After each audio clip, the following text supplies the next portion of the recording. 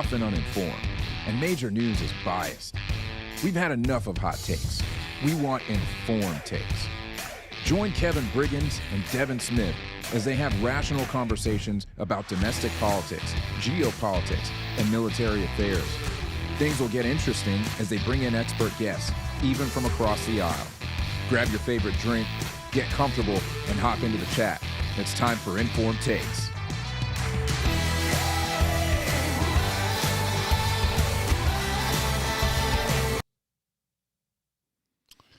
Hey, hey.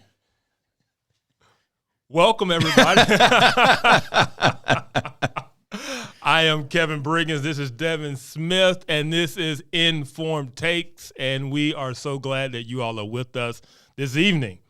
Man, Yes, it's election night. It's election night, baby. And man, you here in the ATL, man, thanks for being willing Absolutely. to drive all the way from Auburn to come Absolutely. and hang.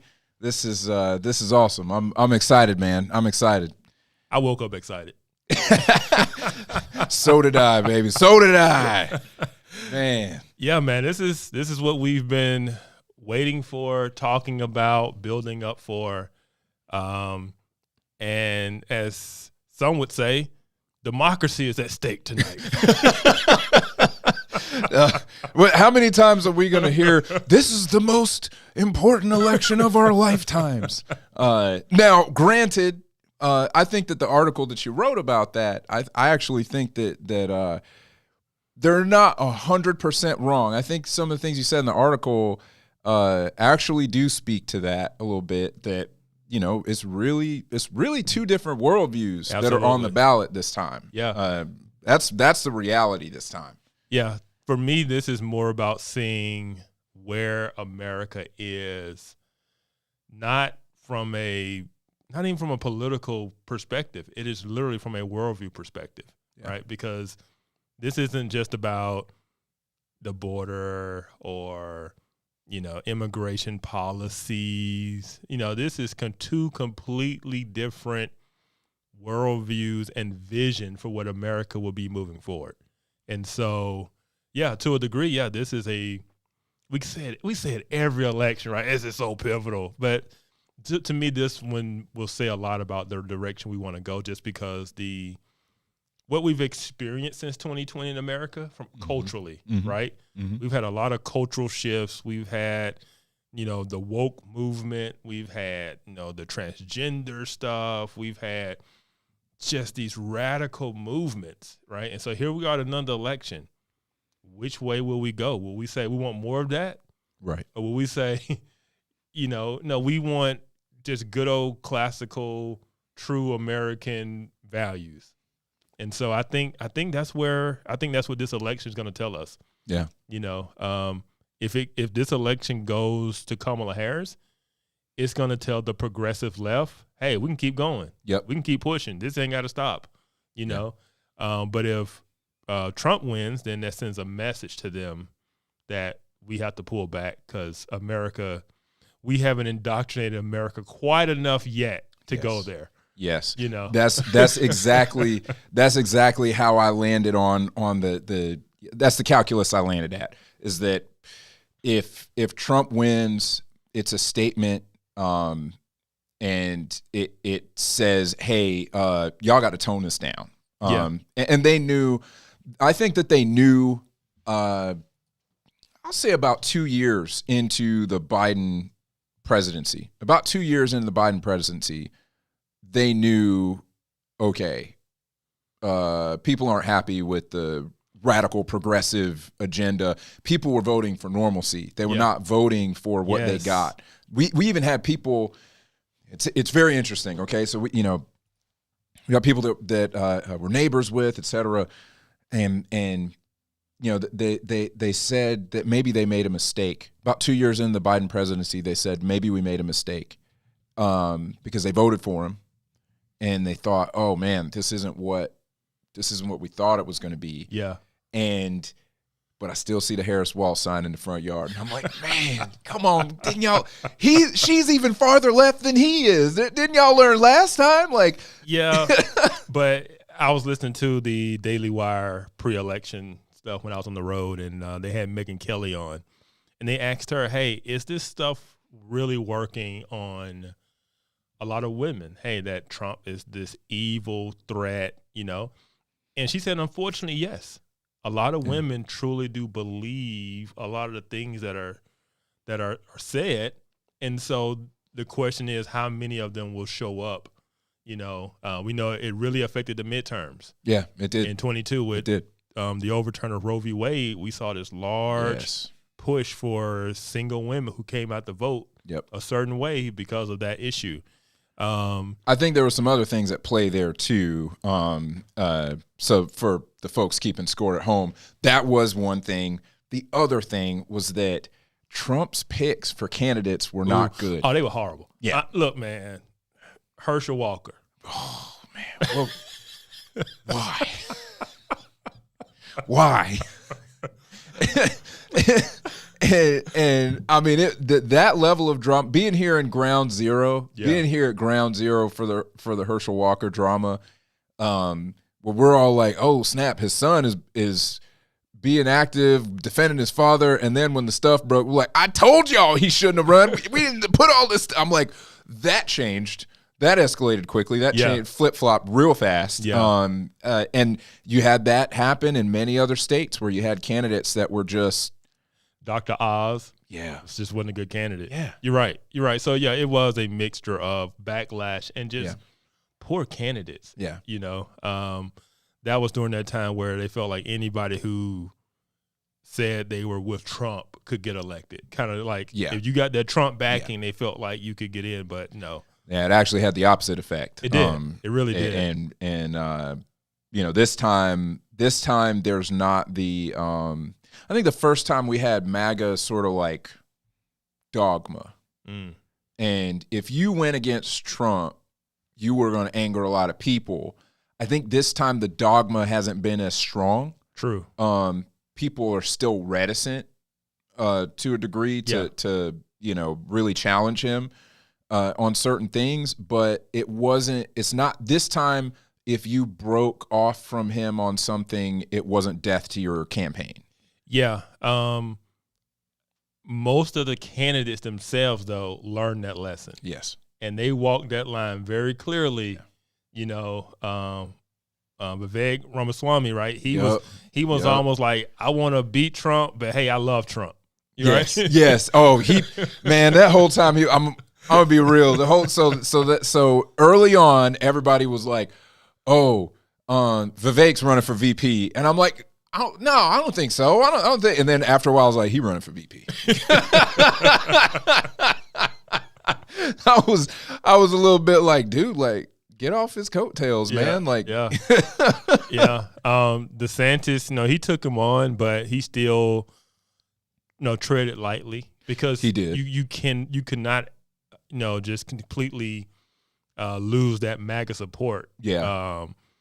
The only person who did was Nikki Haley. That was her strategy to try to get the old Republican guard. Yeah. And so she was very anti-Trump, and and it got her to the end, but she had no shot. Yeah, and it's disappointing in some ways. How she wound up kind of turning out. I'm from South Carolina. I lived in South Carolina when she was governor. She was a great governor. Yeah. She's a fantastic governor. Really, really liked her term there. But when she started kind of flipping on the free speech thing, talking about people having to register with their ID for social media and stuff, and I was like, what? No. And that killed her. I remember when she started talking that stuff, Musk came out sharply. He's like, nope. He's like, I can't get behind that. And he was a DeSantis guy. He was a DeSantis guy. I was a DeSantis guy. You can shoot me later.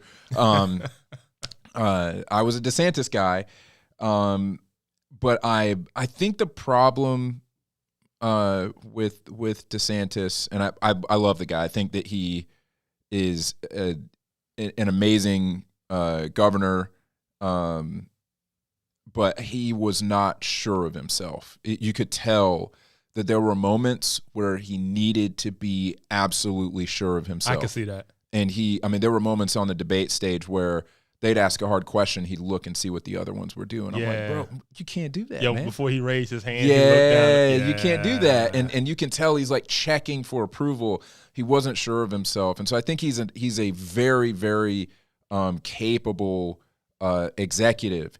He doesn't have the charisma that Trump has, and he needed that. Yeah. He did need that. He needed to be sure of himself. That's something that Trump has to a fault. Trump's sure of himself, even when he dead wrong, he's sure of himself. So,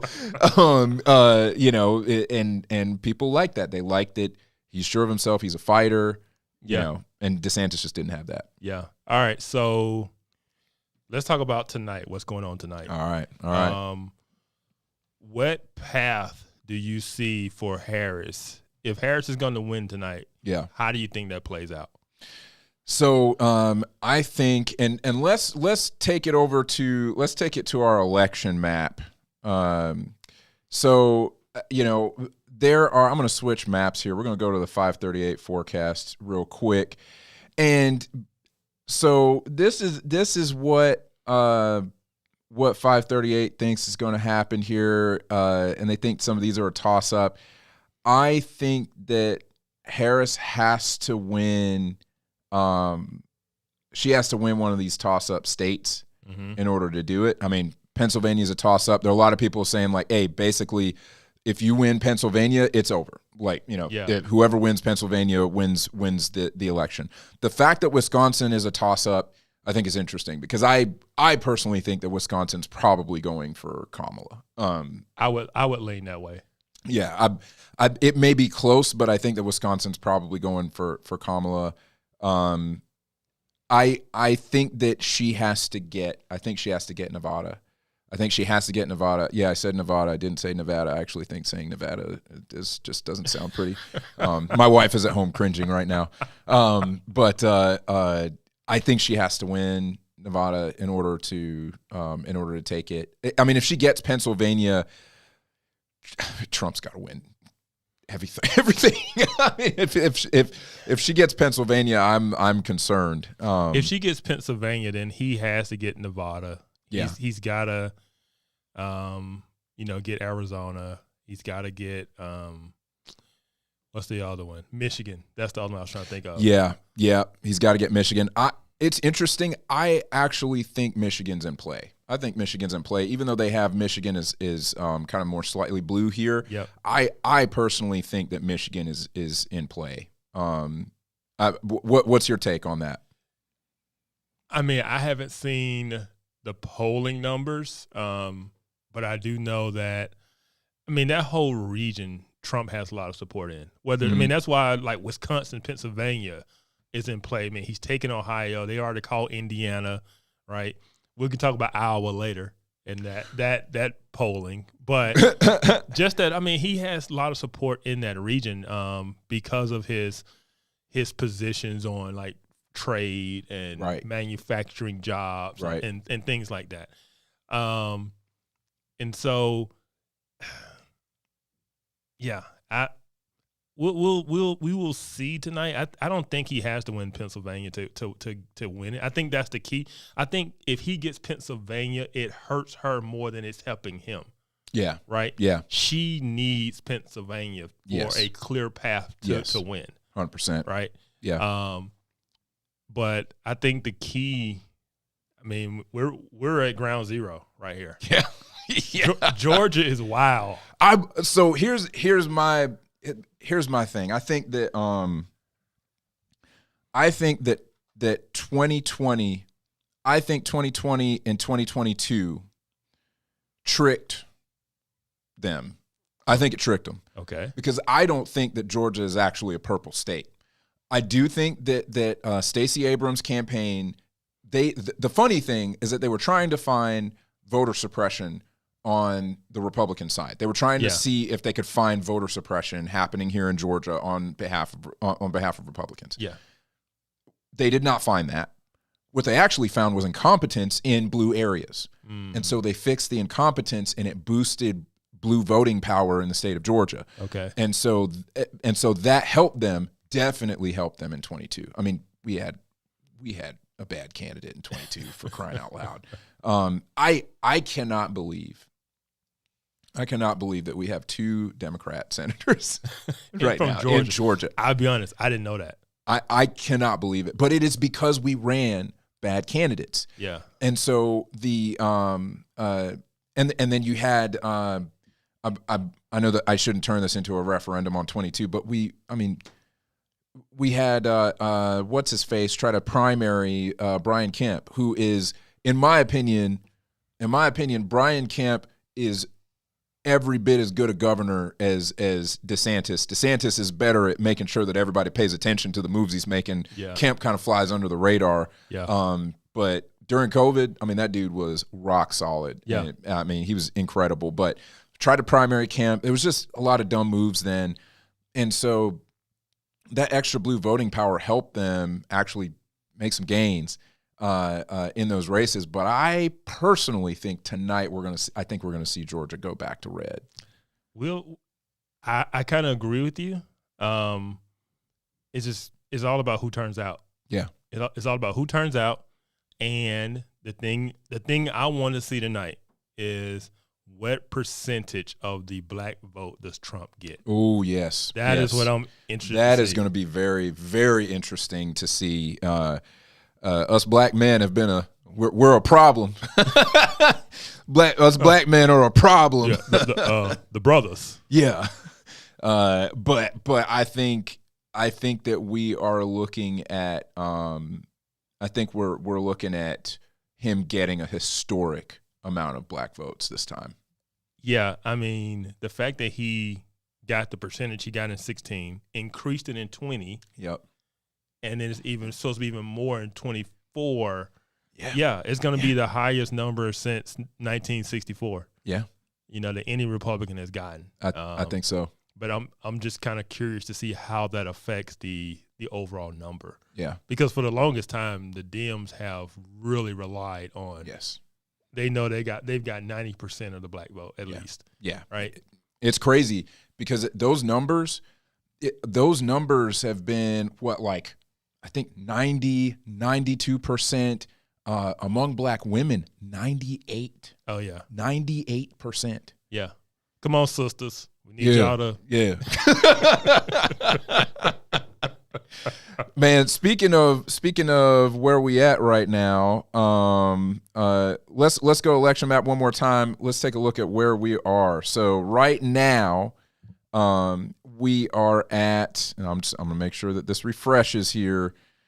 95 for Trump and 35 for Harris. So obviously California, the West Coast hasn't come in yet. They're 3 hours behind. Yeah. We got a long way to go. But we're seeing Pennsylvania look at Pennsylvania right now. It's only 7% reporting right now, but that's solid blue right now. I don't think that's real. It's all about where the numbers have come in so far. Yeah. If the numbers are in Philadelphia, then yeah. Yeah. Yeah, if it's Philly, that's it. Man. Yeah, Richard, man, we need you in Philly. We need you to step up, get out on the street, man. Richard, where you at, man?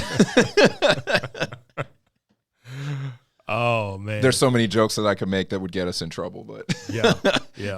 So I would tell people, don't get so caught up on that 95-35 we're seeing right now, because like you said, as soon as the West Coast closes down, she's getting California, Washington, Oregon. All that's going to be blue. That's a lot of electoral votes. So she's going to shoot up as soon as – they might as well just go ahead and call it now. Like, California's blue, y'all. I don't want to spoil it. Hey, we appreciate y'all's integrity, man, but just go ahead and mark it blue. Yeah. We already know what's going to happen. Oh, man. So we've got a couple people who we're going to talk to tonight. We got our man on the street up in New York, Sam, who's going to let us know at a certain point what the vibe is up in New York. He's on the ground in New York, so that's going to be fun. We're going to be looking for y'all to talk with us in the chat. We want to know what you're thinking, what the vibe is like where you are, what you think's going to happen tonight. We're going to poll you at some point to see what you think. Yeah, man, I'm hopeful. I'm hopeful. I'm not wrapped up in it though. Normally I'm like all like, okay, what's going to happen? Yeah. This year I'm not. This year I'm kind of like Jesus 2020, like Jesus 2024. Oh, I see the comment. I'm going to try not to get canceled. I'm going to try. I makes no promises. But there is something I do have to say. Okay. I got to start asking you what we wear. Yeah. Because you didn't say ties. My bad, man. My bad. I was like, man, I'm trying to do my best Bill Maher right now. That's what I'm trying to do. That I'm trying to see what if I can pull off that Bill Maher look. Yeah, you know, like I said, I got off of work and just got on the road. Just got here. Ain't nobody faulting you. But I would have packed the tie if I knew he was going ties. My bad. I should have said it. I was just like, oh yeah, Kevin's gonna come. He gonna come dressed to the nines, and then it's my bad, man. It's my bad. We'll coordinate better next time. I wasn't trying to show you up. I wasn't trying to show you out. So the next question that I have for you, one of the things that I've been trying to understand is just what is your take on what happens if Kamala wins? If Kamala wins, what do you think happens after that? We've talked about that kind of sends a message that, hey, we can keep going hard left. But what play that out for me. What do you think you see? Yeah. Like I said, if she wins, that sends a strong message that the progressive left has captured the country for a large portion of it. Especially, like I said, I have to see the numbers. I want to see where Gen Z is. Yeah. Because there's been mixed reports about where Gen Z is. Yes. You know, some people are saying, hey, Gen Z is gone. It's captured by the left. But then other reports say Gen Z is like the most conservative generation we've had in a long time. Which that is so interesting to me. Yeah. It's so interesting to me that we're getting that. That's kind of a saying that is repeated often. We'll see. Yeah. We gonna see tonight whether that's true or not. But the interesting thing, and I sent you this stuff earlier today, is that they're finding that a lot of Gen Z folks are being very secretive about who they're voting for. Yeah. Even lying about who they're voting for, not to get in trouble with their social circle. Yeah. So that's what I mean. Like, we know that the social pressures are there to be one thing, but underneath that, I think there is this. So the young generation always has that rebellious streak, right? Yeah. Well, if you're going to rebel against the culture is the progressive left. That is the dominant culture. So to be conservative is to be rebellious. Right. Right. To like Trump is to be rebellious. That's the counterculture right now. The countercultural thing, right? Yeah. And so I can definitely see that. We also know there's a split between Gen Z boys and girls, right? The guys are starting to go way more conservative for sometimes not the best reasons. The Andrew Tates of the world, the influences of, masculinity, because society has kind of told men for years that masculinity is toxic. Mm-hmm. Well, these young kids are listening to some of these other voices out there and saying, no, you should be masculine. And they're starting to embrace that. And that's pushing them to a much more conservative route. But that's on the boys though. On the young women though, it's the complete opposite, right? And so you're getting this moving apart from each other. That's going to have effects down the road. But back to this election, if Kamala wins, I think we're going to see. First of all, she keeps saying she contradicts herself. She says her presidency would be nothing like Joe Biden's. But then when she's asked what would she have done different during Biden's administration, she says nothing. So in other words, it's going to be 4 more years of what we've just had. So I don't think her policies are going to change much from where Biden's were, because I don't think they're Biden's policies or her policies. It's the policies of the machine, right? She's just there to push and be the face of it. Yeah. Yeah. I mean, that's wild. I think that's true is and it's interesting. She's tried to not diss him publicly. Yeah. Which she should have. Yeah, it's it's interesting. And Claire said, she's been thinking more and more, we don't need to say anything about who we're voting for. You don't have to say anything. The interesting thing that I found, is that if you go around asking people in a high pressure environment, like an election where Trump is on the ballot, yep, you are less likely to get the truth. You're less likely to get the truth from somebody. Yeah. And so that's why we don't know what's going to happen tonight, because the polls were wrong in 2016. Yeah. They were closer in 2020. They're saying that they've got it fixed, but in my opinion, the stuff that's happening with Gen Z, that's still up in the air for me. I still think that the polling is not going to reflect what really happens, because I think there are a lot of people who are afraid to say they're going to vote for Trump. Yeah. And I think there are some people on the right actually who are afraid to say they're going to vote for Kamala, but I think it's way more on the other side. There are people who would typically vote Democrat that are going to vote Trump this time, and they're afraid to say that because they're afraid they're going to lose friends. Yeah. I mean, believe it or not, there's people on the right who are afraid to say they're going to vote for Trump. I mean, oh yeah, absolutely, yeah.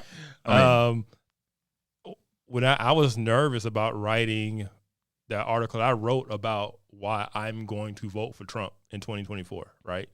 Because I did not in 2016, I did not in 2020. I didn't vote blue, but I didn't vote for Trump, and I said I'm voting for Trump, and that was, to me, as vocal as I am, and people think that I just search for trouble. I really don't. But I felt it was important for me to put it out there, and I was still kind of nervous of what the response would be. Yeah. It's like I was joking. I was like, man, I voted for Trump today. Can I still go to church? am I good still? Like, man, oh my gosh. But there's social pressure all around. Trump is just such a polarizing figure, to where even on both sides of the aisle, your character is called into question if you're a supporter or if you're voting for him. Yeah. And so, yep. Yeah. But like I said, if Kamala wins, I think we're going to see, especially at the federal government level, more DEI policies pushed. Yeah. That's going to continue.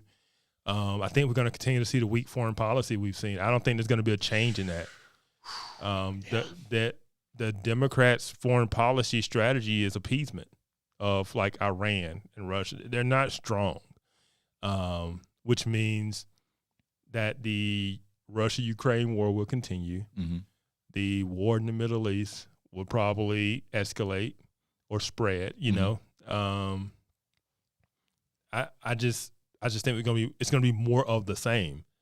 I don't think there's gonna be some radical policy shift from the last 4 years, because that's just kind of where they are. Yeah.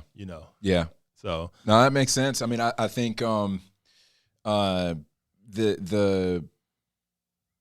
big thing is I think that the wars that we are hoping don't carry on or don't start, I think they start.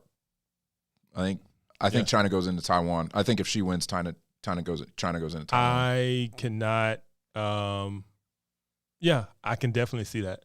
As someone who has been the person pushing back, saying I'm not the alarmist in terms of, saying, oh, World War III, and I've pushed back on that a lot. Yeah, but I could see a play where when she's in power, China decides to make a move. Yeah. because they view it as a sign of weakness that's in the White House at the time. Yeah. I mean, because and I think it's because of what you said, is that she's really going to be a if not an extension of the Biden-Harris administration, a further move left, which has not been strong on foreign policy. And if you're thinking, I tend to, because of my line of work, I do a lot of analyzing people all the time. It's hard for me to turn it off. I'm constantly analyzing people, their behavior, their motives, all that stuff. And if I'm trying to put myself in Xi Jinping's shoes and think like him, he's thinking, I'm not going to get another shot. That's what I'm thinking. Like, yeah, they don't know what's coming in 2028. Yeah. And I can almost guarantee you it's going to be a Republican. Yeah, you're right. Yeah, because the trends would tell you it's going to flip back. Yeah. You don't get 12 years of the same thing, right? Right. So yeah, I can see, we know China has a window in which they must act because they've got a lot of issues in terms of, aging population and things like that. And so, yeah, if she were to win, this would be the window that I could see them taking. Yeah. Yeah, man. I hadn't even thought about that. Yeah. Really. If I'm him, if I'm looking at the chessboard, my opponent, some people might get offended at me saying this, but my opponent made a mistake. I may not get a chance to capitalize on that mistake 2 moves down the road. I have to make a choice. They made that mistake. I either capitalize now or I try to see if there's a bigger opportunity. And if I'm Xi Jinping, there is no bigger opportunity. Yeah. This is it. Yeah. Because I just look at it from a standpoint of there might be some type of action, but I don't think that there's going to be a lot of belief that she's going to be willing to go to full-blown war. Right. That's right. And so it's one of those things of China has they're very measured, and they don't want to play their hand too soon. And so it's one of those things of, until they can defeat us in a force-on-force war, don't expect them to start one unless they think you're not going to get involved. That's right.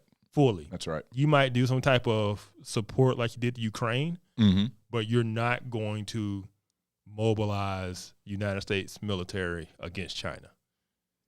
That is, I do think that, man, yeah, I think that it could go the other way too. As you were saying, that kind of crossed my mind, that for her to try to show strength,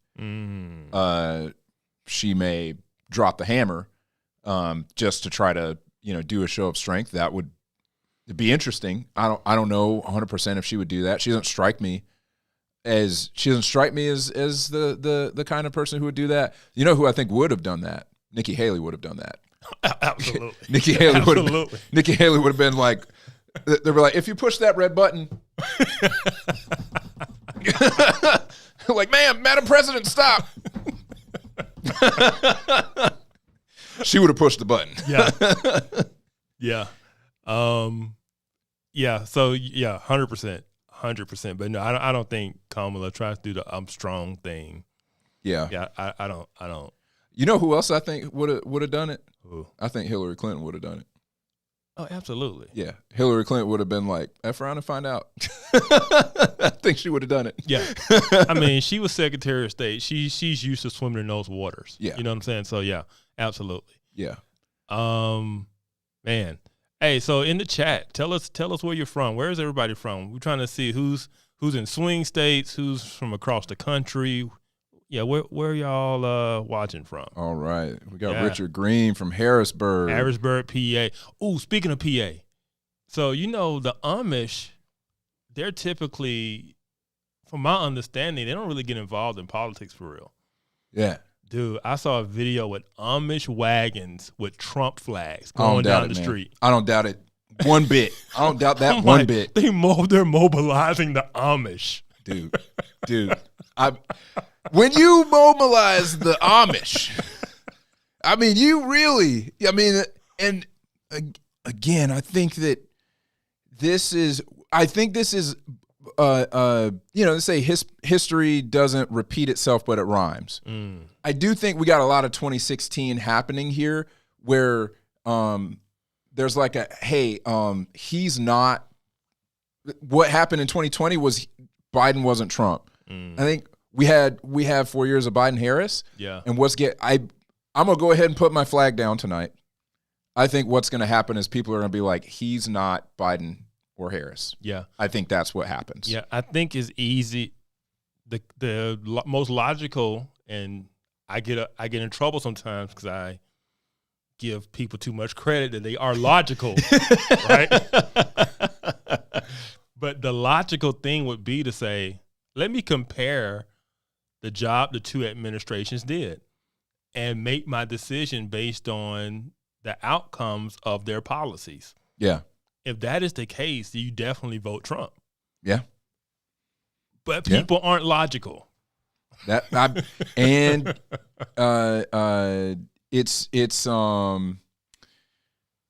been one of the things that I've underestimated. I've underestimated the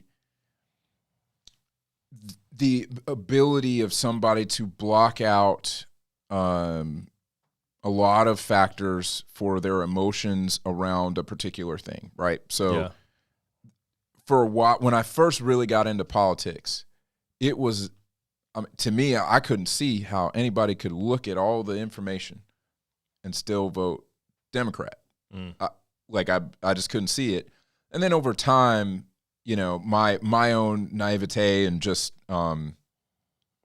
we'll call it cage stage. Yeah, I was definitely cage stage back then. I was cage stage, and I think that I realized over time it's like, and I learned that the decision center of our brain is actually in the region of our brain that handles emotions. That's where the decision center is. And so the emotions really do govern. Emotions govern the decisions that we make, and it's not that logic doesn't play a factor. It's just that it is not the strongest driver. And so when you have something like this, like politics, like Trump and Harris, and so that's like, oh, abortion's on the ballot, female president's on the ballot, Trump's on the ballot, which to them is a Nazi's on the ballot, I've watched people talk on both sides, and it's really interesting. You and I have talked about this. I wouldn't consider myself MAGA. I wouldn't consider myself MAGA. I think, we'll be frank. We're both hoping that MAGA wins tonight, but don't quit on us. We still love you. Comment if you don't agree. We'd love to talk about it. We still love y'all, but I'm not MAGA, but I see people talking, and I see the reasons for why they support one side or the other. And it's interesting because there are a lot of folks who emotionally, they're like, this person understands the way I view the world. And it would take them murdering somebody. Yeah. For them to not vote for that person. Yeah. I'll tell you, I was mad at Trump because of what he did to good Republicans who took bullets for him. I was mad at Trump, and I wasn't going to vote for him. I actually voted for him the last 2 times. Heathen. I know, heathen, straight up heathen, man. Oh man, and I was like, I held my nose. Well, I held my nose the first time. The second time, it was like Darth Vader's. There is no conflict. It was without question. I was like, yeah, there's no conflict here this time. Yeah. I know who I'm voting for. I was still mad at him because I think that he ran an undisciplined campaign. That's another story. But this time, I was mad, and I thought, he's double-crossed so many people. He doesn't deserve my vote a third time. And I came around after a while. When October 7th happened, when you see what's happening in the economy. I've got businesses. I see how much harder it is to get business right now. Yeah. And I that kind of started pushing me back over the line of like, all right, maybe I got to vote for this dude. And I wound up getting there. Yeah. So you brought up the whole emotions thing, right? And there's a book out there, and I don't know if you heard of the analogy of the elephant and the rider. So the elephant and the rider is kind of basically human desire and human, will. And the elephant is emotions. That's the emotional self. And the rider is reason and logic, right? And we like to think that reason and logic is in control. But everybody knows that rider is not in control of that elephant.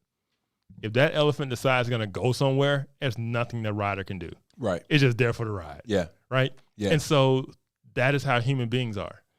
And the political left for a long time has known that. They've always appealed to emotions. Yeah. Right? The political right, we've always tried to appeal to reason and logic. Yes. We've always tried to make reasonable, sound arguments. Yes. And we kept losing because that's not what drives people. It's not. You can't, that rider's just for the ride. You might think you're reaching them, but that elephant is running. Yeah. And that's one thing Trump came in and did. Trump did come in and put him to that elephant. He tapped right into that nerve. Yeah. And I mean, he's done it consistently. I think he was stronger. He was stronger on it. Obviously, he was going harder in the pain in the primaries, on the emotional stuff. But I think that he's consistently shown that he knows how to tap into the emotions of people who feel disenfranchised and just the zeitgeist of the time. So he says stuff that normally a politician wouldn't say. He says stuff that we're all thinking, right? He says stuff I say all, sorry. A lot of people are thinking. A lot of people are thinking, right? Even if you don't like him, sometimes he says things that you're like, no, that's real. Yeah. Yeah. Man, you said real. That is, to me, that's two of the things that are different between these two candidates. Yes. One, whether you like him or not, he is who he is. Yes. He is real as can be. Yes. He is not fake at all. It drives me crazy that, sometimes he's just who he is. Yes. And it's like, if you could just not be you for a little bit, that'd be great. It'd be amazing. I wanted that so much in 2020, man. I wanted that so much. Could you just turn it off for a little bit? I just wanted some aide to just take his phone. Yeah. Or delete or log him out all his social media accounts and he doesn't know the password. Oh yeah. Oh my gosh. No, there were so many times where I was like, man, you know what? If they just take his phone, he'll probably win this election. If he just stops if he doesn't say anything else for the rest of the year, landslide. Yeah. But the other person is really a chameleon. And you see she shifts and she changes based on the way the wind's blowing. Yeah. Her accent changes based on who she's talking to. Her policy positions change based on who she's talking to. Yep. You just don't know who she is. She's just very fake. Yeah. And so it's hard for people to buy into her. Yeah. The people who buy into her because she's not Trump, or she's a woman, or she's a woman of color. Yeah. It's all of these superficial things. Yep. But when you talk to them about policy or, okay, what has she done? Like, there's no substance there. Yeah. It's all just she's a better face for what they want than Biden was. Yes. Yes. And I will say, I'll say that I've started to encounter I don't want to be insulting. The talking points have begun to spread. So I'm starting to see more, people, more average people making points about their performance. Man, all right, Fluffy Duck. Hey, the Trump meme game is that the Trump camp is really good at the memes, man. I mean, they have been hilarious. I mean, Elon now has a massive megaphone on X, and the memes that he posts are just absolutely hilarious. Yes. I think the biggest thing about Kamala, kind of having any sort of accomplishments or anything, is that they're not there. And the arguments I hear is that, all these experts say that Trump's policies are going to be bad for the economy. Yeah. Now, before 2020, that would have held a little more sway with me. But because of COVID and the Biden-Harris administration's tenure, I saw so many people who were supposed to be experts say things, and then they wound up being dead wrong. Ooh, like inflation is transitory. Man, I was thinking to myself when I remember they're talking in back then about what's going to happen, and they're sending out the checks, and I'm thinking to myself, oh, we're going to have this is crazy. We can't do this. Inflation's going to go through the roof. And then they said, well, we didn't know that was what was going to happen. I'm like, okay, all right. There's only two answers here. Either you think I'm an idiot, or you're lying. Excuse me. No. You think I'm an idiot and you're lying, or you actually are an idiot. Yeah. Checkmate. Either way. Yeah. Either way, you should be fired. Yeah. You should not be doing what you're doing. If you didn't think that printing all that money and sending out all that stimulus money, radically upsetting supply and demand in the market, if you didn't think that was going to cause runaway inflation, get out. Yeah. I mean, everyone I talked to knew that, hey, this thing is going to cause inflation, and the other side kept saying, no, it's not. It's just, and it just didn't make it. It's like, it's a denial of economics 101. They deny biology. They deny the reality of things just to carry a narrative, because they do think most people, they might not think you're an idiot. They know the numbers, most people are going to be idiots. Yeah. And most people are going to buy it, because they have enough sources saying the same things, right? And so most people don't go against the grain. If the mainstream media they're all saying the same thing, and the White House is saying the same thing, most people just go along with it because they think that's some type of authority or truth. And they should know by now that it's not. and I think it's a good thing. I think that our ability to question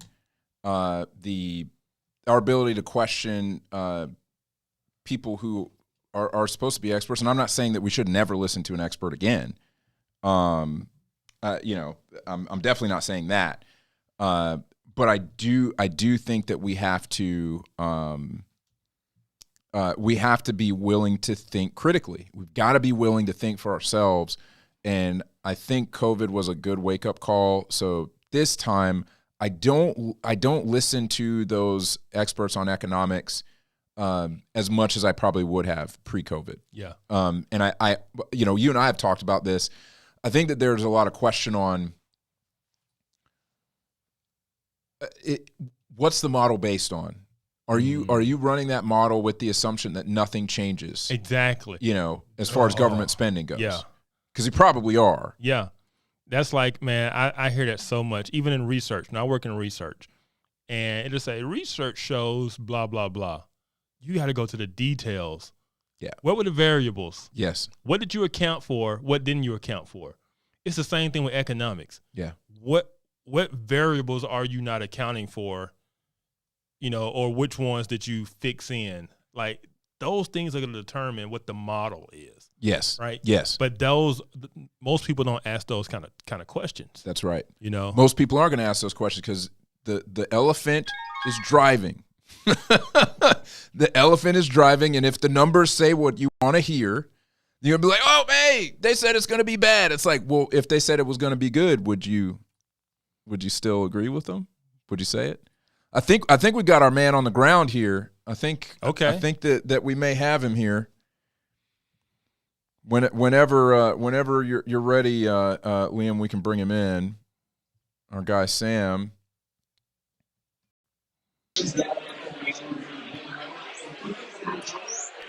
Sam, can you hear us? There he is. Hey! All right. It is a dark, loud room, but it's exciting here in New York City. We're Republicans behind enemy lines, but grateful to be here.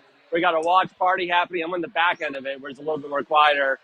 Probably got close to 100 people here for this event. So we're excited to be here and watch the results. Of course, we got Fox News on the back, but we got pizza, popcorn, and open bars, so we're having fun here. I am a little bit.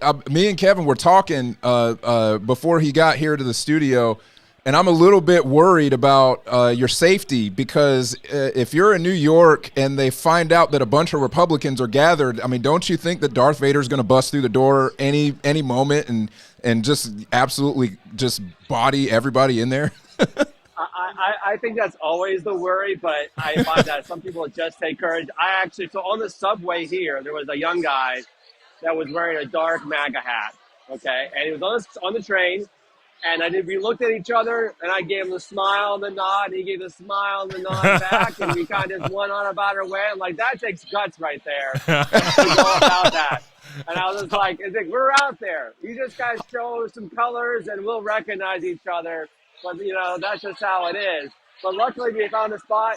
The person that was scanning tickets at the door, she had a red MAGA hat on at the door. And I was like, okay, that's fortunate. But, she was just like, oh, yeah, I just came from Fox News. We used to interview, and now I'm here. And I'm like, all right, well, you're loud and you're proud, and go for it. So, it all takes all different stripes and colors. Me, I'm more undercover. I got to feel you out to make sure I don't get myself clubbed. But we'll see. They'll only riot if they announce the final results. Then they'll riot here in New York. They always go the same route every time: cross Brooklyn Bridge, to Union Square and 14th Street, and sometimes up to the mayor's office. I don't know why. They already voted, but they feel like they got to do it.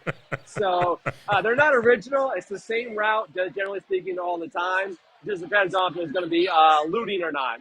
So anyway, we're down in Soho and we're having a good time here. That's awesome. Hey, did I just hear you basically describe that MAGA is the new black? Like you see somebody and you kind of give them the nod, Basically, yes. That's exactly how it is. Or maybe it's like being gay in the 70s or something like that. It's something about being the closet. Yeah, it's exactly how it is. Oh, man. Sam, you got us rolling here. You got to be a regular guest. So what's the vibe? What's the vibe up there right now, man? How are people feeling? I think in the city, generally speaking, it's election day. It's kind of quieter. But, I mean, in this room, it's a different vibe completely because it's like, oh, we're fine with like-minded people. We can talk. We can get together. This gathering is a little bit different. Younger crowd for sure. But there's a few spots in town. I think it's a little easier going than it was in 2020 or in 2016 with a lot more anxiety going on. So I really don't know until the election results are announced. Then you'll get the vibe in the city. But I think the takeaway is we already lived through 4 years of Trump. I guess we can suck it up and resist or do whatever they do and get all over again. They've already been to the show once. So I think it's going to be a little bit more quieter, and only the hardcore people, which are the usual suspects, are going to actually protest. Because they protest no matter what it is, pro-Palestine, whatever. It's the same character, so, just different flag. Yeah. Man, I'm curious, so Sam is Sam's Jewish. Okay. What has been the vibe around this election with Jewish folks that up in New York? I think the Israeli-Palestinian conflict has brought that more into a deal breaker for voting, for sure.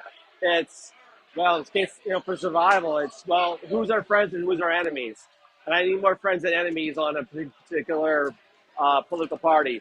The way it works in New York, which is typical for most the Jewish community as a whole, the cultural Jews, aka the liberal Jews, Upper West Siders as they call them, they're going to vote. I mean, their religion is mostly the Democratic Party. It's not their culture, being Jewish. So they're going to vote blue no matter what. But you're going to find more quasi-observant Jews that are maybe moderate in politics definitely shift more, I feel, to the right side of politics because it's now more of an important thing. And when their own party doesn't defend them or back them up, it becomes more of a deal breaker overall. So there's definitely some shifts there. It's more of a topic of conversation the more Jewish people I meet. Even though they're maybe non-religious, it's maybe the third or fourth thing in the conversation before politics comes up. So it's definitely something for change here. We're not a big voting bloc overall, but it is a shift overall in terms of the conversation.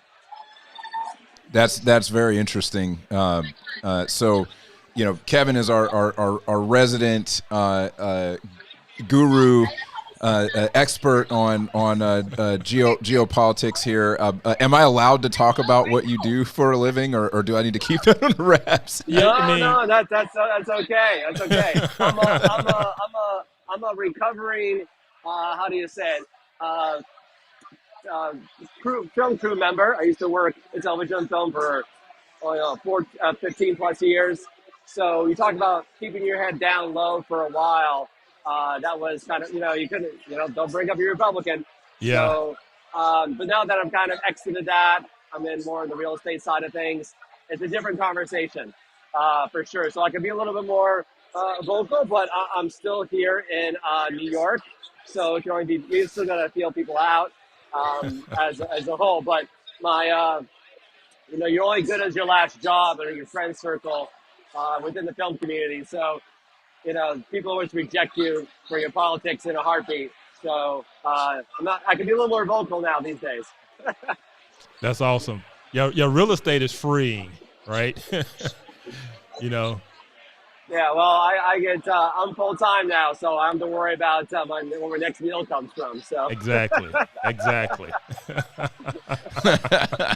I heard that. The the interesting thing about the whole conversation shift among the Jewish community with the Israel-Hamas war is really interesting to me. Are you seeing anybody change the way that they vote? I know that you said basically you got a lot of people who are going to vote blue no matter what. But have you seen anybody change the way they vote because of this? I would say it's more of a deal breaker. I haven't talked to enough Jews. I said most of the people I talk to, they're already on the right side. Most religious Jews, they're going to vote on the right side of the political spectrum. Yeah. Because their values are already aligned with that. Yeah. As it is. It's the moderates that were classical liberals, I feel, that woke up and go, oh, my friends are not my friends. Yeah. Yeah. I think that's the biggest shift. And maybe 5 to 7 points. But in politics, that's a big shift, 5 to 7% in any given year. I think that's probably what we're going to see. I like to see how it pans out between exit polls or whatever the case may be as a whole. I'll like to see where that goes. Yeah, that makes sense. I think that it'll be interesting to see if Trump wins, right? If Trump wins, right. It'll be interesting to see how opinion changes based on how he handles the conflict. Yes. Yeah. Yeah, it's a loaded bag because the geopolitics with the America First movement, which is of course on the right, that puts the are you pro-Israel or not into question, because if it's America First, all the countries come second, and that includes Israel. So you kind of have to figure out short-term, long-term, what does that look like for your voting? Short term, all right, maybe not the Democrats. Long term, maybe not the America First movement, Yeah. because that, so, but I think what Israel, if you want to dive into geopolitics, what I think Israel has learned is that you can't count on America all the time. Yeah. So you gotta be self-sufficient. And this whole conflict has pushed, whether it be weapons manufacturing, supplying, to the home base. Just like America learned about COVID, that, hey, you know what, maybe we should have manufacturing more home base. We don't rely upon China for things because we know that worked out. Same thing here. So I think that you see that more of Israel figuring out how to become more independent, short of getting funding, is, all right, but we get weapons cut off. We got to make sure we can manufacture this on scale at home, where we didn't have to worry about that because we just open our checkbook and call it a day. So, Yeah. so that's going to be shifting. I don't know if that's. I think that's the way America's going. Period. It's closer to isolationism. Yep. And I think America First, which is more of a populist idea, is just going to be shifting in that direction, regardless of what country you're on or at, should I say. So I don't think this is exclusively an Israeli issue. This is a global thing of America is dominant but not present in every situation, which is a different vertical and rabbit hole about geopolitics we get into. But I feel like that's where things are going. So yeah. Yeah, man, that's good analysis. I mean, I've seen the same thing. I've been kind of raising the alarms on that because America First sounds great, and yeah, we should be America First, but America First could mean we support Israel because it's in our interest, right? America, and so, but the America First movement, as like you said, is a big branch of it that is isolationism, right? Yep. And that's just not going to be good, not just for Israel, but I think it's a bad deal for America in terms of it's if you're going to leave a power vacuum there, someone's going to fill it, right? It's not. Yep. Yeah, and so if you're not ready for China to fill that power vacuum as the world's dominant power, then you can't be an isolationist, Yep. And so I think Trump is smart enough to know that. I think that people around him are smart enough to know that. But there is this element, the Tucker Carlsons, the Candace Owens of the world, right? They are hardcore set on isolationism, and I think that's a losing strategy. Yeah. I would say the one thing that is an open door with America First with Trump is that you just got to flatter Trump. Yes. Yes. You flatter him, all of a sudden, like, oh, you're my friend. What do you need? Let's make a deal. And everyone kind of knows that want to work with Trump. That's why they put up with whatever, because they're like, I can flatter his ego. We'll still be friends. And Trump loves to be friends with people. So that is the short term. That is the way to go about it. Long term, America First, within the political right movement, what does that look like? And I think that also depends on who's carrying the ball forward after Trump leaves politics and just becomes, in my opinion, a kingmaker. Yeah. He'll give an endorsement, but who's really going to pick up the populist movement within the Republican base, which is the biggest base? I mean, that's what it is. Numbers wise, that's the voting. That's a major voting block. And I don't know who's going to fill that shoes in a way that's going to satisfy the populist movement in a big way, which is why, in my opinion, why Ron DeSantis didn't get the nomination, because he wasn't populist enough. Great governor, but in terms of being hardcore, a pure populist, and take it in the teeth and not sell out for special interest, the only man that could fill that shoes at the moment was Trump. He literally will take a bullet and keep going. So, that's the reality. That's the reality. The politician will make a deal and back out. So who's going to fill that shoes with the populist movement, which I think will determine geopolitics, provided that Republicans are in power after Trump. And that's another conversation we can have a couple of years from now. But that's the big picture, I think. So we're just at the beginning of this narrative, and we don't really know where it's going, because all the players to play it forward are not really there yet, because Trump kind of fills the room. And so that's again a conversation for another day. Yeah, that's good. That's good. So we're gonna let you get back to the party in a second here, but before we do that, Yeah, who you got winning tonight, man? definitely Trump. I don't know if we'll hear a announcement tonight. There's three, Pennsylvania decides to hold out, or Wisconsin or Arizona. It may be a long night, a long week. But I think overall Trump is going to win. There'll be some drama, but he'll get it, and that's that. All right. Where do you think? What do you think happens with the Senate and the House? Good questions. You know what? I haven't been following that part because I'm like, just get the White House, and I wish I paid more attention this round as a whole. I think also I'm just also exhausted. I'm like, just win and be done with it. I think that's just where I'm at. I heard that, man.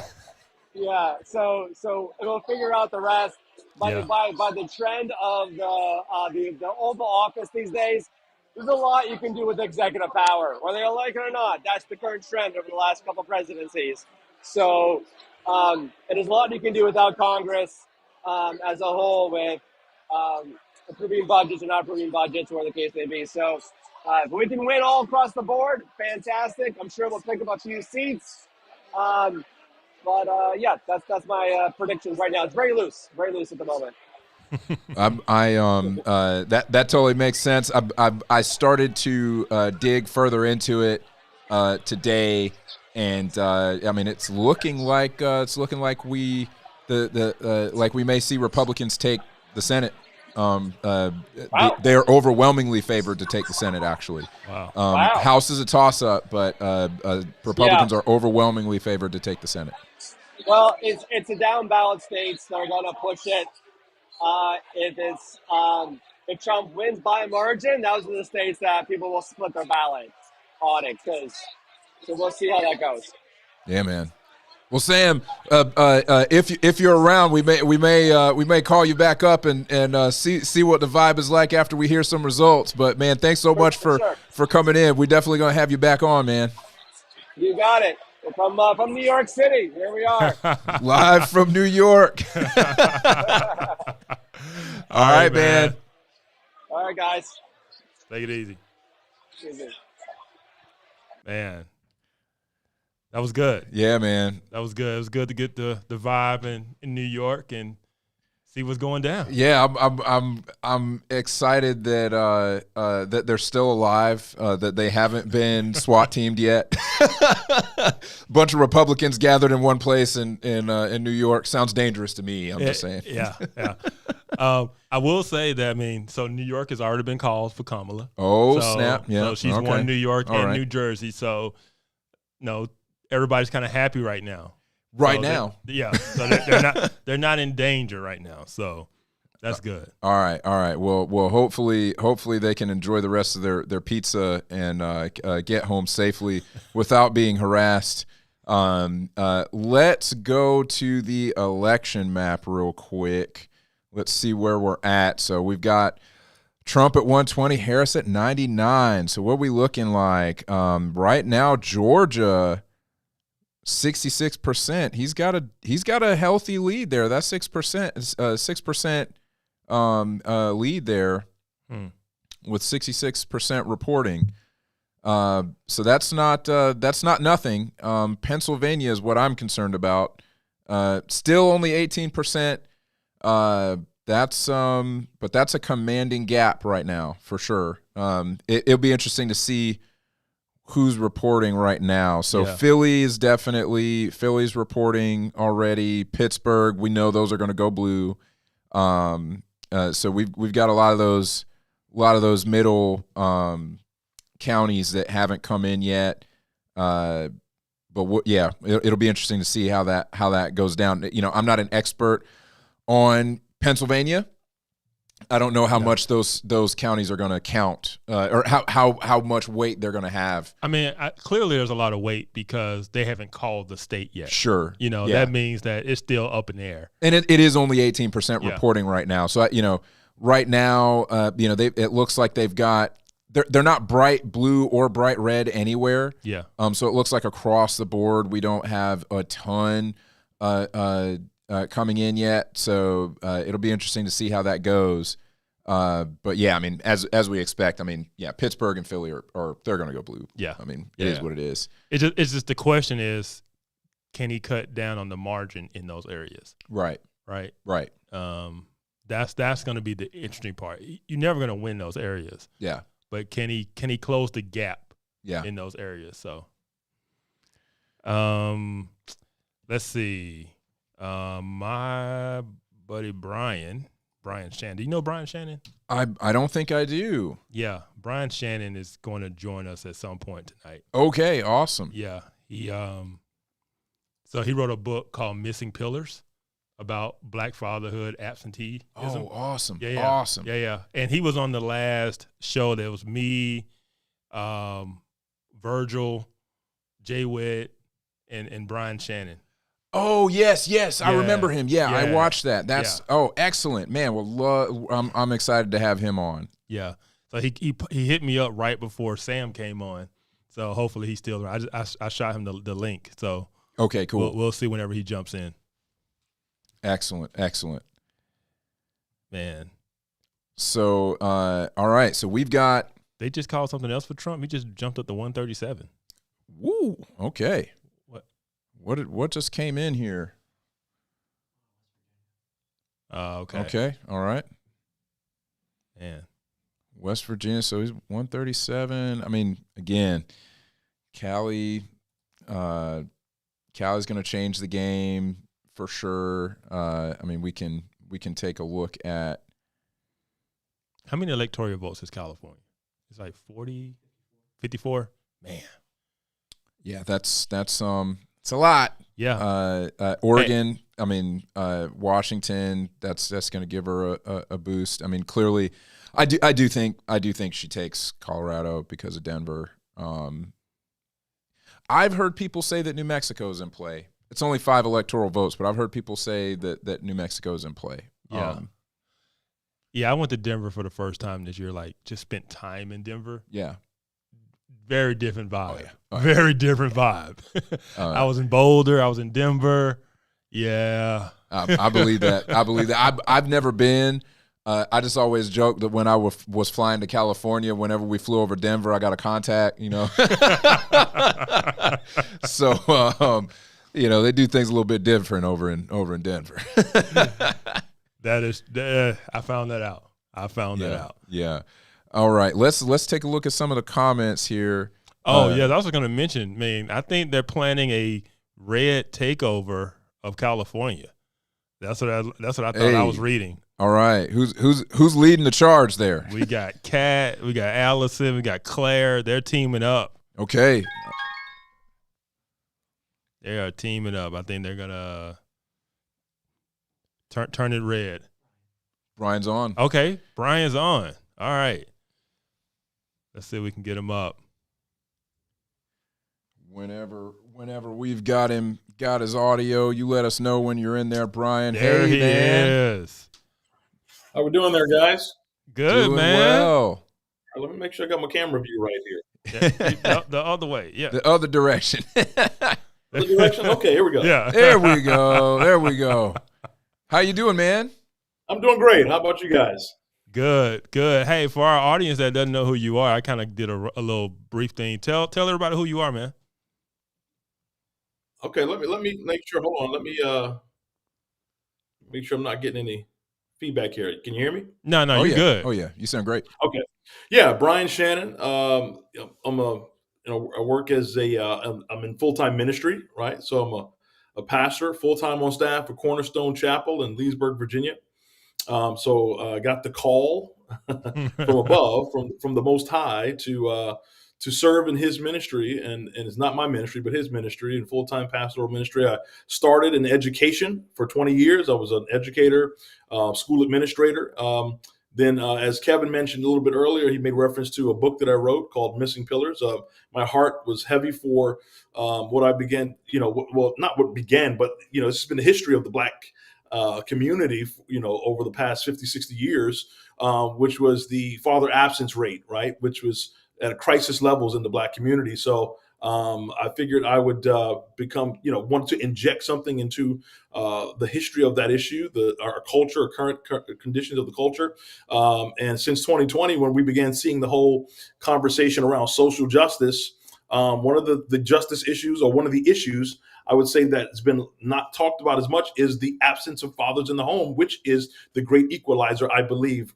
That if we talk about privilege, whether that be privilege of whites or privilege or whatever, there's family privilege, and so I think statistics tells us that the rate at which we have fathers and mothers in the home determines the success by and large for kids. So anyway, that's why I wrote the book, and I wanted to make sure that I had that I put the conversation out there and injected that into the culture, and I'm just doing my part out here. Good. So you say you're in Leesburg, Virginia? Leesburg, Virginia. Yeah, we're about 45 minutes outside the nation's capital. Okay. All right. So you've been on the ground, man. You helping to turn it red. What we doing in Virginia? What y'all doing? Well, looks like Virginia was leaning a little blue the last I looked here. Okay. But hopefully, the count comes in that that it goes close to red. But we'll see. Yeah. The interesting thing was I was able to take my 18-year-old son for his first voting cycle. Oh, that's awesome.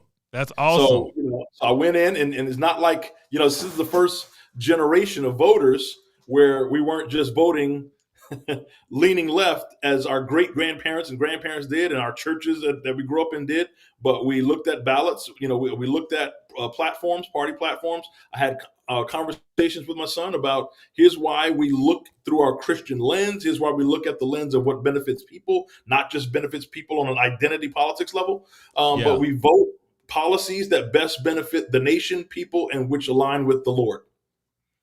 Man, that's awesome, man. We need like 1,000 more of you. we need way more than 1,000 more of you. We need that happening in every home. That is awesome to hear, man. Yeah. So in Virginia, man, what have you been hearing on the ground in terms of kind of like what are the key issues that people are talking about? Well, a lot of the key issues are, first, of course, the economy, right? Uh-huh. I think people are looking for, who's going to be that individual strong in the economy. And because we're close, I talk to a lot of people who work for various agencies in and around the government or in this area. That's big. And so what people want to know is, are we talking about a candidate who is strong on national security, strong on international affairs, right? And so we want to make sure that, hey, are we voting for a person who we feel confident that we can put in front of Putin, right? Who we can send over to Asia and speak to the leaders in China and Korea, individuals who are going to respect, right? Who can garner and gain and demand the respect of the individuals and the leaders around the world. And so that's overwhelmingly, in my mind, Trump. Yeah. And so I think that's the general feeling. So like I said, the economy, we want, people are talking about, who's going to be strong on economic policy that's going to move the country forward. And I think the best thing we've seen is the 4 years that Trump was in office. I just thought about it today. I said, you know what? Is that true for me? I said, so, during the Trump years, what was it like for me economically?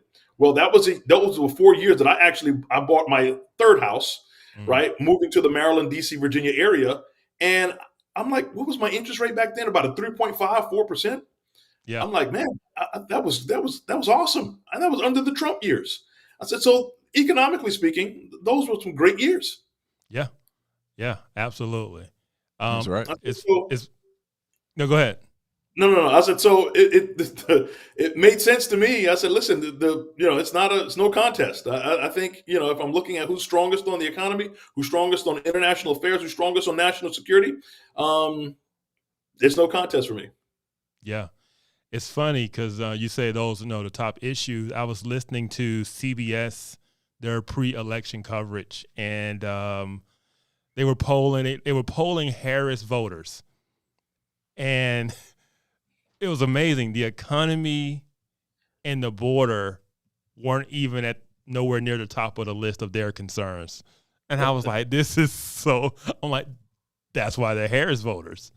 Right, exactly. They tend to be, and you know, listen, watch this. You tend to see the culture of the supporters of Harris tend to lean more toward the emotional appeal that they make. Well, women's bodily autonomy and things of that nature. It never becomes the substantive things, right? The most substantive things. They push the things that will appeal to the emotive aspect of their voter base. Yeah. Right. And so their voter base is mostly women and feminine men, right? The gay community, right? And that tends to be a very feminized voter base. And then 100%. The men who vote for them, when you see guys who, men who tend to, also support, that the left, those tend to be men who are under the sway of the feminine leadership, even the pastors in the churches. You got the Jamal Harris and Bryants down there in Georgia. And, these are individuals who cater largely to women, to the population of women, right? Women in churches, women in the communities, Black women who by and large are not, 75% don't have husbands in the home. Right. Unfortunately. Right. So they're not under male leadership. And interestingly enough, you see the Black male voter base, gravitating toward Trump. Right. Trending toward support for Trump. And so it's interesting. And I even just saw recently that, this has nothing to do with Black churches or Black men, but Joe Rogan came out and endorsed Trump. And his conversation, with Elon Musk on the podcast, he came out and said, "Yo, listen, I got to do it." It's interesting. Yeah, it is. And he's not a conservative. Right. He's a left-leaning libertarian.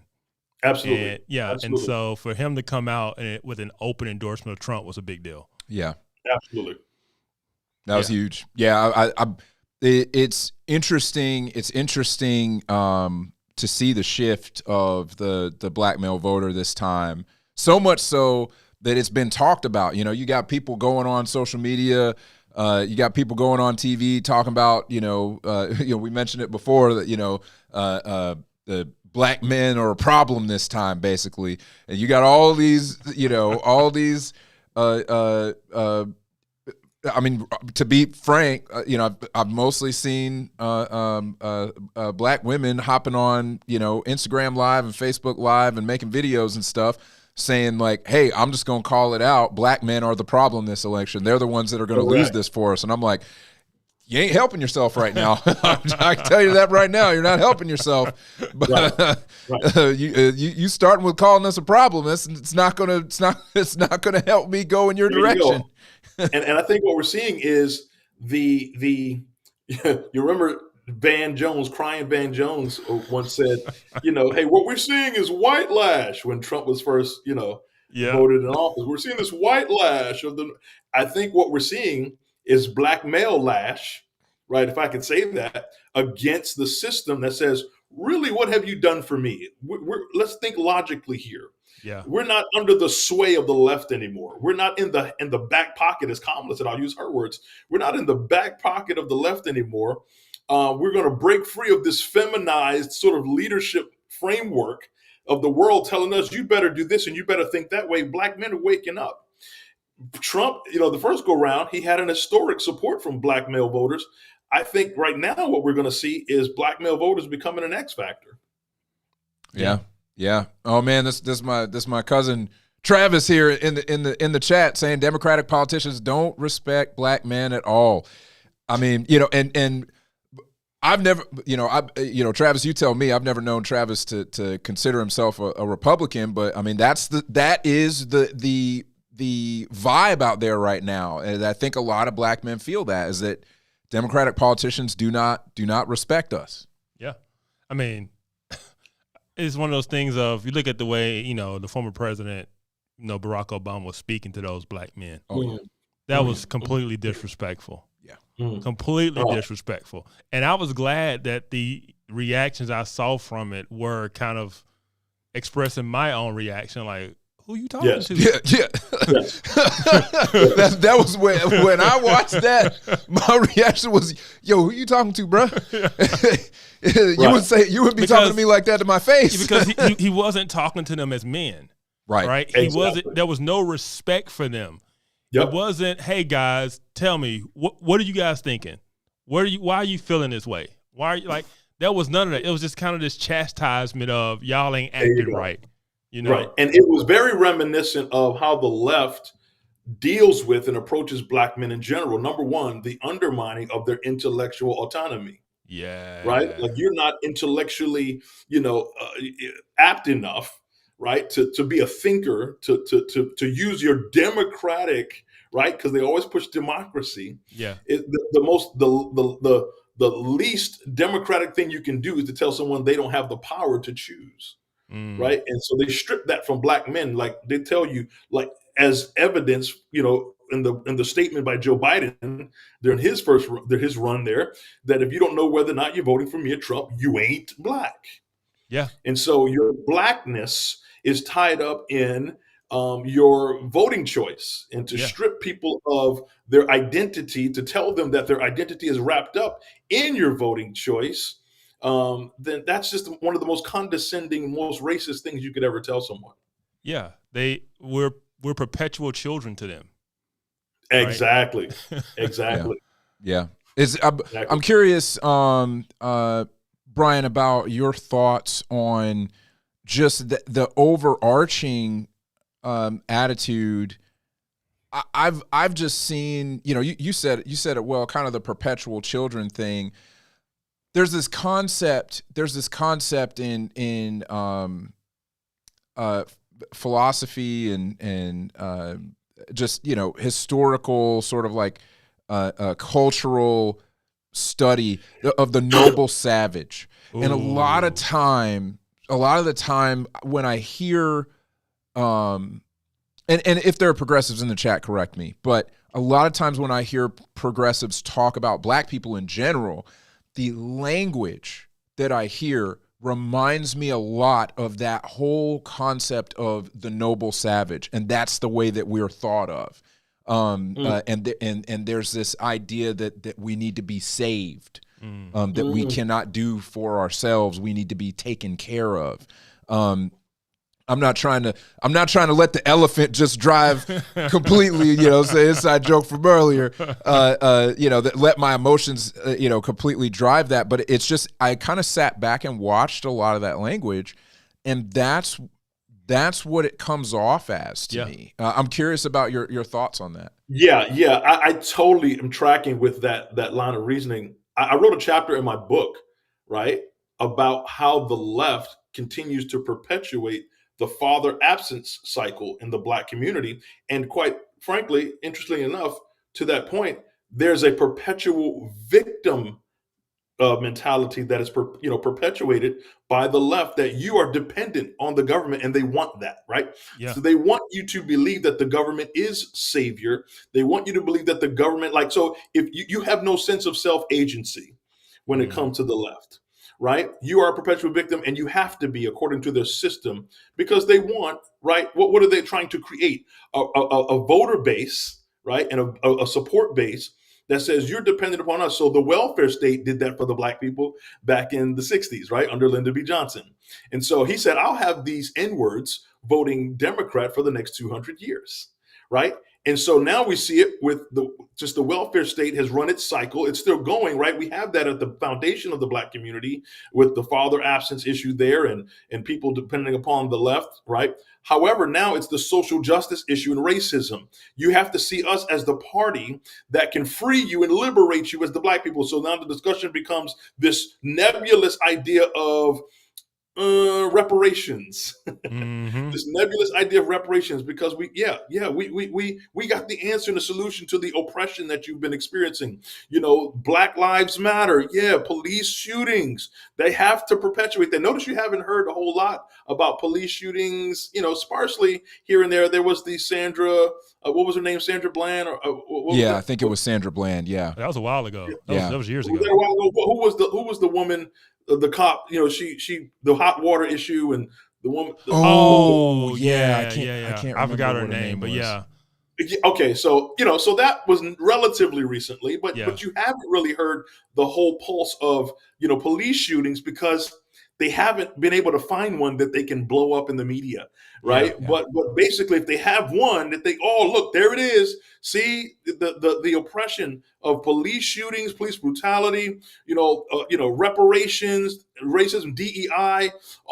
They tried to play that card, and Kamala, right, has been the card that they're really trying to push with the black, oppression, social justice narrative to say, listen, look what we're doing. We're going to push a black candidate, right? Despite the fact that, her past and her history is questionably black at best, right? Yeah. And so, to your point, I think the left push all of those buttons to make black people believe that they are really the party that's for the best interest of black people. Your blackness, right, is intrinsically tied to the work that we're doing, and you need us. And they're shifting that now because they're seeing that a lot of black people are waking up. So they're saying, you know what, we might not have black people in our back pocket as we once did. So we're going to have to now lean to immigrants.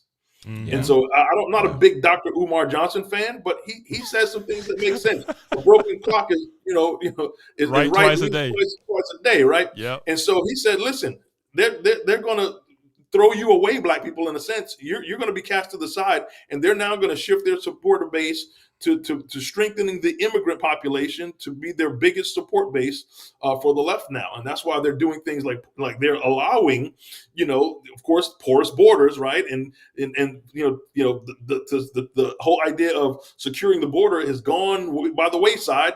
Our borders are, who said, she was questioned by Lester Holt, and he said, have you been to the border? Well, I've never been to Europe either. that clip is it is so indicative of who she is.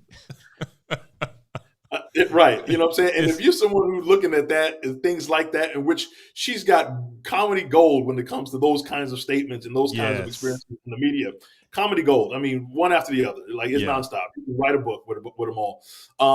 And if you can look at that and say she's some sort of candidate that we should support at all, man, dude, you're lost. You're politically uninformed. And what they are absolutely, the left is absolutely dependent. I'm gonna shut up. But what the left is absolutely counting on is that the black community will be as low informational as possible, right? So let's just put black individuals out there who can garner people's attention to say, if Beyonce's supporting her, if the biggest black church leaders are supporting her, like the Kojic Church Bishop Drew Sheard, who just came out and said, I'm with her, Jamal Harrison Bryant down in Georgia, we need to support the Madam VP and all of these individuals. And hey, people can blindly just follow. If those people are doing it, then she must be about something, despite the fact that she has absolutely no substance to any conversations around policy, around, being presidential at all,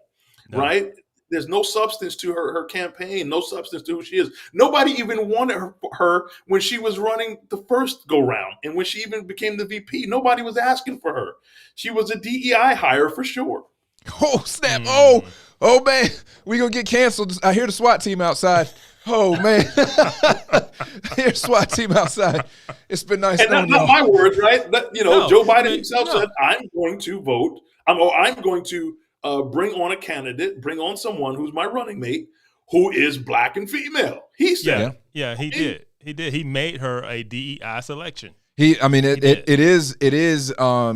really is the Democrats' fault that really is their fault that has been how she's been painted, because I can't remember the name of the very influential Democrat that basically forced Joe Biden to do this. So it was during a debate. I can't remember. If you remember the name, let me know. But it was during a primary debate. All the Democrats are on stage. They're all debating. They go to break. He actually, I can't remember if he texts him or if he pulls Joe Biden aside while he's backstage, and he says, if you do not commit tonight to appointing a black woman, a woman of color, as your running mate, I am not going to endorse you. Right. Wow. And right after the break came back, he came back and said, I'm committing my running mate will be a woman of color. Wow. I think I remember it going down that way. Yep. Yeah. That's how it went down. And me as a black man, I don't like the idea. That I got picked because somebody had their thumb on the scale for me. I don't like that idea. I want to know that I made it by God's hand and my own salt. You know what I'm saying? Correct. And so whenever something like that is on the table, if I had known that, if I was in her position, I would have said no. That's not going to be the reason that you pick me. It's not going to be the reason. That's not what people are going to remember me for. I mean, he did the same thing with the Supreme Court decision. Yeah. I mean, Yep. It was going to be Ketanji Brown. Yeah, Yep. Ketanji Brown Jackson. Yeah. So then you get mad when someone says this person is a diversity hire. That's they get upset with that. But it's like, that's what you made them. Right.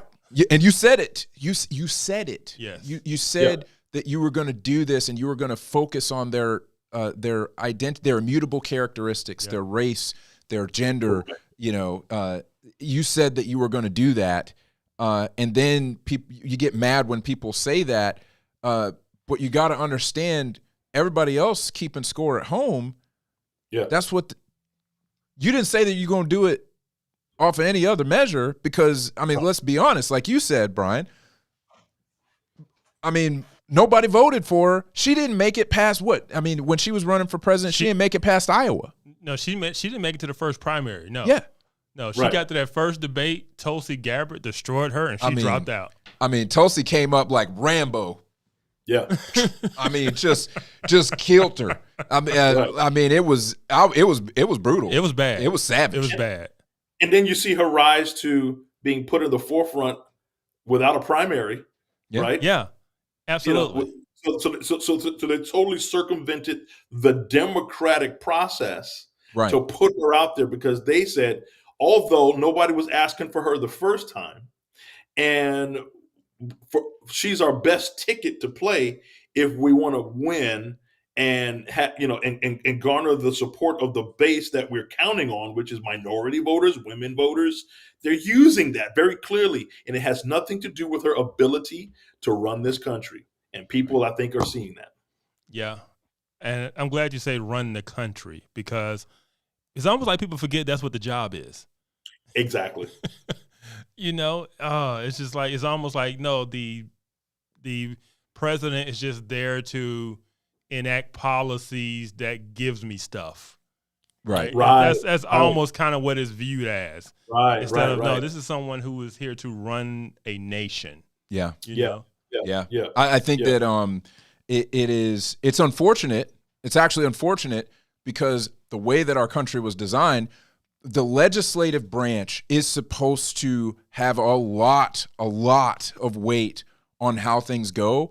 But I appreciate a couple of Congress people in particular. I think Rand Paul has talked about it. I know Dan Crenshaw has talked about it. Rick Scott has talked about it. The legislative branch has abdicated its responsibility, and so that's why we get such heated fights over the Supreme Court. That is why the executive branch is just going full Article 2 mode, using executive power as much as they can to get anything done, because the legislative branch is not taking the reins on actually passing law.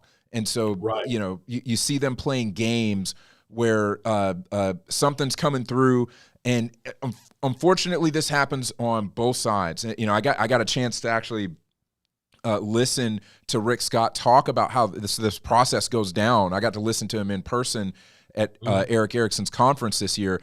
But he says, they'll do stuff where, like, we'll let them lower the vote threshold so the Democrats can get this passed through without any Republican votes. Yeah. Wow. So we can go home to our constituents and say that we voted no. This thing they think, all right, this thing's got to go through, but we're going to make the Democrats own it, and the Democrats will do the same thing to the Republicans. And so those games happening is really why, in my opinion, the president has too much power right now. I think the president has a little too much power, and Barack Obama broke norms with his use of executive orders, and it's escalated. Maybe not escalated, but it's stayed the same ever since. At least it stayed the same. There's been heavy use of executive orders. That's one of the things I don't like. You get a new president in, and then all of a sudden there are a bunch of policies that are going to flip flop immediately. Yeah. But one of the things that she said that she was going to do day one was to overturn anything like reverse any legislation as it relates to Roe v. Wade, things like that. Dobbs, and so she wants to go in and undo. Yeah, that's right. Yeah, and I mean, it's interesting. I like that Megyn Kelly pointed out that Kamala's not going to be able to do anything with abortion. She's not going to be able to get abortion protected by United States law, because she's going to have to get that past Congress. And it's not happening. No. I mean, basically, everybody knows that Republicans are going to have one chamber. They're going to have at least one chamber after tonight is over. Yeah. She's not passing an abortion law. It's not happening. Yeah, Megyn Kelly's whole argument, speaking to women, she's basically saying election is not on the federal ballot anymore. It's not on the ballot. Stop voting on it. Stop making your vote based on abortion at the federal level, because it's not even there anymore. If you vote Kamala in, she cannot get Roe v. Wade enshrined in law. Nope. It's just not going to happen, right? So she was saying there are other issues that women have that are more than, are we allowed to murder our children? And so she's trying to get them to think past that issue, because that is the one emotional hot button issue that gets women out to the polls. That's right. And it's like, that's not even on the ballot this year. Right.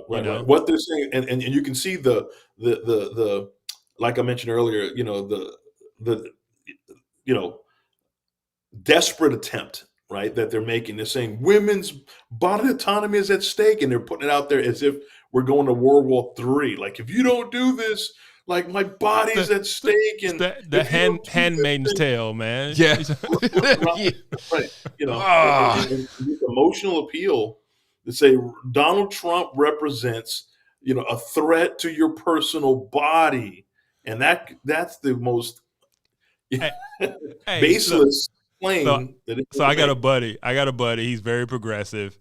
And he made a joke tonight. He said, I'm going out to dinner because tomorrow there might be white-only signs on the restaurants. No, he did not say that. He did not say that. Wow. Well, it's no different than what's the guy's name? Worked under Ibram X. Kendi. He was the evangelical guy. Jamar Tisby. Yeah. He said, oh my gosh, when Trump got voted in, I had to leave my white church because I no longer felt safe. Yes. I'm like, are you kidding me, dude? Like, so you were safe 2 weeks ago, but now that you know that the majority of the people in your church voted for Trump, you're no longer safe around them. What are they going to do? Beat you up? Hey, no, emotionally safe. Like you say, man, these are feminine men. Feminine. I don't feel safe. Like, come on, man. I'm not in a safe space. If you say that to me, dude, and you got pants on, you need to be punched in the face. I need a safe space. Yeah, you need a safe space, man. Somebody need to punch you. Man. So that's real good because of the book you wrote and because of the expertise that you formed around this issue. One of the things that I'm really concerned about is the effemination of the American man. That is one of the things that I'm really concerned about. Yeah. It's not just relegated to black men. I think it's across the board. Sure. what have you seen in, research in the book and just, that you see, through your work? Where are we at, man? Where are we at? Yeah. So look at the trend that we've seen over time. What we've seen is rhetoric and verbiage like toxic masculinity, right? We've seen that kind of language out there to paint masculinity as something bad. Like masculinity is a virtue, manhood. I actually am a men's pastor at our church, and I teach a Bible study every Friday morning called Biblical Manhood. And I go through the scriptures to talk about the virtues of men, of being a man, specifically that what the scripture says to men. Men lead, men are strong in nature, right? Men who have to protect, men provide. The Bible says if a man doesn't work, neither should he eat. If a man does not provide for his own home, right? If he does not provide for those in his own house, he is worse than an infidel, right? And so there are things that the scripture talks to men about specifically, right? And so we what our society wants to do is to strip manhood and the idea of masculinity and take it out of the picture. Why? They downplay ideas like the patriarchy. That's evil. Right? All of that comes from a Marxist communist idea that says destroy the structure of family. The hatred for man is really an extension of a hatred for family. And that's the spirit of atheism in Karl Marx. Right? And so we see that push in our society because guess what? Where there's no man, a leader in the home who's leading the home, leading his wife, leading his children, then the government, then the establishment, the system can come in and control the thinking, can control and infiltrate the value system that's going on in that home. They don't want black men central in the home, a strong black man who thinks on his own. They want to be able to control the women and the children to make them think the way the government wants to make them think. And so they feminize the boys and tell them, yeah, your son is gay, your son is trans. And they want to tell the school system that you should push this ideology onto the children without the parental consent, right? But where there's a strong man, he ain't letting that go down. Yeah. And so there's a reason why they're stripping masculinity out of our society and in our communities and in our homes, because the end goal of that is government control. Yeah. Or the other part is you raise boys in a matriarchal society, right? There's Correct. no men around. And so these boys, because we've heard it when it came to Jamal Bryant, right? Talking about Kamala Harris. A woman did this for you. A woman Correct. did that for you. And because they know in the black community, the way we're attached to our mothers because our fathers weren't there, they're playing on that. So you manipulate the women and then you get the men on board because they have to support the women. I'm with her. Vote like a black woman, right? Correct. And it's like, that is so just emasculating. Yeah. How about vote like a black man? Absolutely. Right? So strong male leadership is a threat to the system of the left that is now that is undergirded, like I said, by Marxism, communism, and atheism. Right? Yeah. Facts. Man, you sound like you read my article this week. Yeah. Low key. Yeah, I did. No, I'm just kidding. I mean, because that's exactly what I wrote on. I mean, I just kind of exposed that history of the effects of Marxist communist thought on black political thought, right? Wow. And a lot of what we call blackness is really just ideology from a white European, right? Correct. A white European who, by the way, used the N-word very frequently. Yes, he did. Didn't even like you. Yes, he did. Black Lives Matter. I did not know that. I did not know that. Yeah. Well, look that up, bro. Look that up. Oh, yeah. Marx was a racist. Marx was a racist. He didn't see blacks as equal to him in creation. Man, I wish that I had some memes some gifs I could throw up right now. That's like that Chris Pratt that. Oh snap! Yeah. Like, what? Kevin, what's his face from Kenan Thompson? Yeah. From SNL. Oh snap! That's a big deal. Yeah. And so and it's so ironic that one of the biggest movements that was against the establishment, against white supremacy, Black Lives Matter, claims to be Marxists and founded Avowed, upon trained Marxist Marxists. Yeah. Exactly. Yeah. And so they're like, white supremacy is the root of all evil, and white supremacy is the foundation of our society, the cradle of American civilization.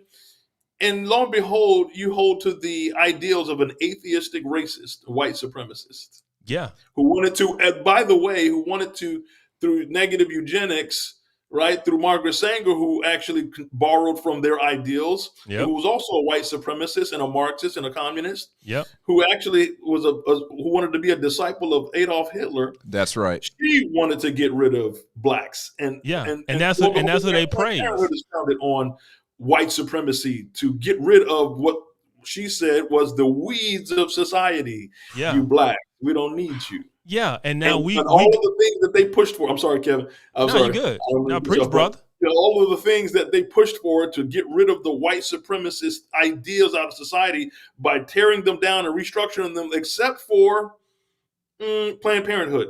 We need that. Except for the Democratic Party founded by the KKK. We don't want to do that. But for somehow they, conveniently neglected to tear out the white supremacist foundation, the roots of those institutions. But everything else, the church and all of that type of stuff is founded on white supremacy. Yeah. Yeah, no, you just said what I was going to say about all that about Margaret Sanger and all this stuff. And then the one thing we do is we run to go to protect Planned Parenthood in our communities. It's like, do you not understand why that was put in your neighborhood? Exactly. Do you not understand that it was there to prevent black people from reproducing? Yes. Right? And it's been very effective because the black population is estimated to only be half of what it should be. Exactly. We ain't moved beyond 12 to 13%.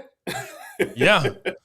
Yeah. I mean, we can't get that number up, man. Yeah. So it's over 40 million black people, and it's supposed to be over 80 million. But we've had so many abortions over, since Roe v. Wade that we're half of what we should be. Wow. Yeah. Wow.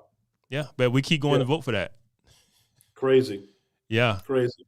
Man, that was good. That was good. But yeah, my article, man, I touched on the BLM stuff. I touched on the fact that W.E.B. Du Bois was a Marxist, the communist, over there in China shaking hands with Mao. Yeah. You got Angela Davis, who we know is a Marxist. Oh yeah. And who was she trained by? She was trained by Herbert Marcuse, who is one of the German philosophers from the Frankfurt School, who developed critical theory. The same critical theory that Kimberly Crenshaw then took and created critical race theory. Yep. Right? Correct. Right? All of this stuff is just Marxism. But it's sold to us as some type of black intellectual thought. And it's like, no, it's not. Yeah. And listen, this blew my mind as well, how Saul Alinsky had a great influence. I was talking to my brother about this. I said, you ever notice how President Obama actually has a lot of mannerisms? If you've ever heard Saul Alinsky talk, he has a lot of mannerisms with Saul Alinsky. Saul Alinsky was a communist at his heart and an atheist, right? Who dedicated his book to Satan, to Lucifer. He did. And to hear him talk, you see a spirit that's very reminiscent of Barack Obama.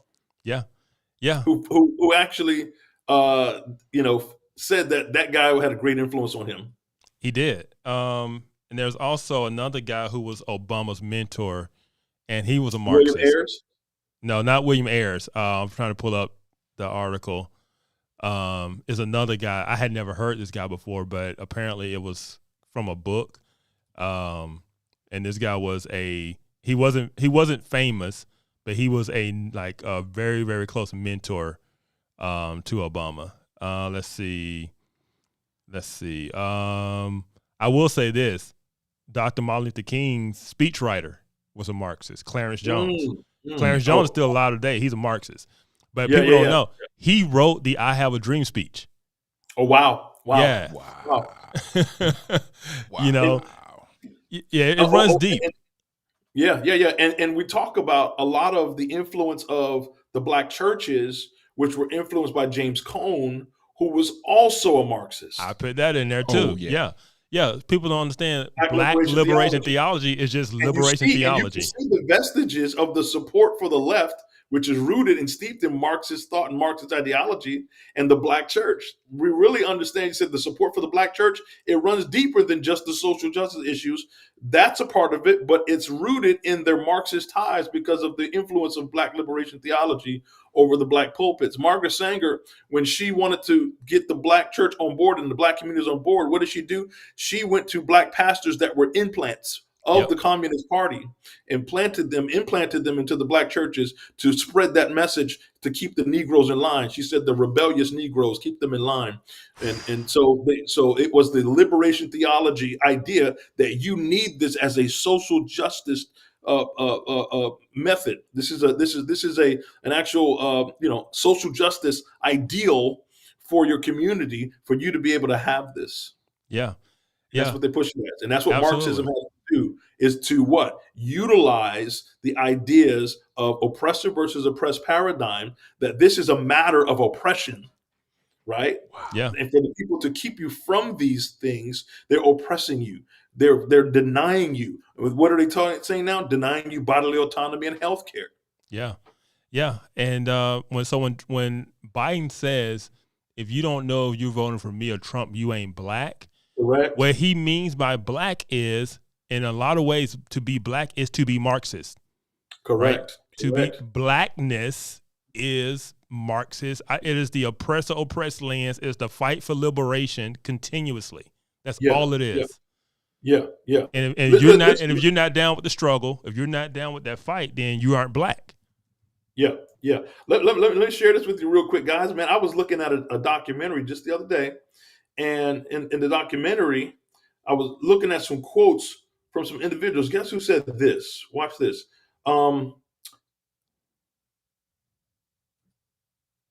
It said, it says, members and front organizations must continually embarrass, discredit, and degrade our critics. When obstructionists become too irritating, label them as fascist, Nazi, or anti-Semitic. Constantly associate those who oppose us with those names which already have a bad smell. The association will, after enough repetition, become fact in the political mind. That was from the playbook of communists. Yeah. Wow. Yeah. And today, what do? They have to call Trump and Trump supporters fascists, extremists, MAGA, racists, Nazis. Look at the language they're using. And this was written over 80, 90 years ago. Wow. From within the last 100 years. Yeah, it's a playbook. Right? The communist playbook. And today, who's utilizing those tactics? The left. Oh, yeah, absolutely. Absolutely, without a question. Somebody asked me a question the other day. It was a good question. It's like, why the left never criticizes Mao? Right? We hear a lot about Hitler. Yeah. But they never talk about Mao. They never talk about Stalin. Yeah. They never talk Lenin. They never criticize because they agree with them, because they're Marxists. They agree with them. Yes. And listen, Lenin said, that was interesting. Lenin said, communism must be built with non-communist hands. He said, we will never win the West with guns and war. He said, we will win the West by trickling in communism over time, making people believe that it is an essential thing that they need. Yep. And what happened? They attached themselves to the civil rights movement. They did. That's right. Social justice movement in our nation. And they said, Black people, we here to help you. And we see your struggle. We see how America is treating you. And so we see those movements of the 60s, 50s, 60s, and militarization of Black people in America. That was all through communism. They organized. They trained people to be organized. Again, we see the birth of Black Lives Matter, right? They're just Black Panthers 2.0. Yep. Right? The militants, right? And the NAACP was majorly founded and funded by the Communist Party. People don't know that. Oh my goodness! Yeah, W.E.B. Du Bois. He's a That's communist. Right. That's right. I just recently learned that, and I bet you most people don't know. I didn't know that until maybe I didn't know that until maybe a couple months ago. Yeah. Yeah. Yeah. Yeah, because we grow up learning about him, but they don't tell you that. Oh yeah, no. Or look how we've raised the NAACP to this level of stature of reverence, right? And it's like, hold up. You mean tell me this was started by communists? Yeah, exactly. Nah. It had nothing to do with the interests of black people. It had everything to do with the infiltration of the Communist Party into America. Man. And now we see that they're taking hold. Their roots are strong now. Their vestiges are strong now in America. And the worst thing you used to be able to be at one point in America was a communist. Now the worst thing you are is an America first person. The word patriot's a 4-letter word now. Yep. That's a 4-letter word now. It's a dog whistle. Yeah. That's the way it's looked at. And I know why people because basically the Jan 6 happened, and then that word patriot started getting thrown around, in the MAGA movement a lot. Christian nationalist. Right. And it's like, when that word started getting used, then, basically it became a bad word. Basically people were like, oh yeah, okay, well, I can't identify myself as a patriot anymore because that means I'm MAGA. If I say patriot, that means I'm MAGA now. And that's a terrible thing. That is a terrible thing for our country, I think. Yeah. And look at what has come about as a result of that. You see on college campuses students who hate America. They spout hatred and this kind of the narrative that says that America is oppressive, America is racist, is based on white supremacy, white male, patriarchal ideas, and everything that's evil is patriarchy, capitalism. Like, where do we get that talk from? Capitalism? You hear college students talk about how capitalism and patriarchy and all these things are evil. Why? Because they're given a Marxist communist education. That's right. And they're indoctrinated. Nobody spoke like that back in the 50s and 60s. If you were in a college campus, your average college goer, right? Nobody spoke like that in the 90s when I was going to college. Nobody spoke like that. There were those people around, and that was in the institutions at the time, but it wasn't pervasive as it is now, because now the goal is to create such a hatred for this country and its ideals and what it stood for, that they want to see it implode so they can rebuild it in the image of the communist state.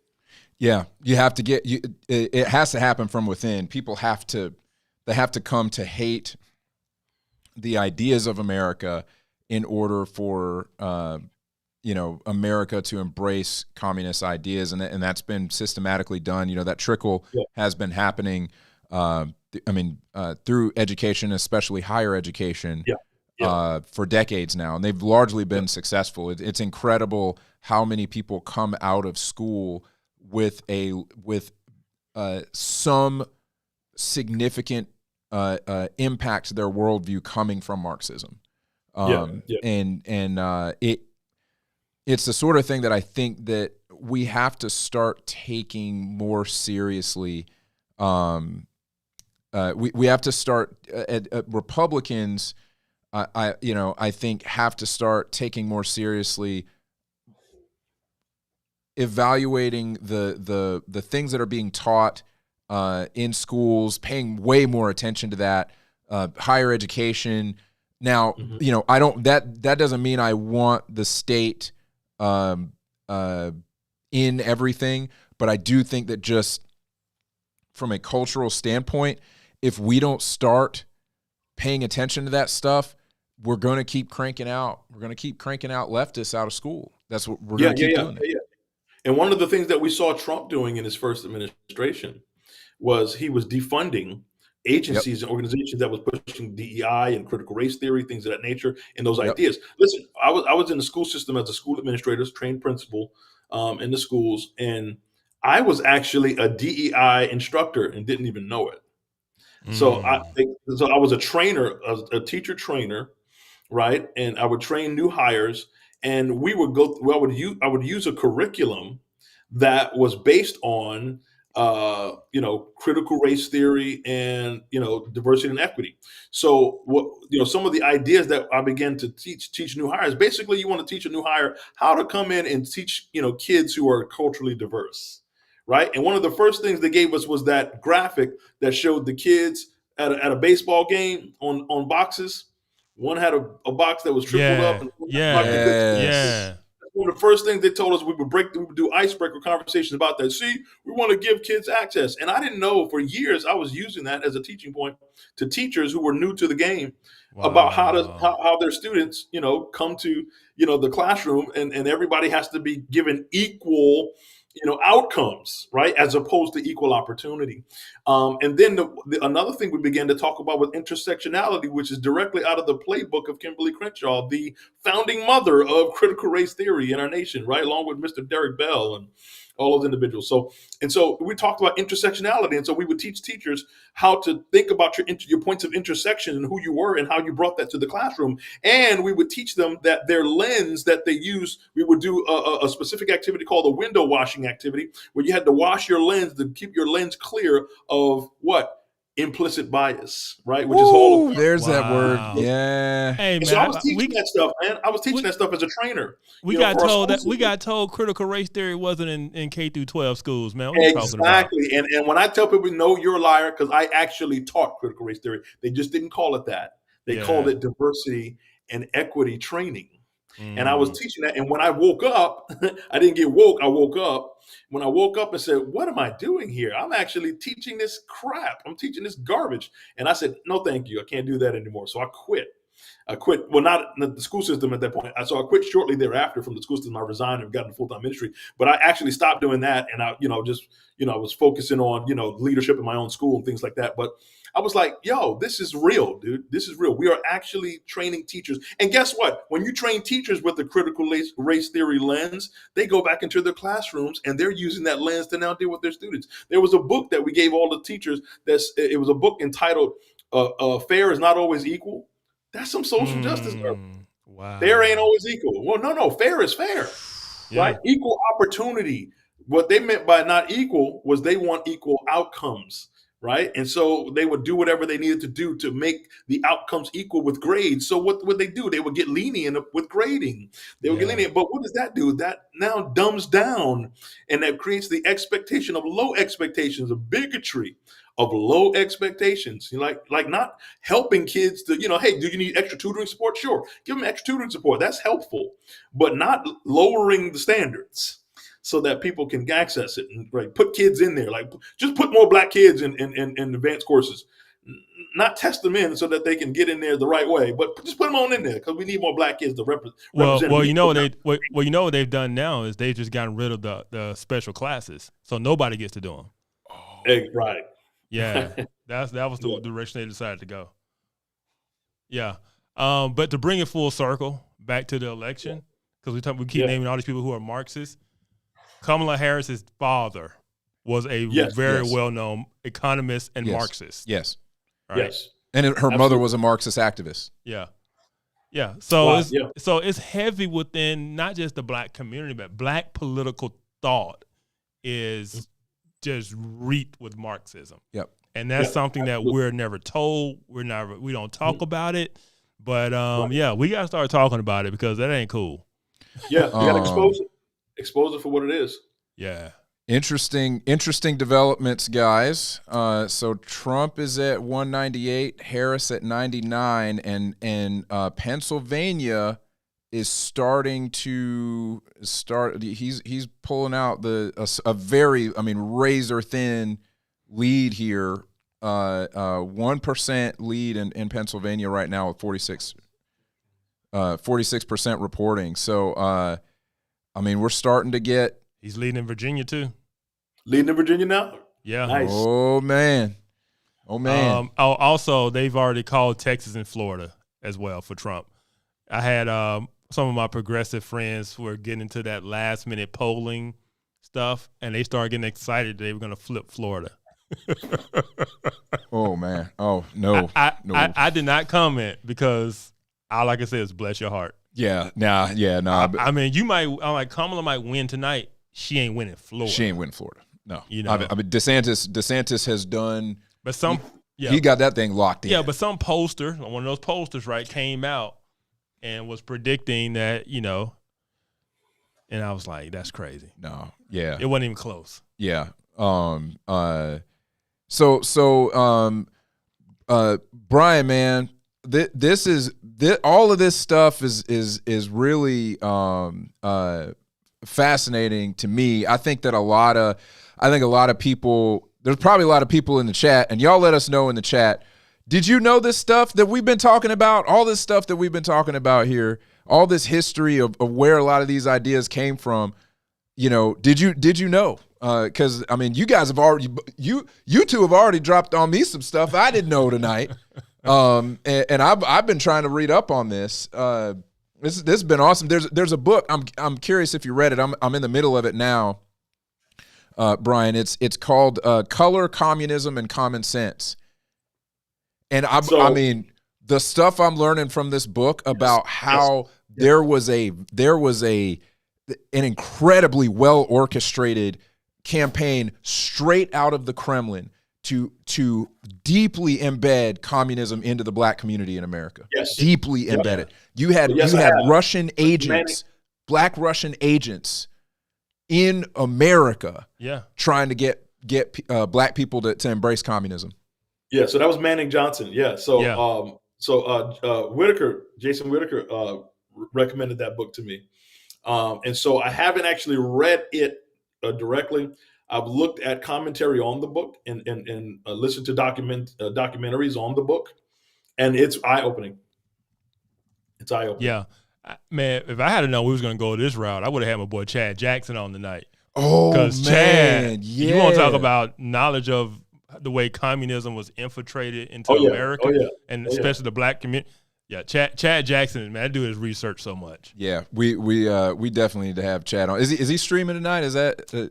I don't think so, because I saw Keisha was doing her own stream, so I don't think they're streaming as a group tonight. Man, text your boy. Text your boy. He probably gonna be like, nah, boys.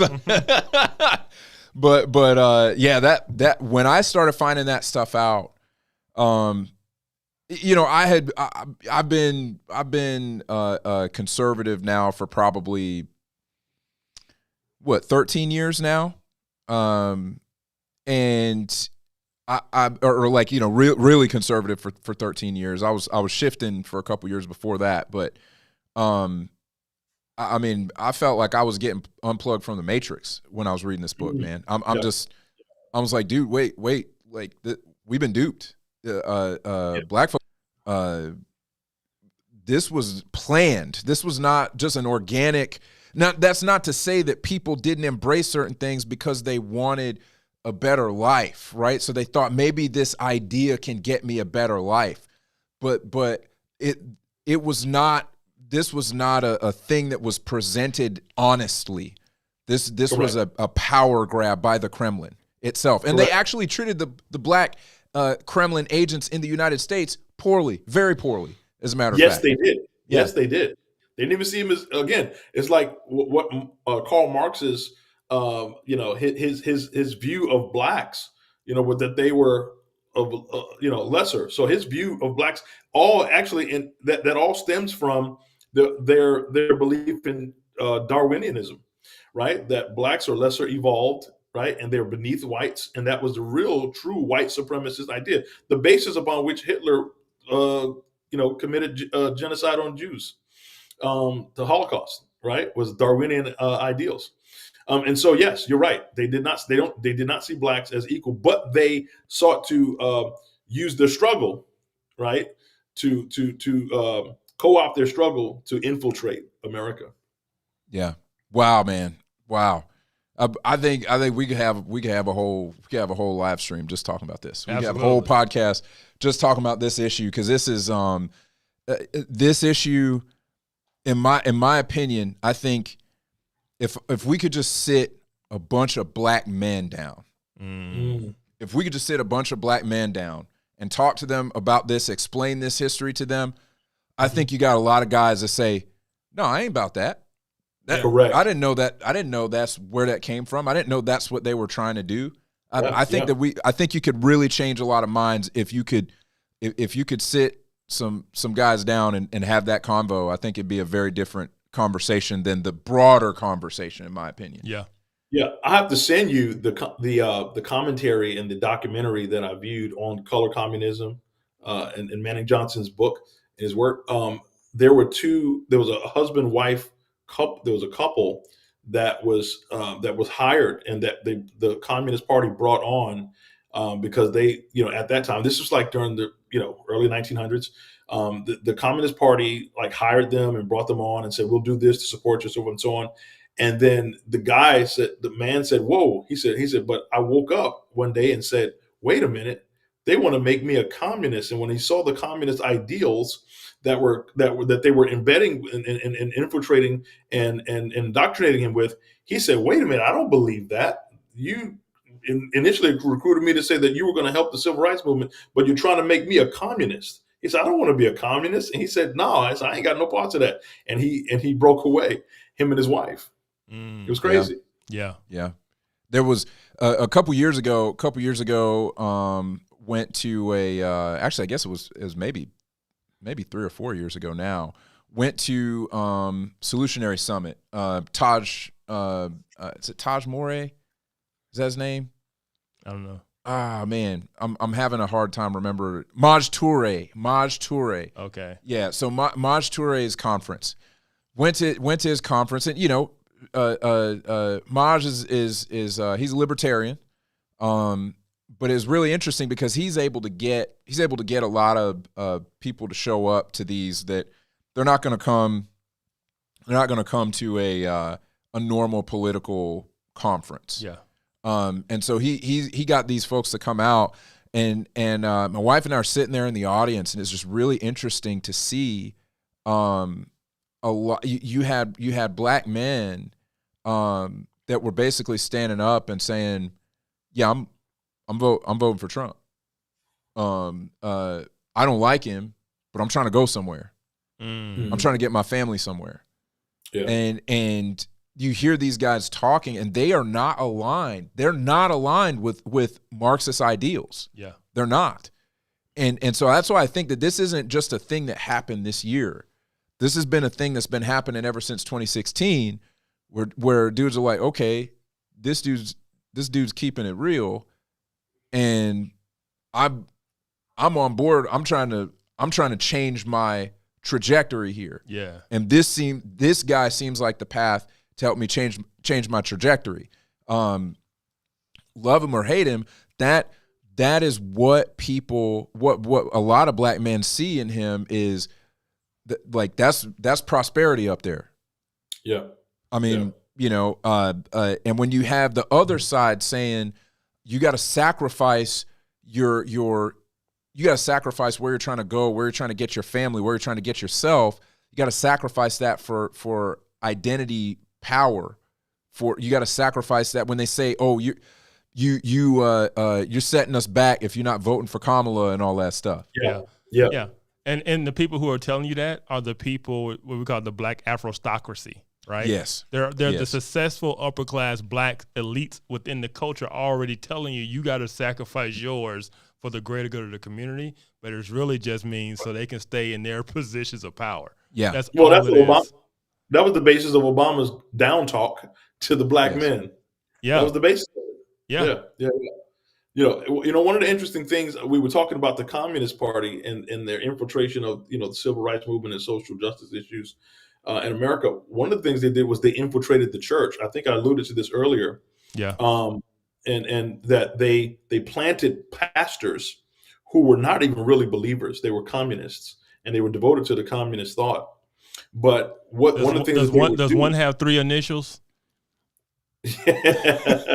Absolutely. The more I learn about them 3 initials, the more I learn, the less I like. But here's what they would do. We talk about this, the roots and the vestiges of the black community and the black church community in the left. What the Communist Party would do is plant these pastors, and also they would send in prostitutes and women who were undercover, who would go in and have affairs with these pastors and hold them hostage, emotionally hostage, so that they could not, that they would be in the back pocket of the Communist Party and the left. So they would have to do their bidding in their will, because they had them on the moral grounds of destroying their credibility. And so because they put these prostitutes out there to sleep with these men, so that it's like kind of like what they do in Hollywood. We got some dirt on you. So you're indebted to us. You're not going to out us. You're not going to say this. You're going to support our cause, or we're going to destroy you and take you down. Wow. They did that through the Kremlin. Wow.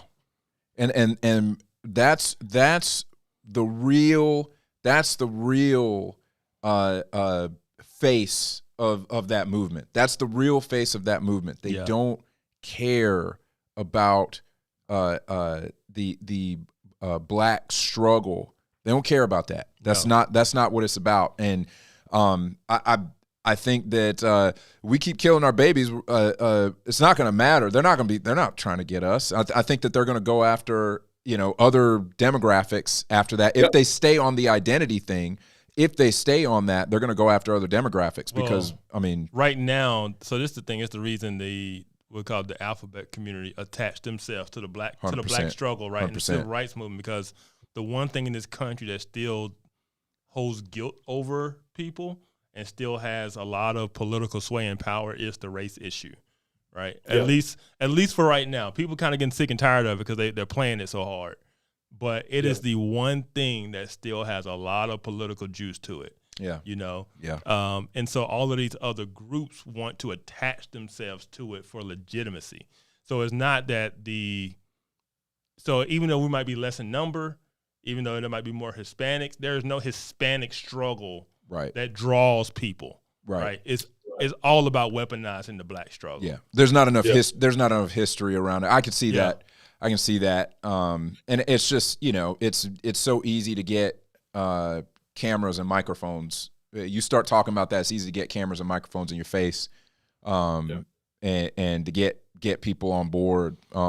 Real quick, Liam, if you don't mind bringing up Kimberly's comment there. She's asking, doesn't liberation theology have the same leanings? Yeah, absolutely. I mean, it's birthed. It's really trying to take the gospel and convert it into a social justice narrative. Yeah, so liberation theology came out of Latin America, and it was a merging of Marxism with Christian theology.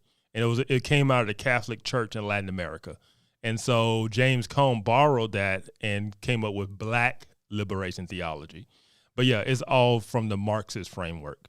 And so when you think about the fact that black liberation theology kind of dominates the pulpit in black churches, when you think about Jeremiah Wright, remember Obama's old pastor back in the day? Yeah. And all his sermons were coming out. And people were like, man, this dude is saying all this anti-American stuff. This dude is racist. Like, no, that's black liberation theology. That's it. Right? Yeah. It's Marxism. And so you got to understand, so Barack Obama sat under that preaching for 20 years. Yeah. Right? Yeah.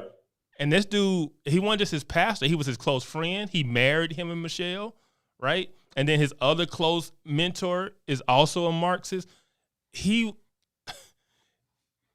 was fully, put like this.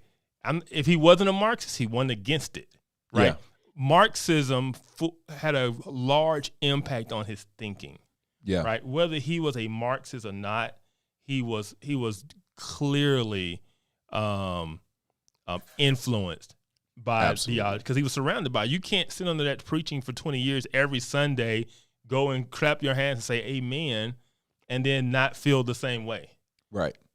Right. And so, liberation theology is a big issue. He had to stop going to that church once that stuff came out. Yeah. He had to try to distance himself from but dude, you was there for over 20 years. Yeah. You only have a problem with it now because it's becoming public, but that's what you really think. Yeah.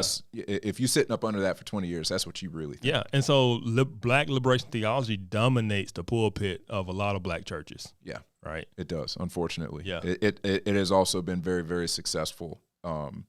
Because you got a lot of black folks that the gospel that they know is really a gospel of social justice. Yep. Absolutely. Yeah. Absolutely. And the telltale ideal behind that black liberation theology is that God is on the side of the oppressed. That's their mantra. Yeah. Well, listen, gentlemen, I'm gonna sign off here, guys. It's been a blessing and a pleasure being on with you. Thank you so much, Kev, for reaching out. Absolutely, man. Immensely, enjoyed this thoroughly. So I'm going to be watching from afar. I need to wrap it up.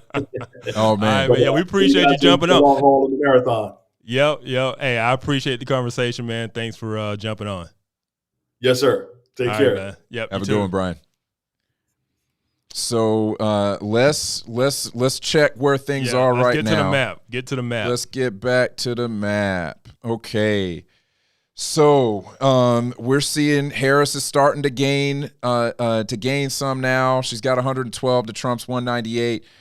They're saying that that this map, Kimberly, is actually on 538.com. That's where you can get a hold of it. Actually, my bad. This is Google. I'm looking at Google right now. So if you want to see what I'm looking at, just type in election map in Google, and this is what you'll see. And then the other map that we are looking at is on 538. So this map, so if we go in here and we start wanting to play around with blank map, you can make your own map here and pick which states are going to go red versus blue and all that, and see what the scenarios are. So we're going to play around with that a little bit. But this map that keeps you updated live is on Google. So they're saying that Georgia and Pennsylvania are too close to call. Right now, Georgia is leaning towards Trump. So is Pennsylvania. 88% reporting in Georgia now. And, I mean, if you look at it, Macon is in I don't know which county this is right here, but, I mean, when you look at these South Georgia counties, that those are most likely going red there, and so we can probably expect that he's gonna take it here.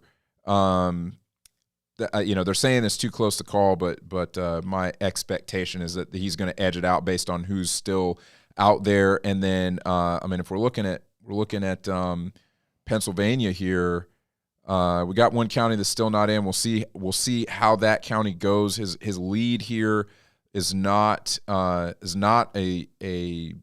massive one. If I was looking at the map correctly, let's see here, Pennsylvania. Yeah, I mean he's got a 1% lead. We're still only 55% reporting, so a lot of time to go there. A lot of votes to be counted, so that could change dramatically. But that is very interesting. It's showing they put a lot of work into Pennsylvania. Trump campaign put a ton of work into Pennsylvania. I mean, he got shot in Pennsylvania. He did get shot in Pennsylvania. I mean, I feel a little bad for the dude. If he loses Pennsylvania, he took a bullet in Pennsylvania, still didn't win. So that's very interesting. Obviously, so we're waiting for Nevada. They expected results to start coming in about a half an hour ago. I think that we are going to start to see that come through soon here. And we're not going to get Idaho till like 11, but I think we all know Idaho's going for Trump. I mean, so we probably expect the blue wall on the West Coast here from Washington, Oregon, California. Nevada's the one I'm really, really interested in. I want to see what happens there. Yeah. Yep. Hawaii traditionally goes pretty blue, and Alaska, 538 expects Alaska to go. They expect Alaska to go for Trump. If we look at their forecast, they expect Alaska to go for Trump. Yeah. Oh yeah, let's take a look at Michigan. Whoops, wrong window. All right, let's take a look at Michigan here. I'm going to zoom in, hopefully, to make this easier to look at.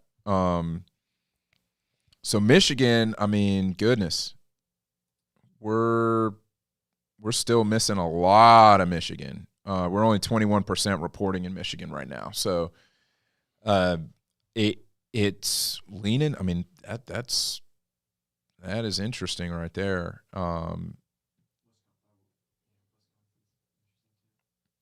Wisconsin, he's got,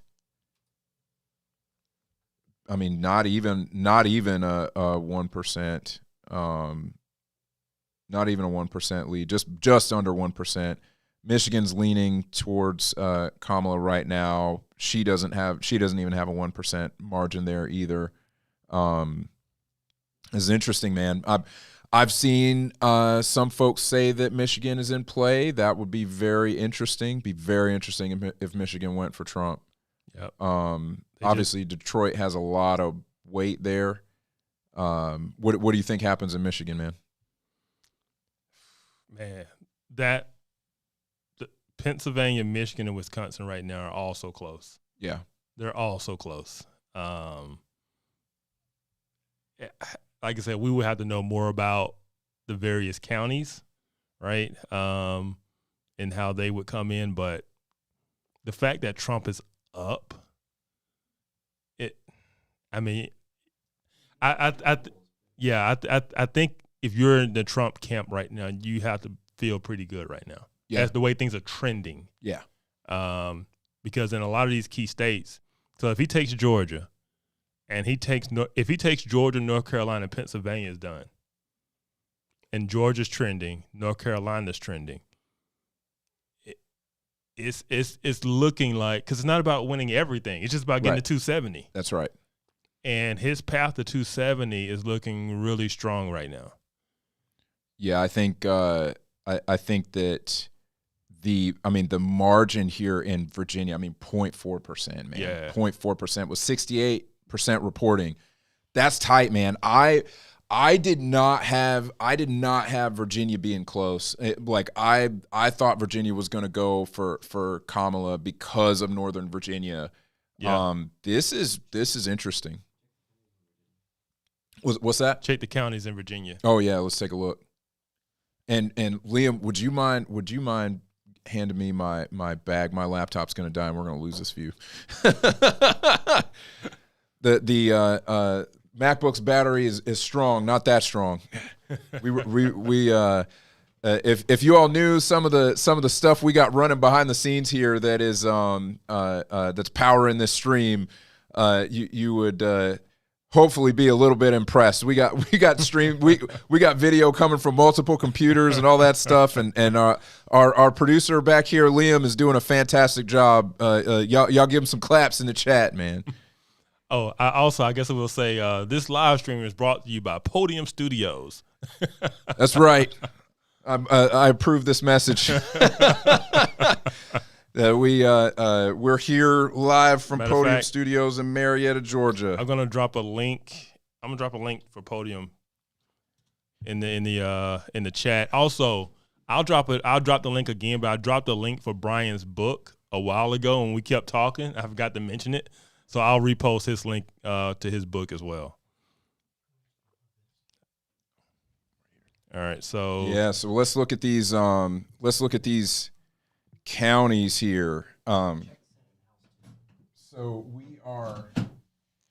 we are looking at, 68%. Obviously Richmond was going to go blue. Interestingly enough, Norfolk. Yeah. Roanoke expected. And of course, Alexandria, DC. But what's the gap there, though?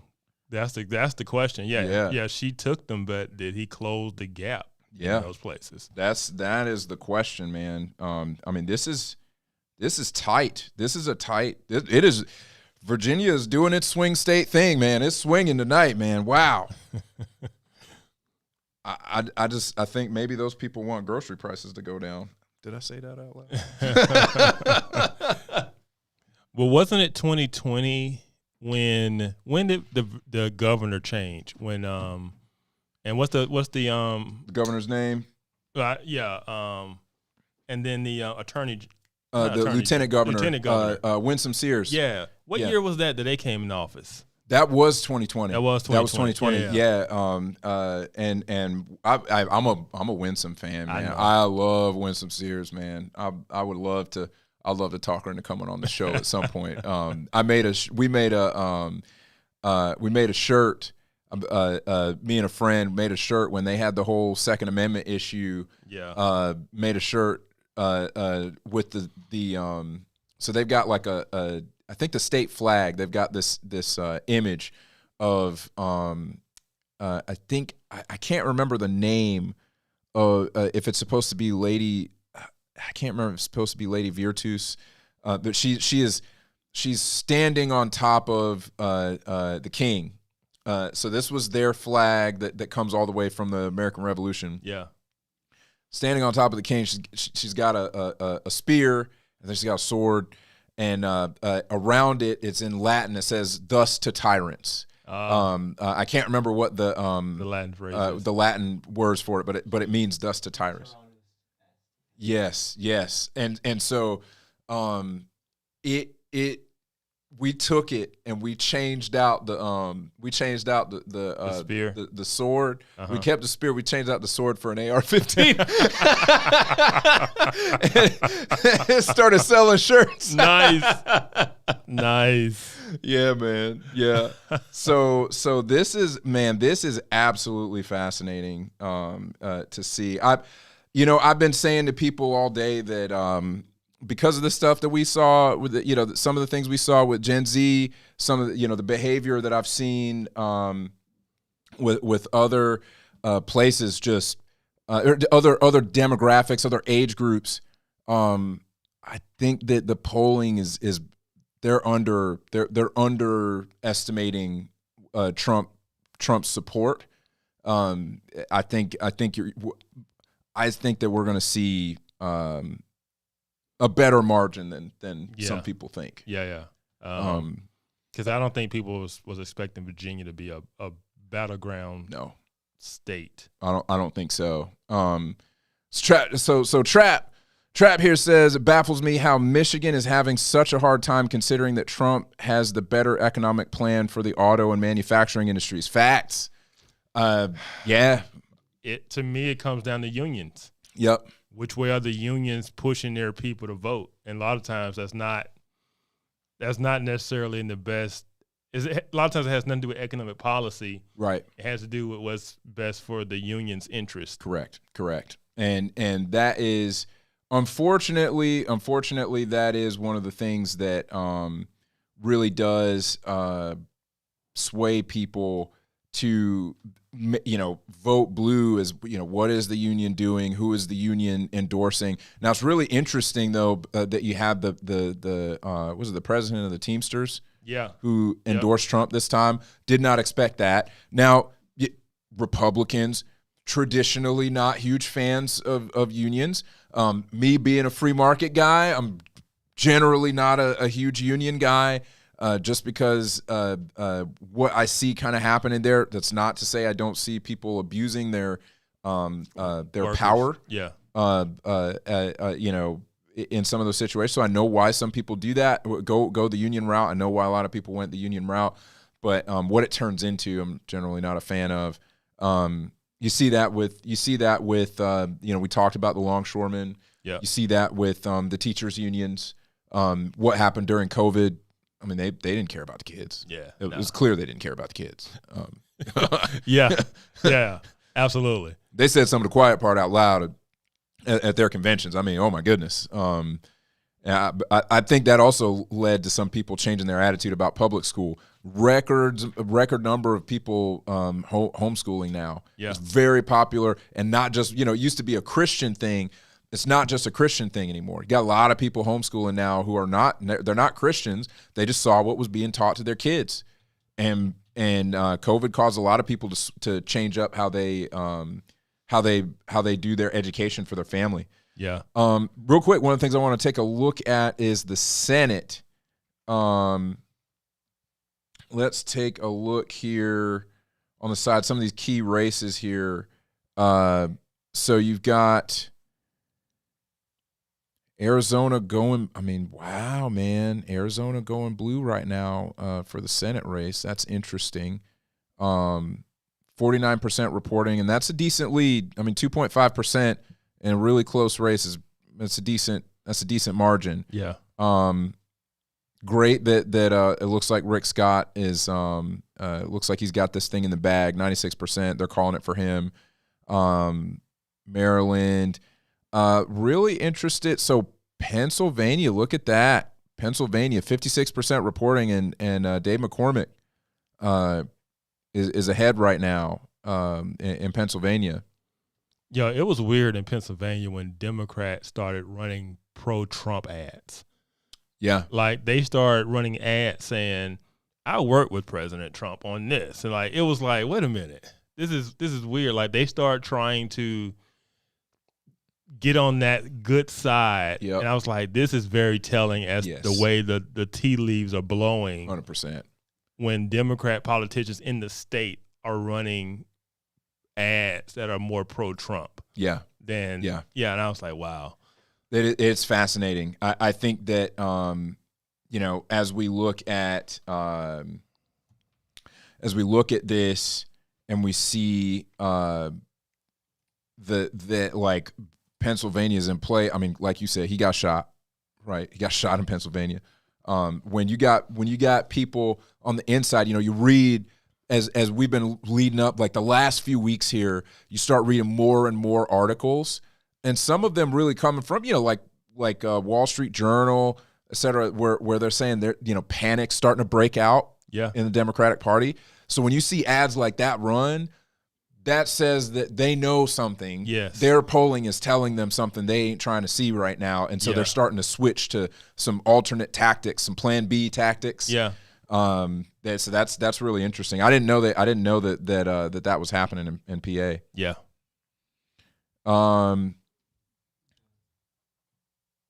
So let's see. We got Tom Boersma. Common theme on NBC: Trump is overperforming and Harris is underperforming. Which that every time Trump runs, this happens, right? The polls are always overinflated for the Democrat nominee. Yep. And so whether it was Hillary, whether it was Biden, they were always 5 or 6, 7 points up. Yeah. And then on election day, Trump would just kind of close it, and they would either he would win the state or they would barely win it.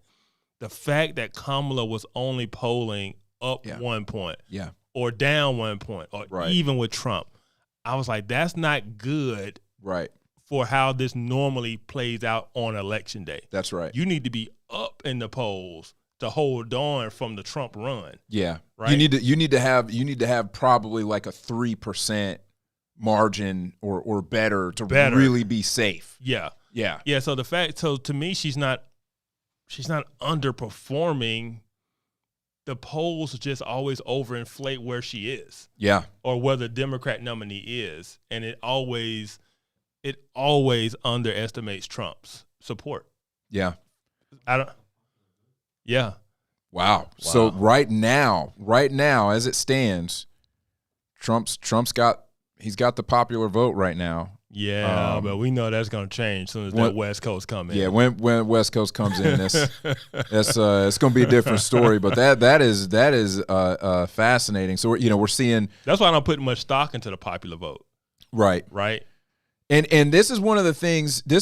Folks, that is a good opportunity for us to talk about the Electoral College and why it exists. So the founding fathers foresaw that basically if you had a very populous state, that you would have an overwhelming amount of weight in a presidential election. Yeah. And so they knew that they had to create a system that would allow the minority voice to be heard. And so, and they'd seen pure democracies throughout history. They'd seen pure democracies throughout history that really failed. They eat themselves. The saying is that a pure democracy always winds up eating itself. Yeah. That's why we have a constitutional republic, not a democracy. The reason the Electoral College exists is because you don't want New York and California dictating every single election. And that is exactly what would happen because they are that populous. Yeah. And not just that. You have to understand, we are a union of sovereign states. That's right. Right? That's right. And so each state is representative to the federal government, right? And so that's what people don't understand. It's like, no. And back in the day, they understood it much more than we do now. Yeah. Like statehood was a thing. Yes. Right? When we talk about the Civil War and we say this general fought with the Union, or this general fought with the Confederacy, that was largely drawn based on what state they were from. They went whatever their state was. And so what we fail to do now is we often don't view ourselves as citizens of a state. Right. It's just like, I just live in this state. Yeah. But that's not how they viewed it. That's not how the founders viewed it. No. That governor was powerful. The state was powerful. That's right. Right. And so, no, it would never be just about a popular vote, because it's not about the nation. It's about the contract between 50 states. Yes. You know? And so once you understand it from that point of view, yeah, it makes sense why we don't go by the popular vote. The popular vote is irrelevant. Right. You know? And I think that's hard for people to take in when your candidate's not winning. Yeah. That's hard for people when it's like, well, they got more votes. Yeah. But it's like, I promise you that you do not want that pure democracy. You don't want the majority rule, because that means that if you wind up having a different opinion about something, but the majority of people disagree with you, you lose every time. Yeah. And I mean, if when people talk about, well, I think majority ought to rule. If the most people want this, well, there was a point in time where most people thought slavery was okay. Yeah. How would you like that majority rule? Yeah, and people forget about this thing called mob rule. Right. And that's what this system prevents. It prevents the mob rule. Like your individual rights protect you from mob rule. The Electoral College protects you from mob rule. Like put like this. I'm just gonna say it. Our founders were smarter than we are. Boom. Man, thank you so much. Because people have temporal arrogance. That's what I call it. I call it temporal arrogance. People think that they're so much smarter than people in the past. And I look at the way that they drafted the Constitution and the things that they were debating, and I'm like, oh, and then check out how young they were. Oh yeah, these guys were 20s early and 30s. Yeah, I mean mid-20s. Yeah, and I'm thinking to myself, I wasn't that smart when I was in my mid-20s. No, I don't know if I'm that smart now. You got dudes doing frat parties and keg stands. Oh yeah. Right? Yeah. And these guys are like starting countries. Yes. And that's what blows my mind is they were having these heated discussions about, I mean, for instance, a lot of people don't know that there was disagreement. There was disagreement about slavery at the framing. Yeah. There was disagreement about slavery. There, the northern states were not a fan, but they knew that they were not going to get a union if they didn't give the South some concessions. Yeah. It was interesting because there was a back and forth. There's a book that I'm reading right now called No Property in Man. Fantastic book, but it starts to detail some of the back and forth between the framers on this. And these are lawyers, and they're like maneuvering and jockeying between the North and the South on this. And they were the folks who were against it, they knew that they couldn't outright say that it was illegal, or else the South was going to break and they might have joined Britain in fighting against the North. Yeah. So they knew that they couldn't outright say it was illegal because the South was going hard in the paint. They managed to not say whether it was or not. They basically, the language that they had that would wind up being used later was that all men are created equal, right? Yeah. That's in the Declaration. But there was nothing to say in the Constitution that one type of man was different than another type of man. Yeah. And so they wound up deftly getting around the desire of the South, and that really that fight over that was brewing all the way up until the Civil War. That was brewing up. Yeah, and I've heard that was left open intentionally so that it could be addressed at a future date. Yep. Like they said, they didn't say yes or no. They left it open. Yeah. For another time. Yep. And that was the only way they were getting the South on board. I look at this, right? I look at this thinking, well, what if I was a slave back then, right? What if my ancestors are sitting there hanging on? Brother, you still a slave today. What you mean back then? Where these chains come from? Biden was right. Lord of mercy. When I hear that rhetoric, I just immediately I tune them out. I was like, all right, y'all crazy. But I'm just saying, like, as a black man, when I hear about some of the discussions, it's hard, right? It's hard to think like, oh man, like in some instances, like you hear some of Abraham Lincoln's language around, like, if I could save the Union without abolishing slavery, I would do it. Yeah. The funny, it's interesting you said that. My wife and I were having a conversation. I didn't know some of this stuff, and she was telling me about it on Sunday actually. And when I hear that and I think, oh, okay, so like the Union matters more than like if you could save the Union without abolishing slavery, you would do it. And I'm like, that's hard. That's hard to hear. Yeah. But he also said, if I have to abolish slavery to save the Union, I will do it. Yeah. The fascinating thing to me though was that it was kind of evident, even going back to the framing of the Constitution. If you abolish slavery, there's going to be war. Yeah. He had to know that. Yeah. He had to know.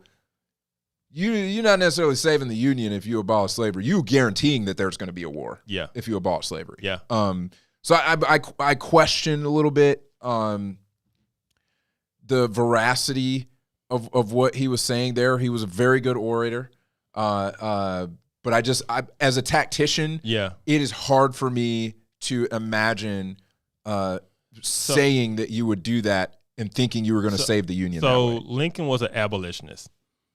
Right. But he ran his campaign on he would not abolish slavery. Yeah. Right? Because he was trying to win the election, right? Yeah. Well, he got elected without carrying a single Southern state. Right. And once that happened, the South realized they had no representation. Yeah. Because they also knew that as the country moved west and new states were created, those states were not slaveholding states. That's right. And so eventually they knew they were going to lose it. Yep. And so they decided to secede. And Lincoln said, nope. Right? Yep. But because everything was about keeping the Union together. Right. Everything. Even the failed promises of Reconstruction were about amending things with the South. Yes. That's right. So they reneged on their promises. Yep. Of Reconstruction to slaves because it was more about healing the wounds with the South and becoming a nation again. Yep. And so, once you understand that, I mean, right or wrong, right? But you just understand it. That was their mindset. Yes. That's what they were dealing with, and those were the decisions they made, right or wrong. That's exactly right. That is, once I understood the rationale. Yeah. Because you grow up, you get taught certain things. You don't get taught that level of nuance about what was going on. At least I didn't. Yeah. It took me, learning after the fact to learn that stuff. And just, again, I just love studying the way that humans behave and why they make the choices that they make. And it was easy for me to start to put myself, once I started to see these things and to understand these things, it's easy for me to put myself in their mind and thinking like, back at that time, slavery was normal in the world. Yeah. To them, they're thinking like, all right, what are we risking here? And we look back on it now and we're like, how could this even be a question for you? But I would say to people, you need this conversation that we're having about what it was like for to talk about potentially abolishing slavery. This is the conversation we're having right now about abortion. These are the concessions that are happening right now. It's the same concept. It is. It's the same concept. Does a human have a right to life, to themselves, etc.?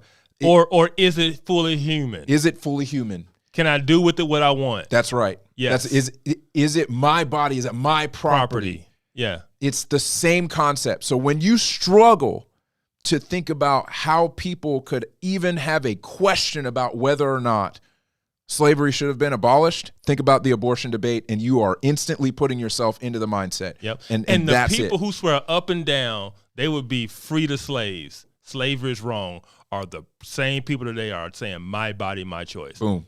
And I have said to them many times, you would be surprised what side of the argument you would be on. That's right. That's exactly right.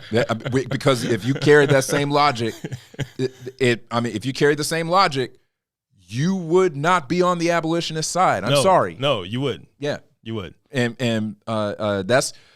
I know people don't. They get real offended. They get real offended when you make that comparison. But that's something that hit me. It hit me years ago. I'm sitting back watching this conversation, and I'm thinking to myself, this is an argument about whether somebody is a human or not. Yeah. This is the same argument we had back then. Yeah. You got people making concessions. You got people not wanting to rock the boat. You got all that stuff. The same thing. And it's like, this is how you understand what it was like back then. Yeah. Easy to understand it then. Absolutely. Absolutely. And to piggyback off of that, because when you say you learn to kind of understand the arguments, put yourself in their shoes, because prior to that, all we heard was it was just hatred. Right. It was just because of hatred. No.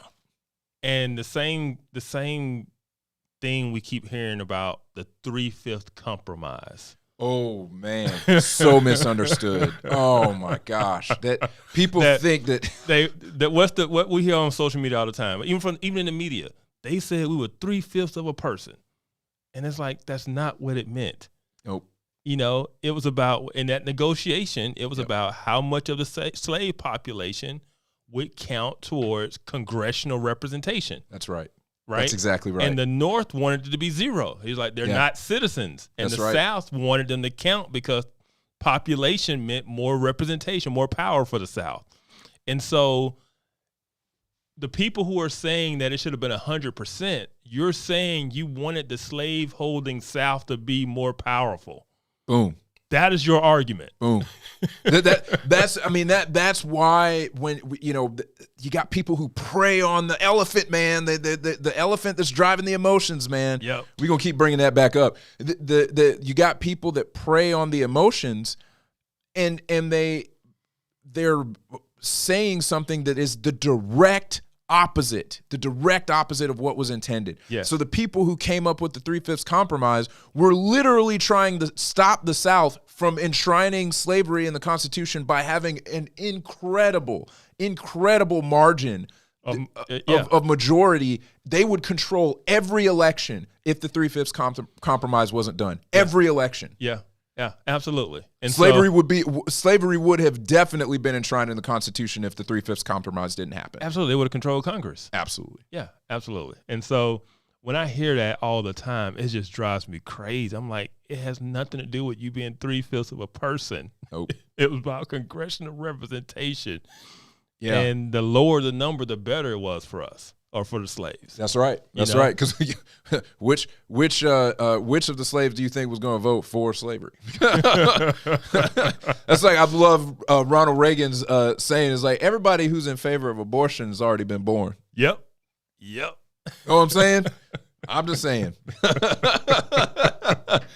So all right. That was a good segue. Yes. So we got Trump at 210. Not a whole lot of movement right now. Trump at 210, Hillary 113.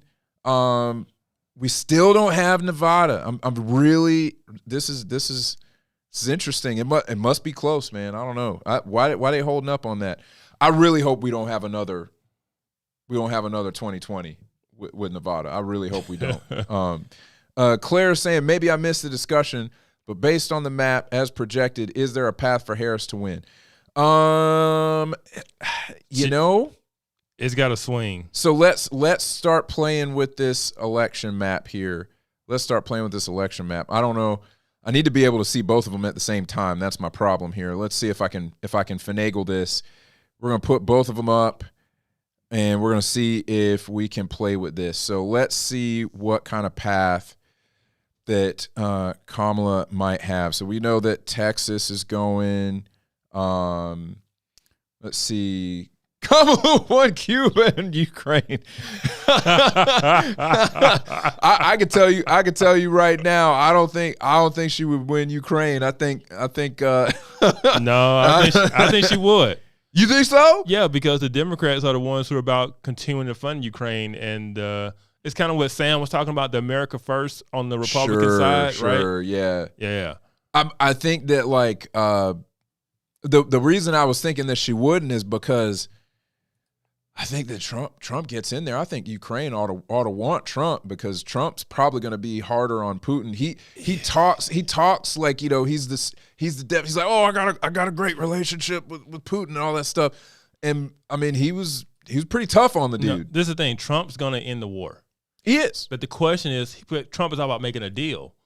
What deal is he going to make with Putin, and what is it going to cost Ukraine? That's the unknown. Because if he just says, all right, Putin, you just keep what you got, I don't know how Ukraine feels about that. Right. Also, if that negotiation doesn't end with Ukraine being a NATO member, then you're just waiting for the right time for all of Ukraine to be taken over by Russia. Like, you know what I'm saying? So so there's an unknown to what deal Trump will make with Putin to end the war. You know? Yeah, you're very right about that, because I've thought the same thing, that Trump comes in, there's a possibility that he comes in, and in order to make a deal, he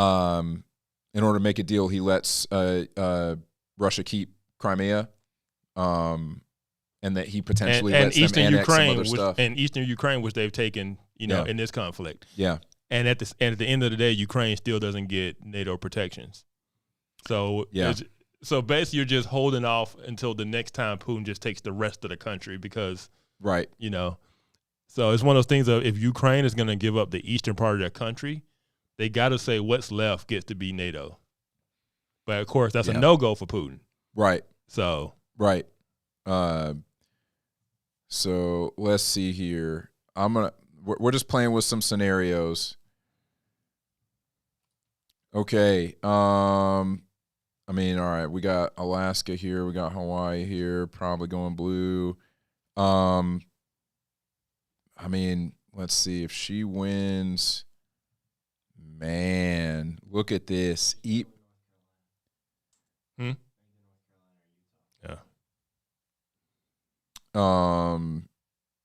Yeah, I mean, looking at this, she gets a 263, but I mean, if North Carolina goes to Trump, and she gets Pennsylvania, and she gets Nevada, I mean, right now, he would have to win Wisconsin. Wisconsin, they're 59% reporting. He's got a very narrow lead, a little over 1%. He's got to win Wisconsin, but she gets Minnesota. I think she gets Minnesota. That's Tim Walz. Yeah, she gets Minnesota. I mean, even Reagan couldn't win Minnesota. Right. I mean, for crying out loud. It is the only state Reagan never won. What the heck is going on up there? Reagan won 49 of 50 states won election. The only one he didn't win was Minnesota. That's wild. That is wild. Yeah. But this is the only thing you know about Minnesota. They voted Jesse the Body Ventura as their governor. That's all you need to know about Minnesota. I mean, what he ran as a Republican, didn't he? No, he's a hardcore libertarian. Really? Hardcore libertarian. Like all drugs should be legal. Hardcore libertarian. Wow. Yeah. Okay. So I mean, all right. So in this scenario, we got Trump winning in this scenario, and I'm giving her.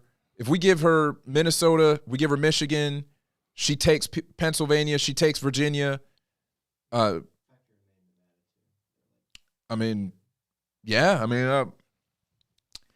She needs some help right now. Yeah, she does. The way things are trending, she needs some help. Yeah. Yeah, they are. I mean, we've got 86%. Trump has more than he's got almost a 2% margin there. So if she loses North Carolina and Georgia, does she have to sweep the blue wall? Like does she have to get Pennsylvania, Wisconsin, and Michigan? Yes, I think so. That's the tough part. That is the hard part, because I do think that I mean, let's look at Michigan here. They're only 26% reporting. He's got a decent lead right now in Michigan. That she's got to get Pennsylvania and Michigan and Wisconsin. Yeah. If she loses Georgia and North Carolina. Tom's saying that his all right, so if we put it here, Wisconsin. She gets Wisconsin, she wins. If it plays out like this. Yeah. He said, Tom was saying that every time they update Wisconsin, his lead grows. Would that not be wild if he won Wisconsin? I mean, he won in 2016. Man, hot dang. So yeah, if we keep it the way it is, if he wins Wisconsin, she's got to win all of this. She still loses, even if she gets Nevada, even if she gets Virginia and Pennsylvania, she still loses. Oh. No, blue. She won D.C. I saw she won. She still loses. She got 92% of the vote in D.C. Of course she did. Of course she did. How the heck we go from George Washington to what D.C. is now? Lord of mercy, man. How we go from George Washington to Marion Barry? I don't know, man. I don't know. I think about. Do you remember Marion Barry? I know I'm a tad bit older. He was the mayor of D.C. And he got caught in a hotel room with crack and a lady of the night. And he went to prison. And the story gets better. He got out of prison and ran for office and got reelected. That's D.C. for you. That is D.C. He got caught in a hotel room with crack. Oh, gosh. And not just caught. That was video. It was an undercover sting. Video.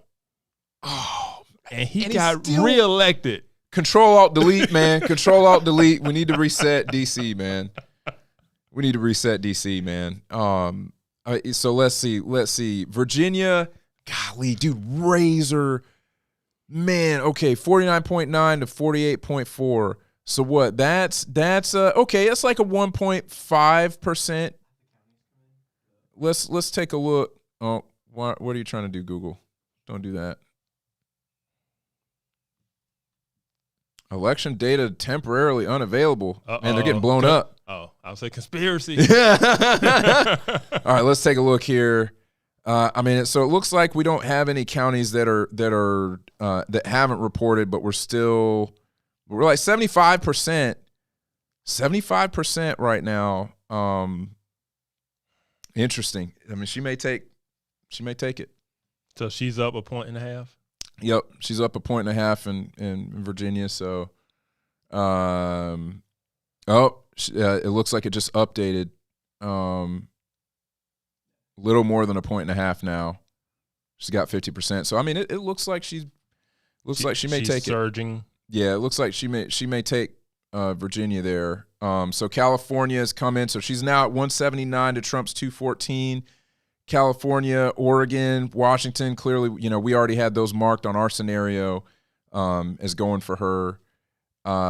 We still don't have Nevada. Still don't have Nevada. They're the only, all right, so we don't have Alaska. That's probably not going to come until 1 a.m. We're not going to get Hawaii until, but I mean, we kind of know. Yeah. We kind of know where Hawaii's blue, Alaska's red. Yeah. Yeah.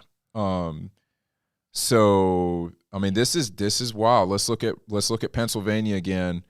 Still that one county holding out. 71%, and he's still leading. This is very interesting. It's very interesting. That's a decent lead in Pennsylvania, man. That's a decent lead. That is. My goodness, man, that is over a 3% lead. That's a pretty big lead.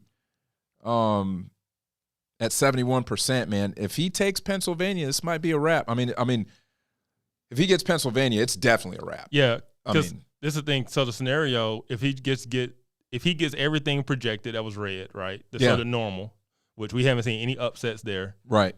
If he won Georgia, North Carolina, and Pennsylvania, he gets 270. Yeah. Right. And so forget Michigan, forget Wisconsin, forget Virginia, forget all of that. If he gets Georgia, North Carolina, Pennsylvania, he wins. Yeah. Yeah. Arizona's tight right now. Super, super tight. I mean, we're 0.2%. Yeah. Oh my gosh, man. Literally not even a 3,000 vote difference. That's crazy. I mean, wow, that is nuts. That sound like a bag drop in the middle of the night. So what now? Let's see. Yes, we are still waiting on some counties in Arizona. I used to live in Yuma, Arizona, by the way. I lived there for about 6 years. Wow. When I was a kid. Marines? My grandfather was a Marine. That's okay. right. Yep. Yeah. See?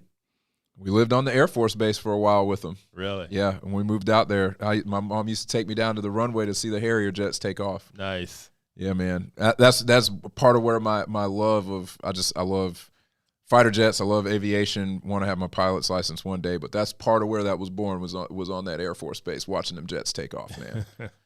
Too cool. All right, so let's see. They just reported 7,900 votes in Michigan were cast for Kennedy. Dang it. Yeah, I saw that earlier. Oh, he was trying to get off the ballot in these places, and they wouldn't take him off. Yeah. And they still don't know which way. Who is he stealing votes from? I mean, that's a good question. That is a good question. I do think I want to say that the people who were going to vote for him were probably independents. They're folks that were in the middle that could be persuaded to vote for Trump. I don't think that anybody who's really a Democrat, who's a hardcore Democrat, I don't think they were going to vote for RFK. Yeah. Personally, the folks that I know who were interested in RFK were definitely more moderate. Yeah, well, I would say the classical liberal types. Yeah, they typically, those are typical Democrat voters. Yeah, I mean, they were, a lot of those were RFK fans. Man, this is so. If he takes Pennsylvania, and right now we're saying all right. So we're saying he gets Arizona now. If he loses Arizona but he gets Pennsylvania, he still wins by pretty sizable margin. Yeah, but if he loses Pennsylvania, he does have to look out west and hope he gets Arizona and Nevada. He does. Yeah. Yes. If he loses Pennsylvania, and he loses Arizona, she's got it. And Arizona's super tight right now, man. I can't believe how close that is. Yeah, it's crazy. It's super close, like at the presidential level. Yeah. But Carrie Lake, she's from what I saw, she's losing pretty bad. She's in my opinion, Carrie Lake has kind of destroyed her political career over the years here. Let's take a look at the Senate here. So in the key states, is she running for Senate or was she running for governor? Senate, I thought she was going for Senate, but I could be wrong. Let's see. Yeah, she's running for Senate. Yeah, she's getting smoked right now. She's getting smoked. That's a big. But that means people aren't voting straight ticket, right? Yeah, they're actually filling in the bubbles. That's true. And she did, she hurt herself bad. In my opinion, she hurt herself bad in 2020. I mean, she the way she acted. She went off the deep end, and Arizona. You can't do that in Arizona. Yeah, you can't go Arizona. It blows my mind that Arizona's a swing state. Arizona's weird, in my opinion. The way that Arizona goes on some things is a little bit weird. Yeah. You wouldn't expect that, but very interesting, very independent-minded people in Arizona. I respect that. Yeah. They keep it spicy for us. But I do find it weird to vote for Trump and then go down to the Senate and then vote blue. Yeah. I find that very weird. I don't understand that type of thinking. Yeah. Right? Because to me, you're voting for a platform. Unless somebody's just completely horrible, incompetent, corrupt, whatever. Typically, you're voting for a platform. So if you want Trump in the White House, why wouldn't you want the Senate to also be red? It's very interesting because I think that like if you look at this race in particular, Carrie Lake definitely didn't. She wasn't making friends. She wasn't making friends with this with this race. She went against the establishment in 2020. She did. She got a little wild with it. She did the whole thing. I think she recorded conversation, all that stuff. She was trying to, not saying that she was wrong, but she was trying to take down the establishment. She was. I wonder how much of it's that she's being fought by the establishment out there. She was hard. She went hardcore MAGA. And I think, honestly, in a state that elected Kyrsten Sinema, elected Kyrsten Sinema, like, you can't go hardcore MAGA in a state that elects Kyrsten Sinema. Yeah, like you gotta be able to reach out across the aisle. Yeah, with these folks, and so I think that hurt her a lot coming into this election, and now, I mean, she's definitely getting beat pretty bad in this Senate race, and I think that's the choice people are making is they're looking at her, and they're saying, I'm not voting straight ticket because of her. It'd be interesting in some of these other states. I don't know the situation. Carrie Lake made a lot of national news. Be interesting to see some of these other states if they're not voting straight ticket to see what happens here. I mean, look at of course, Bernie won Vermont. Of course, he's going to win Vermont. Look at this, Maine. Maine looking at. Oh wow. That's big. Okay. They're calling it. They're calling Ohio. 89% reporting. Moreno. All right. So this is what we were talking about earlier. Is we expect we expect the Senate to go to Republicans tonight. That 538 expects that, and from what we're seeing, that they're not wrong. And for people who don't know what 538 is very left leaning. Yes. It is ESPN's political wing. Yes. I guess you can call it. Yes. And they're typically very pro Kaepernick, very pro social justice. And if they're predicting these things, that's not a good sign. Not a good sign. Yeah, they're owned by ABC, AKA Disney. Yes. So very left leaning. I appreciate them being honest. I appreciate that. Them calling it. Now, granted, we're not keeping up. It'd be interesting if we had Fox News behind us and seeing, what Fox is saying versus what we're seeing here on Google and what we're seeing on what we saw in their calls on 538. I mean, if we look at their forecast, they left several states, the swing states up for grabs. It's interesting if we go back to the presidential race, see how this compares to what 538 thought was going to happen. Yeah. Yeah, that's interesting. What is it?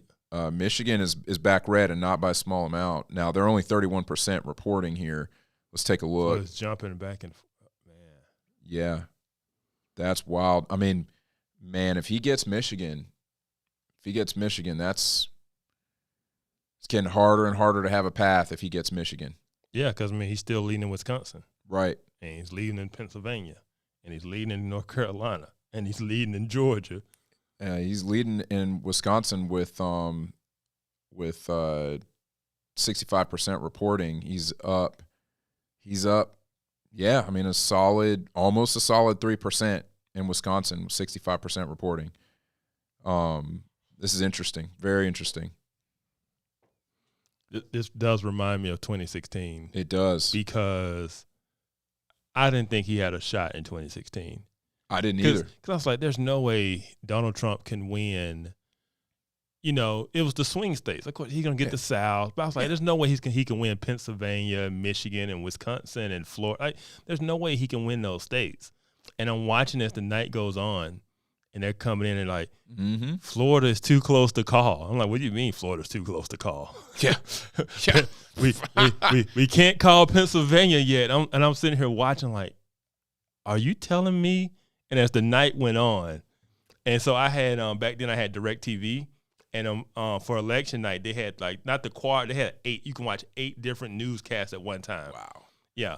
And so as that happens, I go right over to MSNBC, and I just watched the meltdown in real time. Because I was in shock, they were in shock, and I was like, I don't want to hear what Fox News is saying or Bloomberg. No, I got to go to MSNBC and see what Rachel Maddow and all those, yeah, it was that. I mean, I remember CNN. I remember the expression because I was at it. I was at an election party. I was hanging out with some folks. We were a bunch of us from work. We're like, all right, hey, let's get together. We were afraid to be too out with it at work. But let's get together and watch the results. And I was. In 2016, I was mad that he won the primary. Like, I remember the day he won the primary. I was pissed. Yeah. And same. And I that night when he won, me and my buddies from work were jumping up and down in the living room, hugging each other.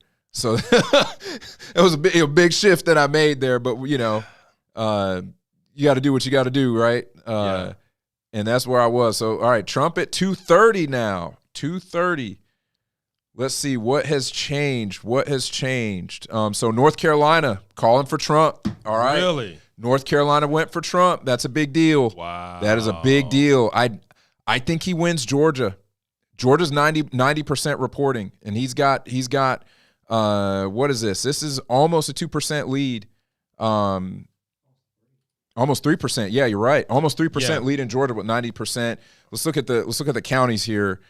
So this is what Fox has right now. They just put a quad view up. Okay. So they've got Trump up in Georgia by 3%.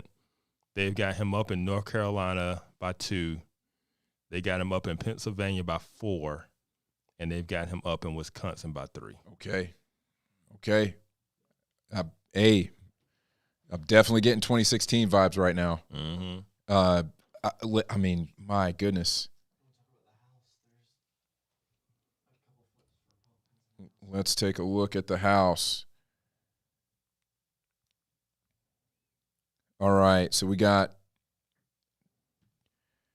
gained 1 seat so far. This is very interesting.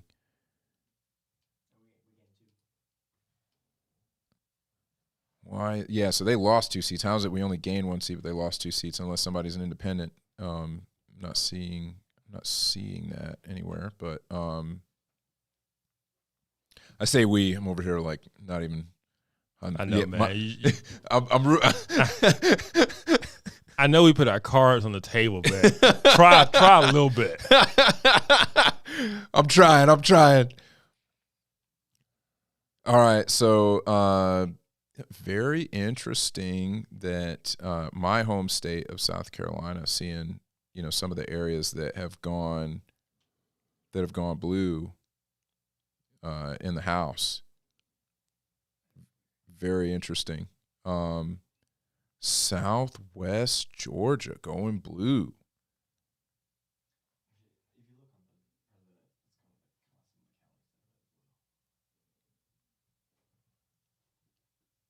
Yeah. Columbia. I'm not super surprised. That Columbia is going blue. Yep, that's right. University town. Not super surprised. It's usually the way it goes. Not surprised that Charleston went blue. No. I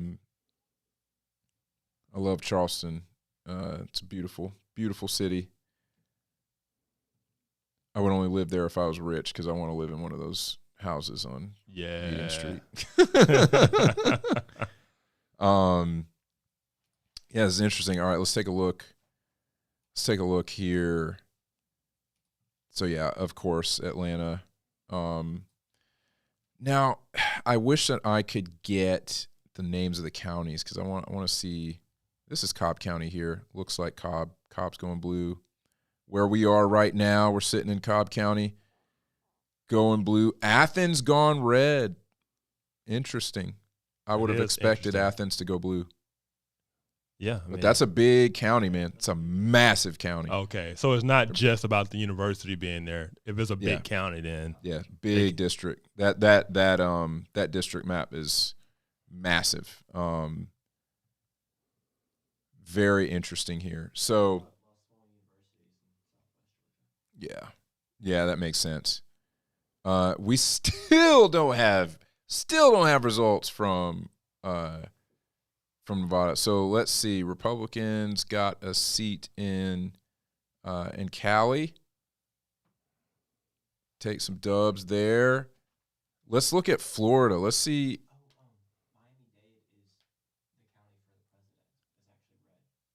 That is incredible.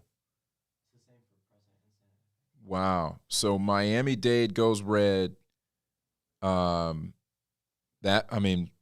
It's incredible to me that Miami County got flipped. I mean, there's a tight partnership between the mayor of Miami and DeSantis. That is a very, very, very intriguing turn there. I didn't think I would see that.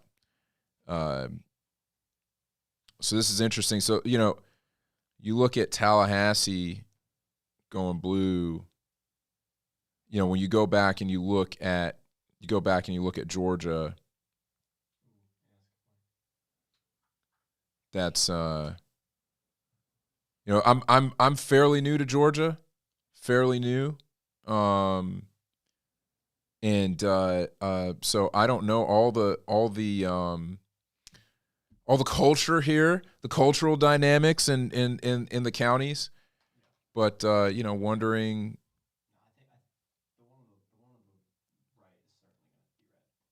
Yeah.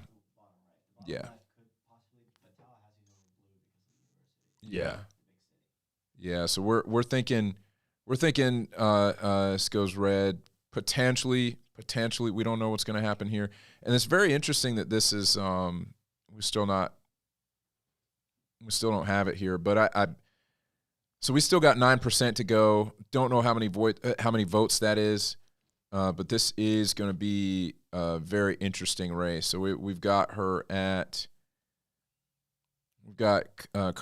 48.3, Trump at 51 still. But we're 91% versus 90% that we were a little bit ago here.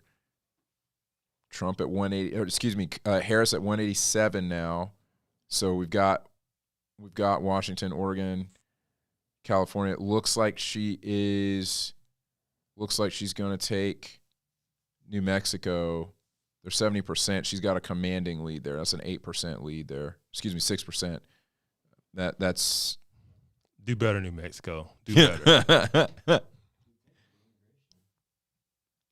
So I'm going to switch back to our map. I wish I saved it. I wish I saved our other map, or I don't know if there's a way to do it. But so let's go back here. So now we're gonna match up what we've got. Man. Yeah, so we haven't heard anything else from Arizona. Right now we'll say maybe that goes red. Utah, Idaho, Montana. My Facebook feed is very interesting right now. Oh yeah? Yeah. The I guess call them Kamala supporters are like they're saying things like this not looking good. People got a lot of sad emojis right now. Some people are saying some disparaging things. As to be expected. Yeah. As to be expected. Yeah. One black guy was like, so I guess black men don't care about police having full immunity now or something. Yeah. Like, no, he doesn't have full immunity. I know. Oh my gosh. But that's the kind of stuff people believe. And that's the kind of stuff people think that is like actually on the ballot. And it's, again, Democrats deceiving people, unfortunately. We got Tom Boersma saying, I'm going to go on the record saying I'm not surprised that Trump is performing so well with Latinos. They are working class with a high view of family. The left is losing their grip on the working class. That is 100% true. The working class, I mean, with the Republicans shifting to a populist movement, the working class is shifting as well. It's been happening. It's just on the cultural issues, not even just the economic issues, just on the cultural issues. Since 2020, the Democrats have been losing the middle of the country. Just common sense people are just like, no, I don't want boys in my girls' sports. Right. Like, just stuff like that the Dems are like planting their flag on, and it just makes no sense. And that is one of the things that I think they have they've realized that they need to try to move back to the middle. And the problem is that they ran Kamala, right? So they had to run Kamala because the only way that they could use the campaign money that Biden had raised is if they put Kamala in. So if they did what they were, what they probably should have done and had a short primary or open convention, if they had done that, if somebody else got it, they couldn't use the campaign money. That's one aspect. The other aspect is the optics of not choosing the black woman who's the VP. The optics would have been terrible. It would have been terrible. You know who didn't care about the optics? Ooh. Barack Obama. That is, yeah. He was the last holdout. Notice he was the last of the kingmakers on the Democratic Party because he had no faith or confidence in her. No, none. They say that one of the reasons that that Biden held out as long as he did because he didn't have any confidence that she could win. Yeah, that's one of the reasons he held on as long as he did. Well, that was their fault for not having an actual like primaries and debates. Yeah. For pushing RFK out and anyone else who wanted to. And I think that the economy is the biggest issue. I know that you got a lot of folks who are basically like, look, man,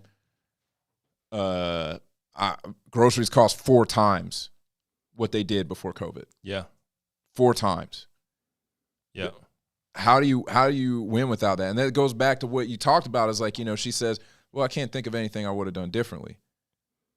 Yeah. You don't say that if you want to win. But she's not smart enough to come up with an answer or smart enough to know she needed to have an answer for that question already. So somebody pressed her, a reporter pressed her on it. I can't remember if she was on the tarmac. Coming at the where I think where they land the helicopter at the White House, basically I don't know if that's where she was, but they pressed her on it, and she said, "Look, historically, a vice president is not supposed to break with their president on policy in public. And so you're not going to get me to do it." You're running for president now. Right. Yes, that's my answer. You're running for president. I'm sorry. I know that that's not how it normally goes. That's not how it normally goes. But right now, people are not happy with the job that your president did. Yeah. And now you're running for president. And so if you don't want to hold his record, you got to distance yourself. You got to distance yourself. And there's a way that, I agree with you that she wasn't smart enough. She wasn't smart enough to find a way to distance herself in a way that didn't disrespect Biden. In my opinion, it's not that hard. She could have easily said, hey, on this thing, we wound up going with this decision and I support Joe, but I probably would have done this instead. Yeah. On this thing, we went this way. She's not smart enough. I agree, man. She has no substance to it. She doesn't know what she would have. She doesn't know the issues. Right. That's the thing that's blowing my mind. So, I will admit that it's really hard. It's really hard for me to sit and listen to Trump for long spans of time. And Trump can go to a rally and talk for hours, right? Yeah. It's hard for me to listen. Yes, he can. Oh man. And I've never watched a whole Trump rally ever. I listened to the entire Joe Rogan Trump interview. And I tell you what, man, I was actually impressed. I was impressed with his ability to speak with knowledge about a ton of different issues. Yeah. And I heard the same thing. I kept thinking to myself as I was listening to it, I was like, Kamala couldn't have this conversation.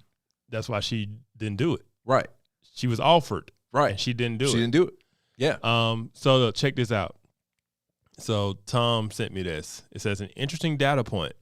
Donald Trump just won Anson County, North Carolina. The county is 40% black. Trump becomes just the second Republican to win this county since the 1870s. Wow. Says for people keeping score, that means since Reconstruction. Wow. Yeah, he won this county. Oh my gosh. 40% black. So a Republican. He's just the second Republican to win it since the 1870s. Oh my gosh. Oh my gosh. Yeah. That's some historic. Torrance says she's killing it in Ukraine.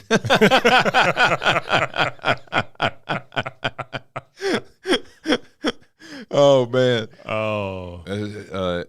This is wild, man. This is wild. I think. Let's see. Election alert. What's happening? What we got? What are they gonna say?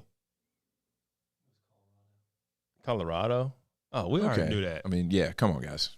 We knew where that was going. I know you got to say it, but we knew where that was going. I'd already seen it called on here. Man. All right. So I'm entering the poll here. I left it up for an hour. Our audience overwhelmingly says that Trump is going to win. 84% to 15. So I know that we got a lot of conservatives in the audience. Looks like we got Google has Harris at 192 right now. They've got her at 192.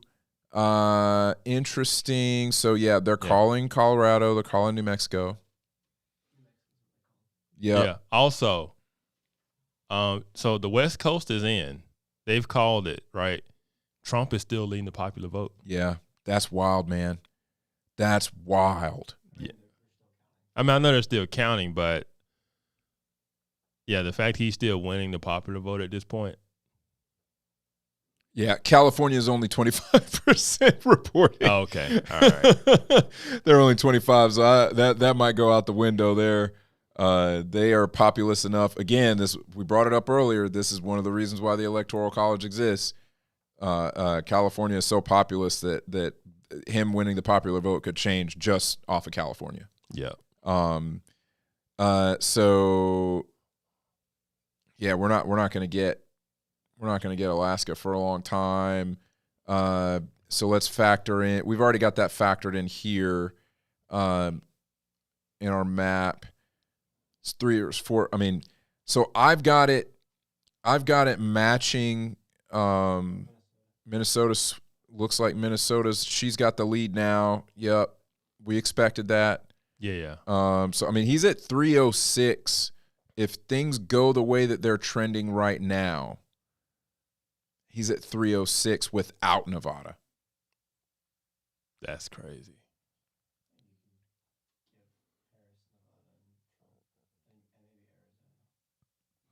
I think if you gave Trump Nevada, I think that's pretty much where he landed last time. In 2016 when he won, I think this is pretty much the map of when he won in 2016. Wow, man. Wow. So we can actually look at the 2016 map. I'm going to save this map. And I am going to bring up I'm We'll bring up a new one. And let's take a look at what it looked like in 2016. In 2016, wow, yeah, okay. 2016 looked very, very similar to what we're looking at right now. Yep. The only difference is, Yeah. And so it wasn't Nevada. He got, what was that? Is that New Mexico? That's Arizona. Yeah, he got Arizona. Yeah. Yeah. Wow. So if we look at that, I mean, even if we give her Arizona right now, if things keep the way that they're trending, that's a commanding lead across the country. Let's take a look here. Virginia, 80% reporting. She's basically got a 3% lead. So it looks like she's probably going to take it. Yeah. 3% lead's a pretty big gap to close at 80%. Okay. Yeah, they're calling it 4. So, yep. I mean, that's still in our model here. That's still in the model. We expected her to take Virginia. Let's take a look. Pennsylvania, 80% reporting. He's still got almost a 4% lead.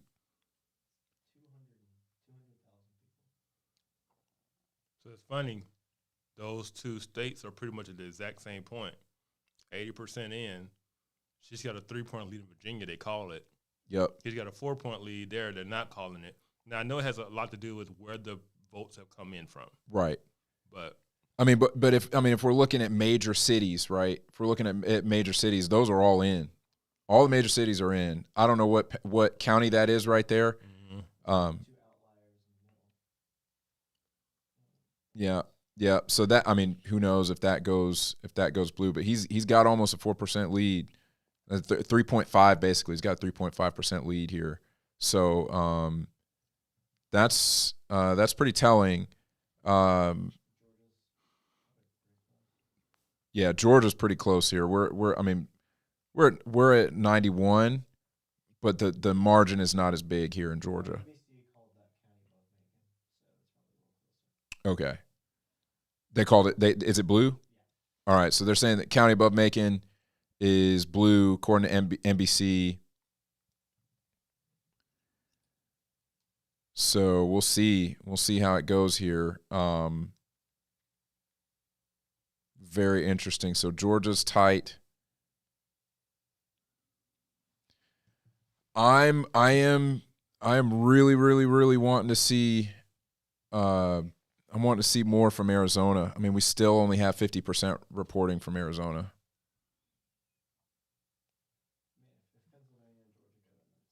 Yeah. Yeah. We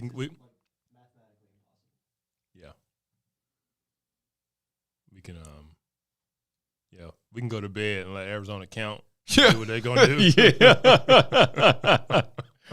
Man. Okay. So this is interesting. Looking back at this 2016 map,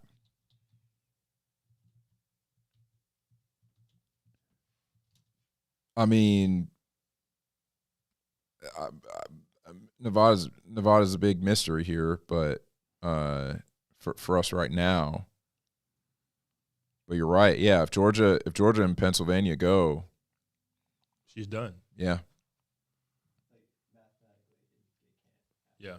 Yeah.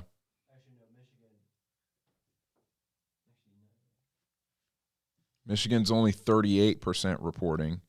He's got a sizable lead so far. Where, in Michigan? In Michigan, I mean, it's 51.7 to 46.6.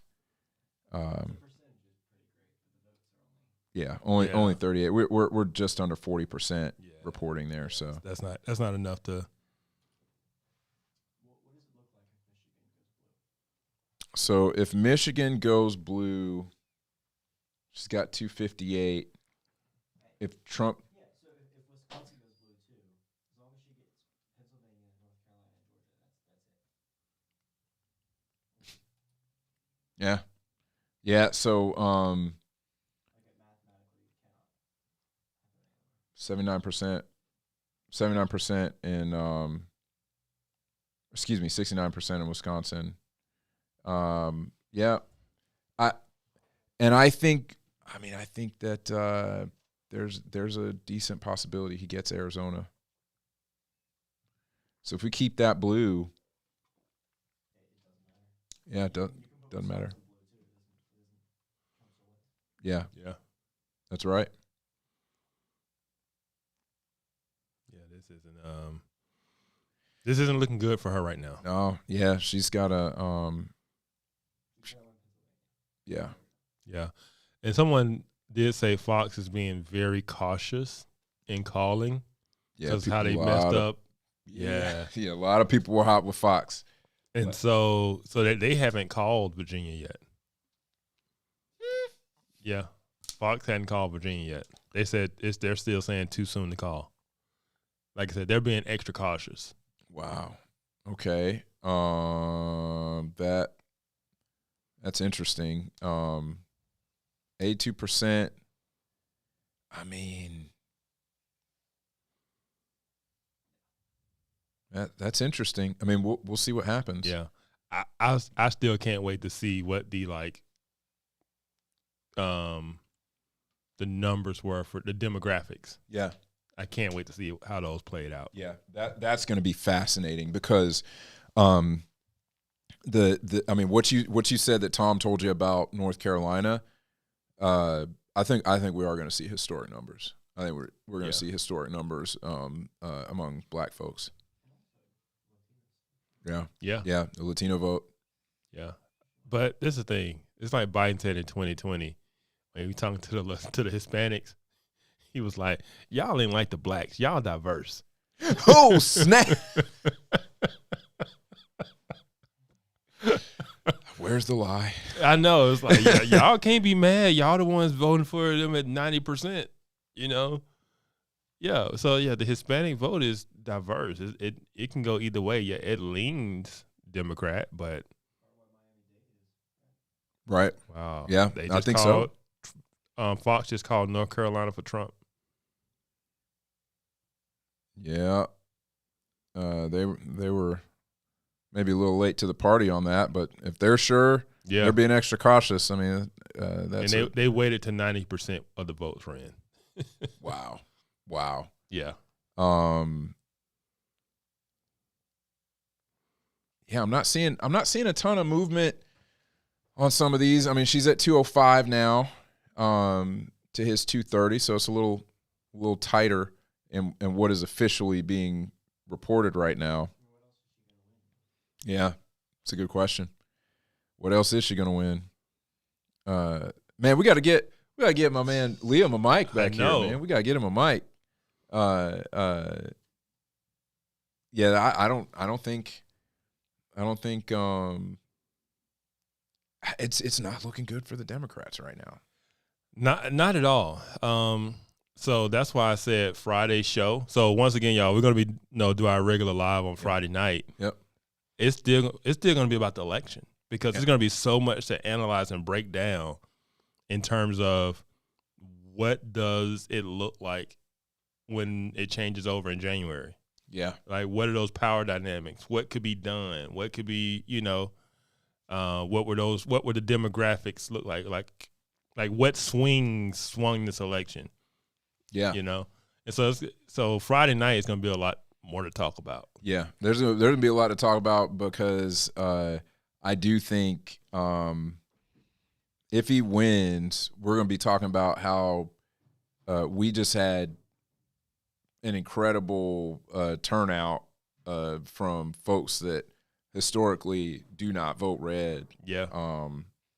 And trying to understand where the shifts happen and are those shifts permanent? I don't think anything's permanent in politics, but it's the sort of thing.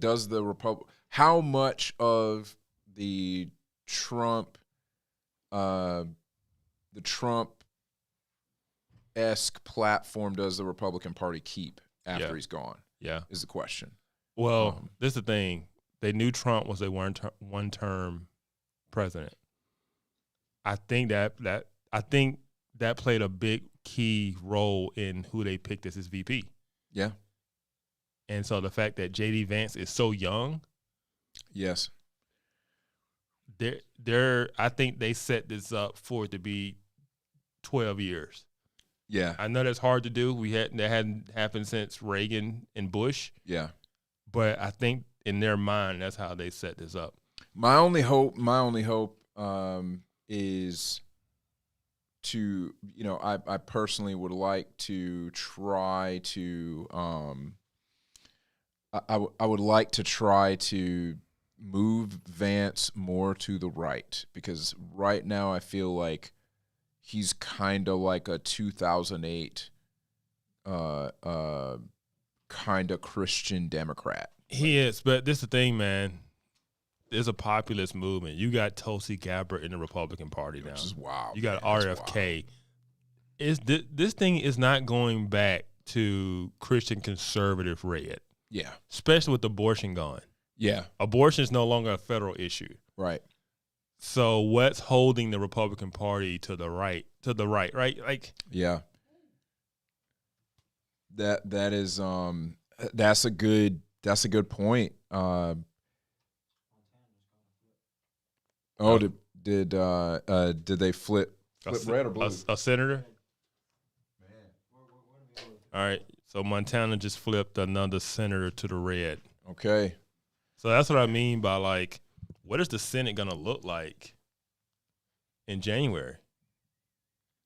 That is very interesting indeed. I'm curious, man. I haven't done a lot of looking into what the legislative agenda might be, going forward. Any idea on your side, like what that might wind up looking like? We got a Republican Senate, potentially Republican presidency. What do you think the legislative agenda is going to be coming out of the Congress? You want me to say it? Do you want me to say it? Go ahead and say it. Project 2025. Word. You really, man, we about to get SWAT teamed again, man. You said the words. You can't say those words, man. Oh man. Not full scale. Yeah. But I think so. The Heritage Foundation is a conservative think tank, and if you have a full blown Republican House and Senate and the White House, yeah, they are going to try to implement some of those policies. It's going to be some things they go, no, we're not doing that. But yeah, it's 900 pages long. It's wild. That's what people don't realize. It's not like some one little, like, it's 900 pages that is talking about every single part of the executive branch of the federal government. Yeah. Right? And so some of that stuff won't be accepted. Right. But some of it will. I agree with that. I think that, like, Trump tried really hard to distance himself from it. It sounds like he wasn't really involved in it. He wasn't. Yeah. But I when I look through Project 2025, I'm like, okay, like, there's some stuff in here that I like. There's some stuff in here that I think is, maybe a little bit wishful thinking. Yep. So this is what it is. This is what Project 2025 is. I've heard the Heritage Foundation guy talk about it. Mm-hmm. All it is because we get the Republicans got criticized a lot, mm-hmm. that they really weren't that different than the Democrats, and once they got into power, they never really had a plan. They never really do anything. Yeah, and so the Heritage Foundation said, okay, let's look at the entire executive branch. If we were truly, if a true conservative government was going to come into power, yeah, what would it look like, or what could it look like? And that's what Project 2025 is. To every part of the federal government, similar to what you kind of saw in Argentina, right? Sure. When he came in, he cleaned house, man. So it's one of those things of, if you're truly small government, you're truly conservative, you root out the bureaucracy. Yeah. You slash and you cut, right? Yeah. And so that's what Project 2025 is. And that's why it got so much fear, because the people in D.C., the bureaucratic machine, does not want that at all. Oh, of course not. Right? And so they're telling people, hey, if this thing gets in, the world's going to end. It's like, no, just your job. That's right. And I'm gonna go ahead and be honest. Like when I heard that Elon might go in there and start, taking the scissors to the executive branch, that was one of the things that like I had already like inched towards like, all right, I'm probably gonna vote for Trump this time. When I heard that, I was like, oh, where's the MAGA hat at? Let's snip, baby. We need to get Virgil on with his MAGA hat. Oh my gosh, Virgil's crazy, man. But yeah, so I mean that's what Project 2025 is. Yeah. Oh wow, man, it has flown by. Woo! Yeah, this has really flown by, man. So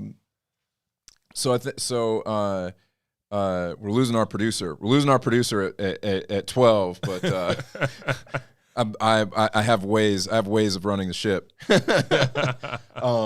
But man, that is the Project 2025 thing, man. You just said the thing, the name that shall not be named for the Democrats. I don't know if we're gonna make it out of here alive, but I do think that they do some of that stuff. I think some of it, yes. I think that I would love to see Vance and Elon teaming up on where to make the cuts. Yeah, this is what people don't realize about government. Once you start an agency, or you start some type of committee, or anything in government, that thing tries to constantly justify its existence. It doesn't do the job and then say, okay, disband us, we can go away now. No, it constantly tries to show why it should be around, get more funding, and the whole thing just continuously grows. And it's never cut because everybody is working to justify their existence for whatever reason, And so the federal government just grows and grows and grows and grows, and nobody ever cuts anything. And so this idea that if we go in there and cut, it's the end of the world. It's like, no, that's just the bureaucratic machine doesn't want the good thing to end. But a lot of it needs to be cut. Yeah, absolutely. And that's the struggle that I've had. And I understand why there's a lot of people. I understand there's a lot of people who, won't call themselves Republicans anymore because they're like, Republicans get in there, they never do anything. Hey, Joey, I believed you. So Joey said he was voting for Kamala, and I was like, oh, man, we got a Kamala supporter in here. I was about to say, hey, welcome. But he said he's just kidding. Oh man, but you got a lot of people out there who won't call themselves Republicans anymore because like Republicans don't do anything. They don't represent my values because every time they get in power, they don't do anything they talk about doing. They run their mouth when they're not in power, and then don't do anything. But I do think that. If we're going to get serious this time, we're going to make some cuts. I think the deregulation that Trump did during his first term, fantastic. Just I didn't expect that. I didn't expect his first term, that term, to be as good as it was because we don't know whether he's going to win or not. It's looking likely right now. But we don't know. But that term was better than I thought. as from a policy standpoint. From a policy standpoint, it was solid. And if we get a second term that's that solid, and I don't think, I don't think we're getting another pandemic here. We're not going to get something else that's going to, completely just, blow up. Yeah. A nuke get dropped on this term. A black swan event. Right. Yeah. Yes. I don't think we're getting another one of those. Yeah. And I think if he does what he did in 2016 again, I think this is crazy for me to say this. Anybody who knows me, it's crazy for me to say this, but I actually think that he may be one of the most important presidents since Reagan. Yeah, that's those strong words, man. Yeah, I think that he would be, though. I mean, actually, you say that. It's funny you say that. I was listening to a podcast, and this guy was actually it was Ben Shapiro's Sunday special. Sunday special. Yeah, and the guy he had on he's like a Reagan expert, written several books on Reagan. Yeah, and he said Trump governs a lot like Reagan. Now he's not likable like Reagan. Right. That's the issue. Right. But in terms of kind of where he is, he's not that far off from Reagan from a policy standpoint. Yeah. Yeah. Even his foreign policy, peace through strength, right? So it's funny you say that, because this guy was saying that, if Trump was just likable, because he was like, Reagan was the exact opposite. He said nobody hated Reagan. Right. Even those who disagreed with him liked him. And so, he was the great unifier. And he won 49 out of 50 states in 1984. But wow. Yeah, but from a governance standpoint, the guy was saying Trump's not that far off from what Reagan was. Like, this idea that Trump's some right-wing extremist is like, it's just crazy. He's a Reagan Republican at the end of the day. Yeah. Yeah. And I was like, that makes sense. So we need to do a couple transitions here. So we're not quitting yet, because we still got some more stuff to see happen here. But I need to break out the scotch. Okay. Yeah. Yeah. And I need to get some things so that I can start controlling this stream, because Liam is leaving us. But Liam, come over here so people can see the awesome guy who's been running he's been producing the cameras over here. Show. My man Liam, man. Appreciate you. Yep. Appreciate it. He's going on a mission trip in the morning, so we got to let this kid go and get some rest. But I can't call him kid anymore, because he's 18 now. Wow. And he just voted for the first time today. Man. So y'all give Kay, you give my man Liam a round of applause. This dude exercised his rights as a U.S. citizen. Proud of you, man. Oh, thank you. Appreciate it. All right, yeah, He's awesome. it. Appreciate your help tonight. Yes, sir. Yes, sir. All right. So I'm gonna pour you whatever you want. So I have apple pie moonshine and I have scotch. Which one do you want? Apple pie, of course. Okay, Yeah. let's go.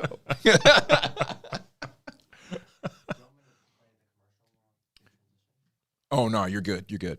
All right, so put me on the map though. Put me on the map real quick. I want to get us back to, where is my map? Oh, here it is. Let's go take a look at this. So, yeah, I mean, it hasn't. Yeah. Georgia's really holding out, man. Georgia's holding out. It's 2 percentage points, like less than 2%. Yeah, I saw that. Man, all right, 93% reporting in Georgia. They changed that county above Macon. Did they now? Yeah. Oh, yeah, that's flipped red. We still got these two holding out. Man, Virginia's solid for Kamala. I mean, 83% reporting in Pennsylvania, and he's still got almost a 4-point lead. I think he takes it. Yeah. I think he takes it. Let's get this scotch out. Yeah. All right, man. All right, John Michael. Let's get the folks in the chat. If you think that Kamala takes Nevada, put a 2 in the chat. But what if you don't think Kamala takes Nevada? A 1. Put a 1. I'm not biased. Not biased at all. All right, so they're talking. So John Michael said that he's watching MSNBC and the meltdown is starting. So Oh snap! I will say this. I am really concerned about the political left. And I say that because there are certain things that are just political rhetoric. And we say, oh, it's just politics. But I think we've gone too far. And I think they actually believe a lot of the rhetoric that they say. I think they believe Trump is a threat to democracy. I believe that they do think that this is something really, really bad. I don't think all of them do. Some of them just mouthpieces, but I think there's a large majority of them that do believe this stuff. And so, yeah, I'm concerned we can laugh at the meltdown, but I mean, the man has already faced 2 assassination attempts. You know, what are we going to see? Are they going to, will there be riots? Because this is the thing. Once you say someone's a threat to democracy and you convince the population that this person is Hitler, why wouldn't they riot? Who sits at home when Hitler comes to power? You know? And so we'll see. We will see, how far they take this. I hope cooler heads prevail. I hope that they don't do that, but the rhetoric has just been so strong. So strong. So I'm just concerned. I'm just concerned that they've ratcheted it up so bad to where can we walk it back? You know? Can you say, can we sing Kumbaya? You know, at this point. Yeah. And if he does win and this holds up and you see what happened in the Senate, then you go back to President Biden's comments from last week that Trump supporters are garbage. Like, how do we heal as a nation? And like, there's a clear divide between, I'm going to call it a class divide. So you've got, the working class and you've got kind of the college elite, or you can call it an urban rural divide. However you want to look at it, there's a divide in our nation. And the urban elites, the coastal elites, the Democrat Party tend to look their nose down on the other side. And the other side, to me, tonight seems like they're giving a big middle finger to that side that calls them garbage, that, was it Hillary Clinton calling the deplorables? Obama talked about clinging to their Bibles and their guns. Yeah, those people are tired. Those people are just tired of not only being beat down, but being lied to and lied about. These are just good, hardworking people. And they realize that those who are more educated, more sophisticated, those who are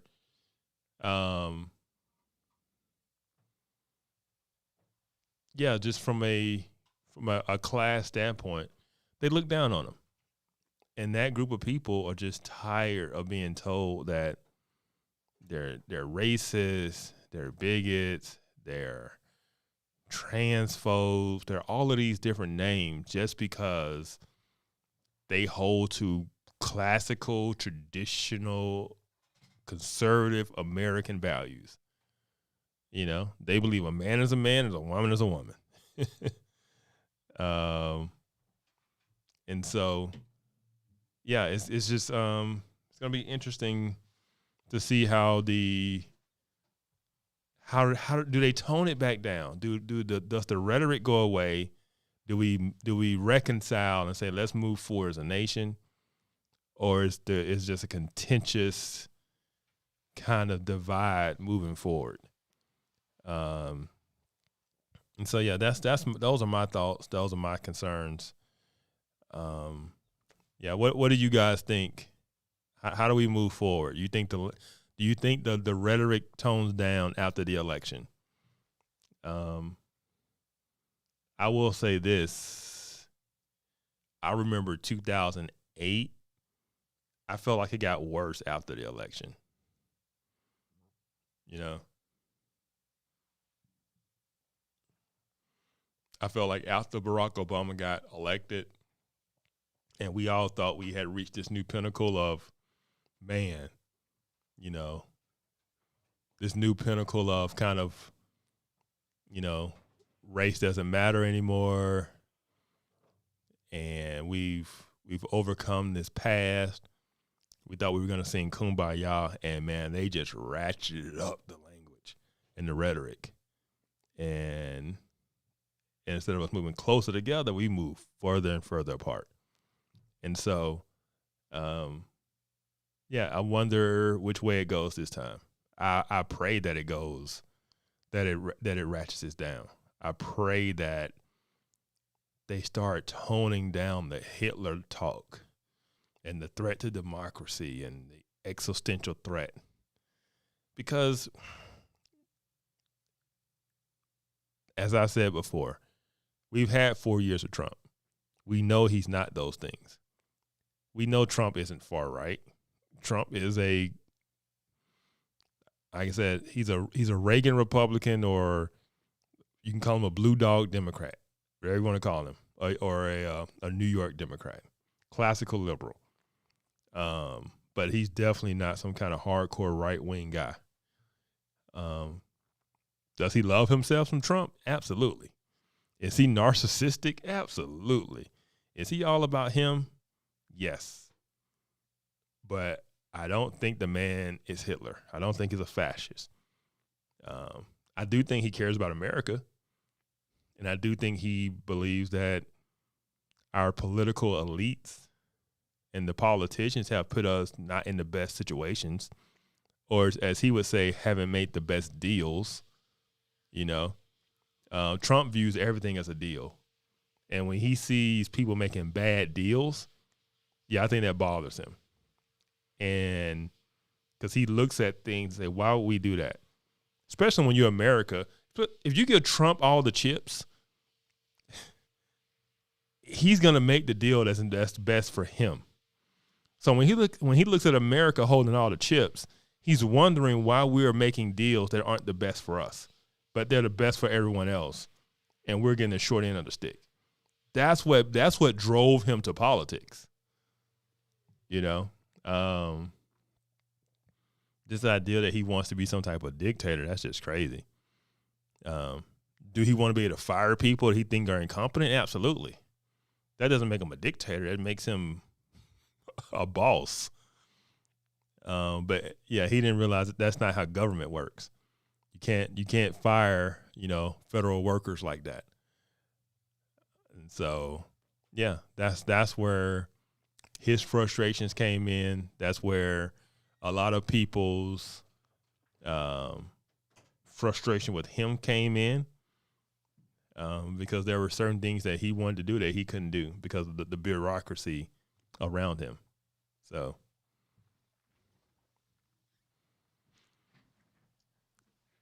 yep, I agree. Elon saved free speech. When Elon Musk buying Twitter was huge. It really was. I couldn't imagine things right now without Twitter. Oh man, that is a very good point. I agree. I think that if we didn't have Twitter under Elon's control, this election cycle would have been very different. Yes. Very different. Yes. Because it's funny, I'll write something on Twitter, and if I make the similar post on Facebook, I change the language because I can't. There's certain things that Facebook will just flag and say it goes against their community standards. Really? Yeah. Wow. Yeah. I never see the and that's interesting to me because I don't feel like I see you post. You don't post crazy stuff. I don't, but there's things that I know that are, it's just their positions. And you just learn what they are. They're keywords. Like when I made that sarcastic post about abortion, I intentionally did not use the word murder or kill. I said delete. Right. Right. Yup. Because they're gonna it's gonna get flagged. Right. Yeah, that's the it's kind of funny to me. It's kind of like this new language that has to be spoken to avoid the bots shutting you down on like YouTube, etc. That's why I say the alphabet community, and everybody knows what you're talking about. Right. They're gonna wise up to that. They're gonna wise up. Man, let's see. I'm trying to see if I can get us going here. So let's take a look again at the map. It's crazy. I mean, there's NBC saying Minnesota's too close to call. I That's thought Minnesota was. I thought Minnesota was going for Kamala. I for thought that was in the Kamala. I mean, bag. you know, if I'm looking at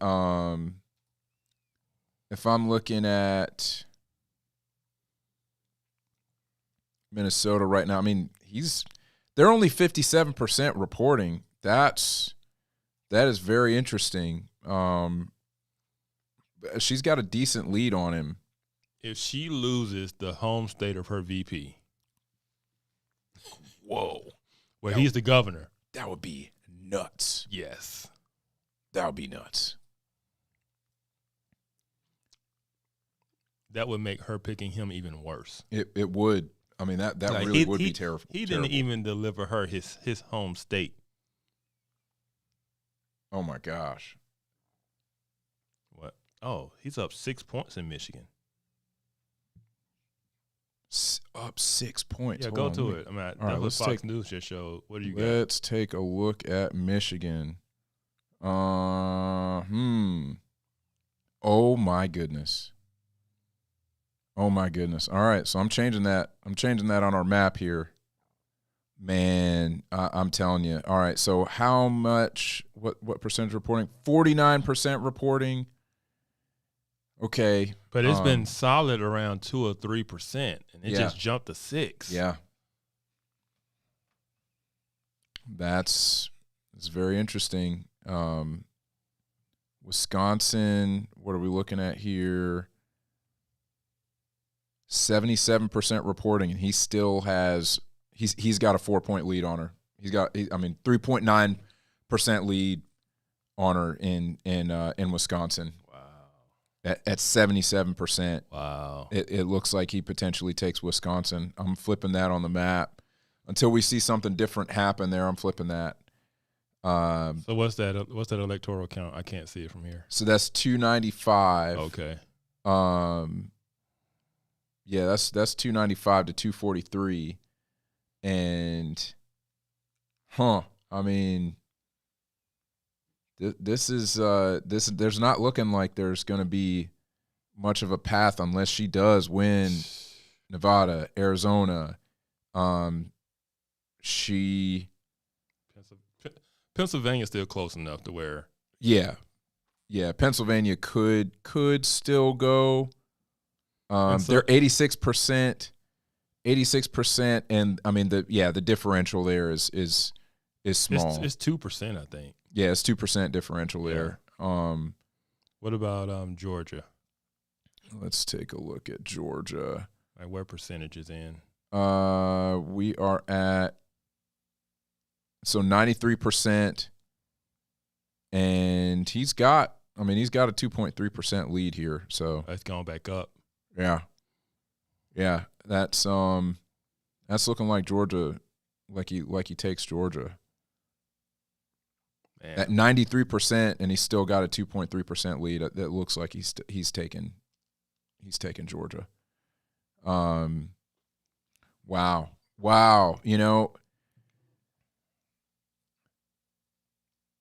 Yeah, 77. That's an even bigger gap there. Hawaii, they've called. Dude, Hawaii, which is hilarious. They got 0. Hawaii's going to be blue. Nobody need to count anything. Yeah. It's saying 0% reporting, but they've already called it. We know. Yeah. We already know. Listen, we're not going to waste y'all's time. Yeah. Appreciate that, Google. Appreciate that. Yeah. Associated Press. I think they call Alabama red this morning when the polls open. 7 a.m. They was like, we're calling Alabama for Trump. It's just certain states, man. There's just no shot. They asked themselves, hey, does Alabama have a pulse? It's red. Yeah. Man, well, y'all did right down there, okay? Y'all did right. So I'm looking at this map. I mean, still we have nothing from Nevada. Nothing. That's crazy. It's a little bit nuts to me, man. That's a little bit nuts. How long have we been doing this? We this have whole been election thing and voting. I mean, how many hundreds of years? We still having issues. It is 12:20 a.m. and we still have nothing from Nevada. What are y'all doing over there? I'm gonna need y'all to work on this. Gambling. The casinos. We'll count the votes later. Clackety clack. Oh man. Okay. So Pennsylvania, I think that's pretty strong at 86. It's pretty strong.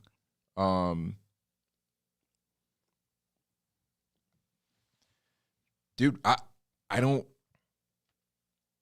see how she gets it, man. I don't see how she gets it. I mean, not go conspiracy theory, but it would have to be kind of like what happened last year. Yeah. Where people went to bed thinking Trump had won it and woke up and found out, oh no, there's these batches of votes they count in the middle of the night. Yeah. Yeah. So, Minnesota, are they still saying it's too close to call? Because so what are numbers? What percentages in and it's 57%. Oh, that's why it's too early. Yeah. And what's her lead? 4 points. She's got almost a 5-point lead. Actually, she has more than she has a 5.5% lead. Okay. Yes, that's a commanding lead. It is only 57% reporting, but that's a commanding lead. We expect her to take that. I mean, it just depends on if the cities are in, but they're waiting on the outskirts, the rural areas, that could change. Yeah, let's take a look. So Duluth, the Minneapolis, St. Paul, they're in. Surrounding counties not in yet.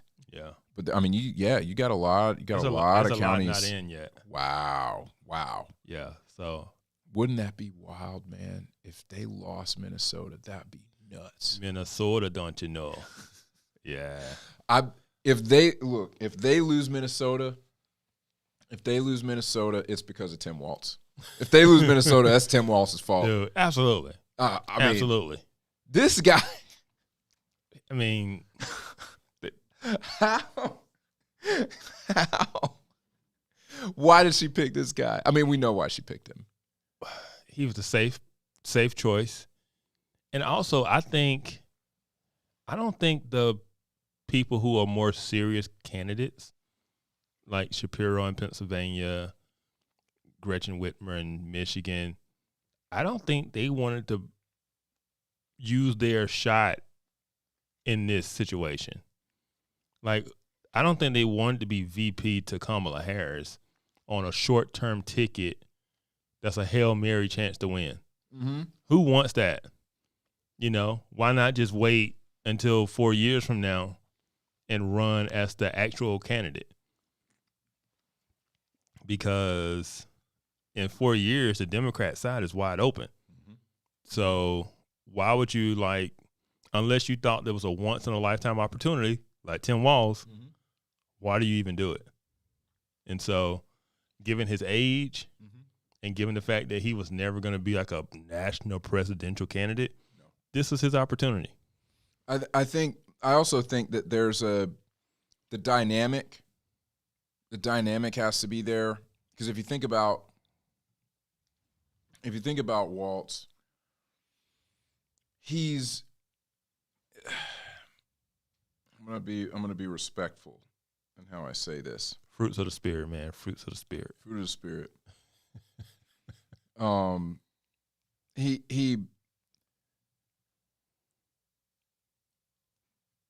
He's not gonna overshadow her with his masculinity. That is 100% true. Yeah, I think you just hit it on the head. I think that's. Yeah, he fit perfectly next to her because he was so.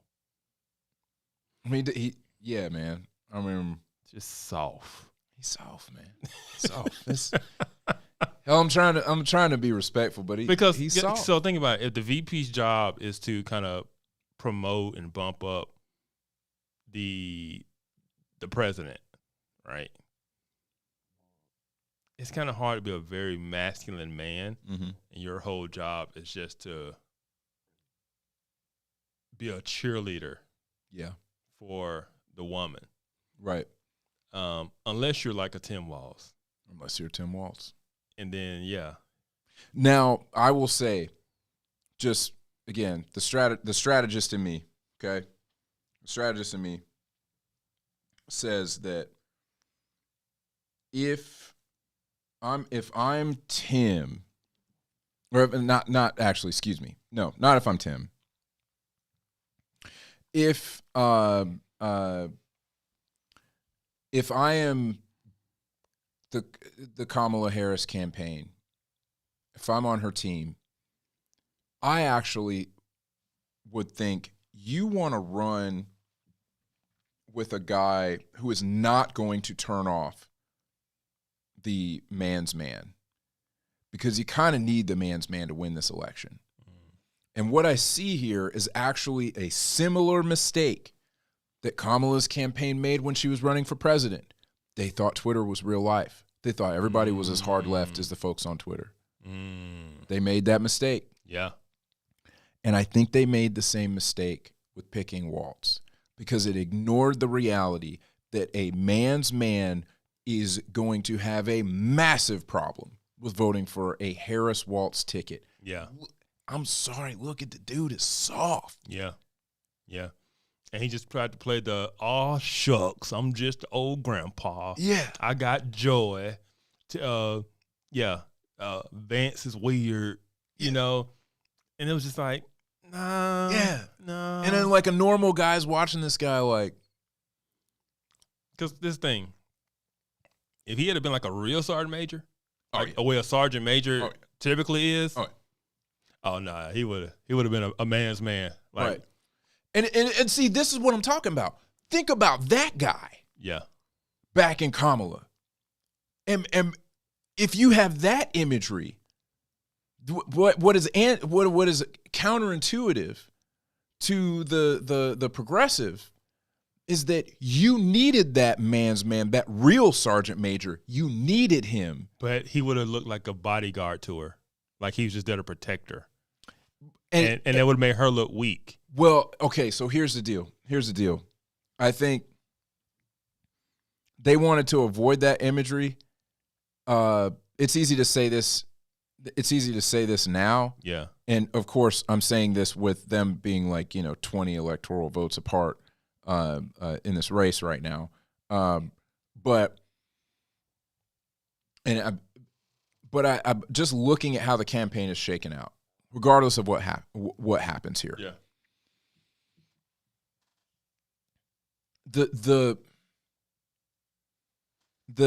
man's man looking like he's kind of Kamala's bodyguard, depending on how he plays it, says, okay, I've been around this lady.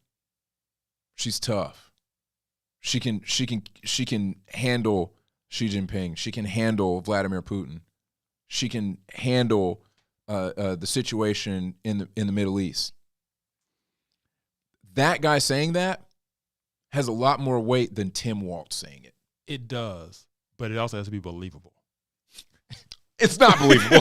So It's like, not. So if that guy was saying that about Tulsi Gabbard, it would be believable. Absolutely. But you saying it about Kamala, and then she gets up there and starts cackling. It's just she's gonna kill it. Yeah.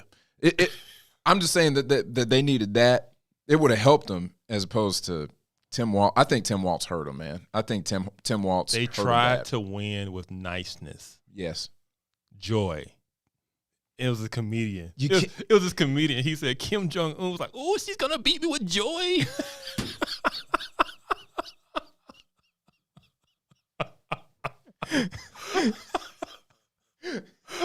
Oh my gosh. That is, I mean, her whole message was joy. Like, this is the presidency. Kim Jong-un's probably sitting over there looking at them like, oh man, he's like, I'm actually going to eat you. Yes. I'm actually going to eat you. I'm launching all the rockets. Yeah. Rocket Man. Yeah. He's like, Trump called me Rocket Man. I'm gonna show you. And I'm actually going to try to eat Tim Walz for breakfast one day because Kim Jong-un ate a couple people. Let's just be real. But I'm just saying, like, I'm just saying that like, yeah, it's got to be believable. It's not going to be believable. Okay, it's not going to be believable. Tulsi Gabbard absolutely would be believable. I don't know what happened with Tulsi. I don't know if she just got torpedoed by the establishment. She seemed like probably one of the strongest candidates that they had. She was. It's wild. I mean, what do you think happened there? Because it's wild to me that she wasn't. She's not the type of person that just plays ball, right? She's very strong in her beliefs, and she just doesn't give in to the establishment, to the machine. Yeah. That's what people don't understand about the Democrat Party. The Democrat Party is a machine. It is. And that machine picks who's up next. Mm-hmm. That machine picks who's going to win. Yeah. They did the same thing to Bernie Sanders in 2016. They did. And he took the deal. Yep. But they manufactured that was going to be Hillary's gig. Yeah. Right? The super delegates. Right? And then this year, the machine said, we're not going to hold any primary debates. Yeah, man, ain't that wild? Joe Biden in his dementia is going to run unopposed. And this is the thing. Everyone knew his mental state. And they said, we're going to run him for another 4 years. They knew good and well that man could make 4 years. They knew. I mean, they knew, man. Right? That was the wild thing to me, that they thought that the American public was going to sit there and be with them when they say, oh yeah, Joe Biden, all his mental faculties are there. He's sharp. He's sharp. I mean, that was crazy to me. That was absolutely crazy to me. Joe Scarborough, an MSNBC clip, because now he's really close to Biden. Yeah. And he was like, I talked to him. He said, I made a mistake when I said he was cogent. He's more than cogent. This version of Biden is the best version of Biden I've ever seen. He was like, he's sharp. He's just going on and on. Like, and if you don't like it, you can, he's just going all off. I call that cognitive dissonance, man. No, it was just lying. I mean, dadgone. He's just complete lying. And so they knew this, and they chose to run him for another 4 years. It could have been easy to say Biden's a one-term president. Yes. And we're going to open it up, Yeah. But no, because he's people keep saying, who's running the country now? The machine. He's just a figurehead. He's just there. He's not running anything. And neither would Kamala. She's just a dipsy figurehead, right? She's not running anything. And so, but so they ran him unopposed, knowing his mental faculties weren't there. And then they tried to hide him. And then once they couldn't hide him anymore, he had to do that one debate. They thought they can get him through that debate. And once it was so bad, this is how you knew it was bad. Usually they cover for their own, the media. Immediately they started dragging him. Yeah. Immediately the head of the DNC is giving comments saying that was horrible. Yeah. Like, I'm like, oh, he's done. Yeah, they knew after that, because they thought they could keep the charade up as long as they kept him out of view, and they knew nobody's going to believe us if we keep saying this. That was really bad. The crazy thing to me is that we saw that 4 years ago. 100%. Anybody who's being honest with themselves saw that 4 years ago. Well, how are y'all pretending like you didn't see it before? Yeah. Y'all saw it. Yeah, and so when you think about the machine is making these decisions. And once they realized that they couldn't hide him anymore, that debate was so bad, the numbers were so bad, he had no shot, they said, okay, we're going to replace him. And it wasn't some kind of open democratic process. They just pushed him out. Yeah. And moved her in and anointed her. She's never received a single primary vote. And now she's the Democratic, like they hand pick and choose. It has nothing to do with democracy. Yeah. Nothing to do with democracy. Yeah. That's and I don't know. It seems like the Democrat electorate, okay? It seems like the Democrat electorate doesn't have a ton of problem with that. We're seeing here that they got Trump at 249 now. Hey, look at Trap the Don's comment about what Elon said. Let's see here. Oh, I don't know if I can bring that one up. I can only bring up the last comment. What'd he say? Oh, he said Elon Musk said the only reason they haven't called the election is so the news companies can run ads.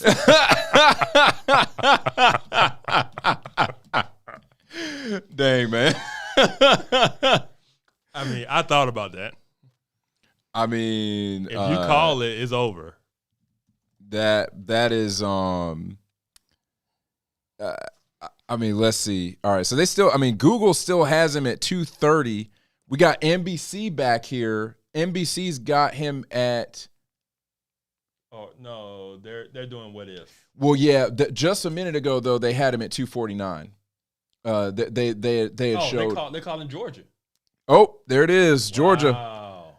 Done deal. So that's why they got him at. That's why they got him at 249. Georgia, North Carolina. It's going to be a wrap. Yeah, I think it's a wrap, man. I think it's a wrap. Pennsylvania. What's Pennsylvania at? 86% reporting. He's still holding that almost 3-point lead. Almost 3-point lead in Pennsylvania at 86%.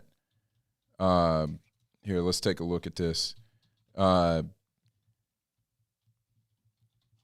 Yeah, man. So Georgia's 93%. Looks like he's got it. We think that's pretty much in the back. I mean, and still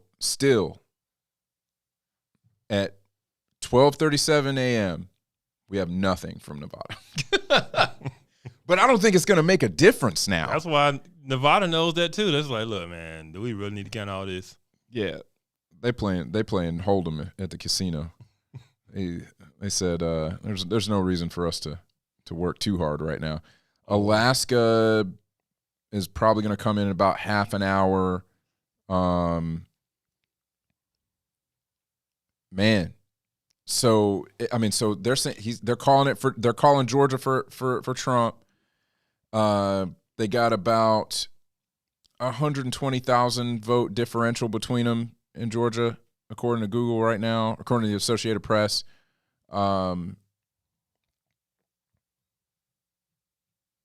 Pennsylvania is looking like it's going to go for Trump. If he gets Pennsylvania, it's a wrap. I don't see how she. No, if he gets Pennsylvania, that's 270. Wow. Yeah. Yeah, because if we're looking at, all right, let's see. Let's just go with. I'm gonna. How can I change? Somebody said Bitcoin just hit an all-time high. Wow. You think that's a response to the election? I do. You know what's surprised me about crypto markets is that I thought that they would be the inverse of normal markets, because I thought that people would put money into crypto when the dollar was weak, when the dollar was poor, or when markets were poor. They wanted to get into a different type of asset, but they follow the general sentiment. Yeah. Just how do people feel about where things are going? Yeah. So I thought it would be the inverse, but that's not the case. I mean, I do think it's a reaction to how things are going now. Crypto investors are incredibly speculative, and so they could also be doing this because they think that they might be able to make a quick buck, but who knows? And that's coming from a guy who has invested, not a small amount of money in crypto, and I've lost most of it. So,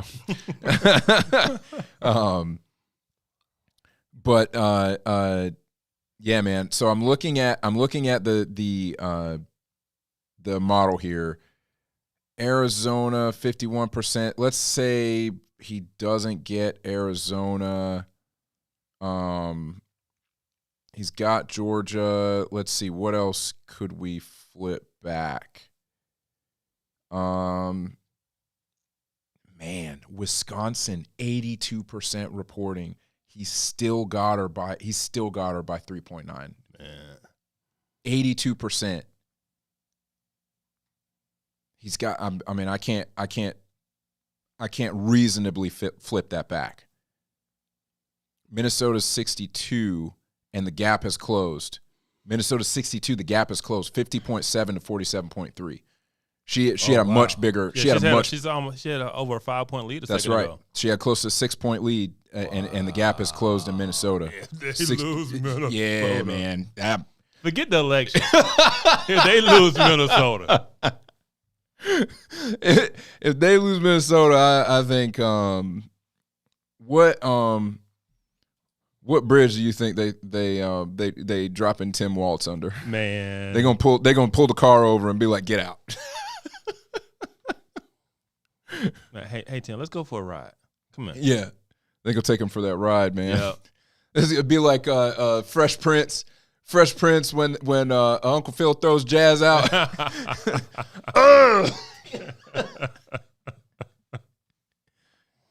Another race that everybody thought they were saying was going to be so tight.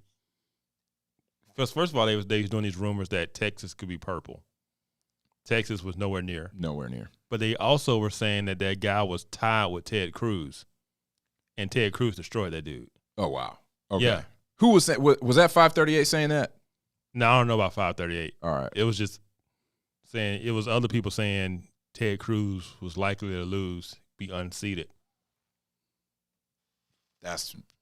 Yeah, and it wasn't even close. On what planet? On what planet? Now, I say that as a guy who I haven't followed Ted Cruz in a minute, okay? I haven't followed Ted Cruz. He's been quiet. I was a big Ted Cruz guy in 2016. I wanted Ted Cruz to win the nomination. Now, I feel like I learned a little bit more about Ted Cruz. Not as wholesome as I thought, not as and he was a little bit of he was big on the theatrics, man. He wanted to be president so bad, man. That's like he wanted that more than anything. But Texas seems to be hardcore, like, yo, we gonna keep voting this guy in. This is the thing with 2016. Trump took the air out of the room. Oh, here it is, Senate. It's in Republican control. So that's they're calling it. Yep. Yeah. 2 seats, 51, Friday night show, man, is gonna be. We got a lot to talk about, man. Wow. Okay, so that we knew that was we expected Republicans to take the majority there. There's still a lot of night to go here as far as like I think the House. How much do we have to go? How much is reported? I mean, of course, Nevada still. Where you at? Where you at, Nevada? Bueller? Okay. So, I mean, Republicans are up 30 seats right now to Democrats. We'll see what happens.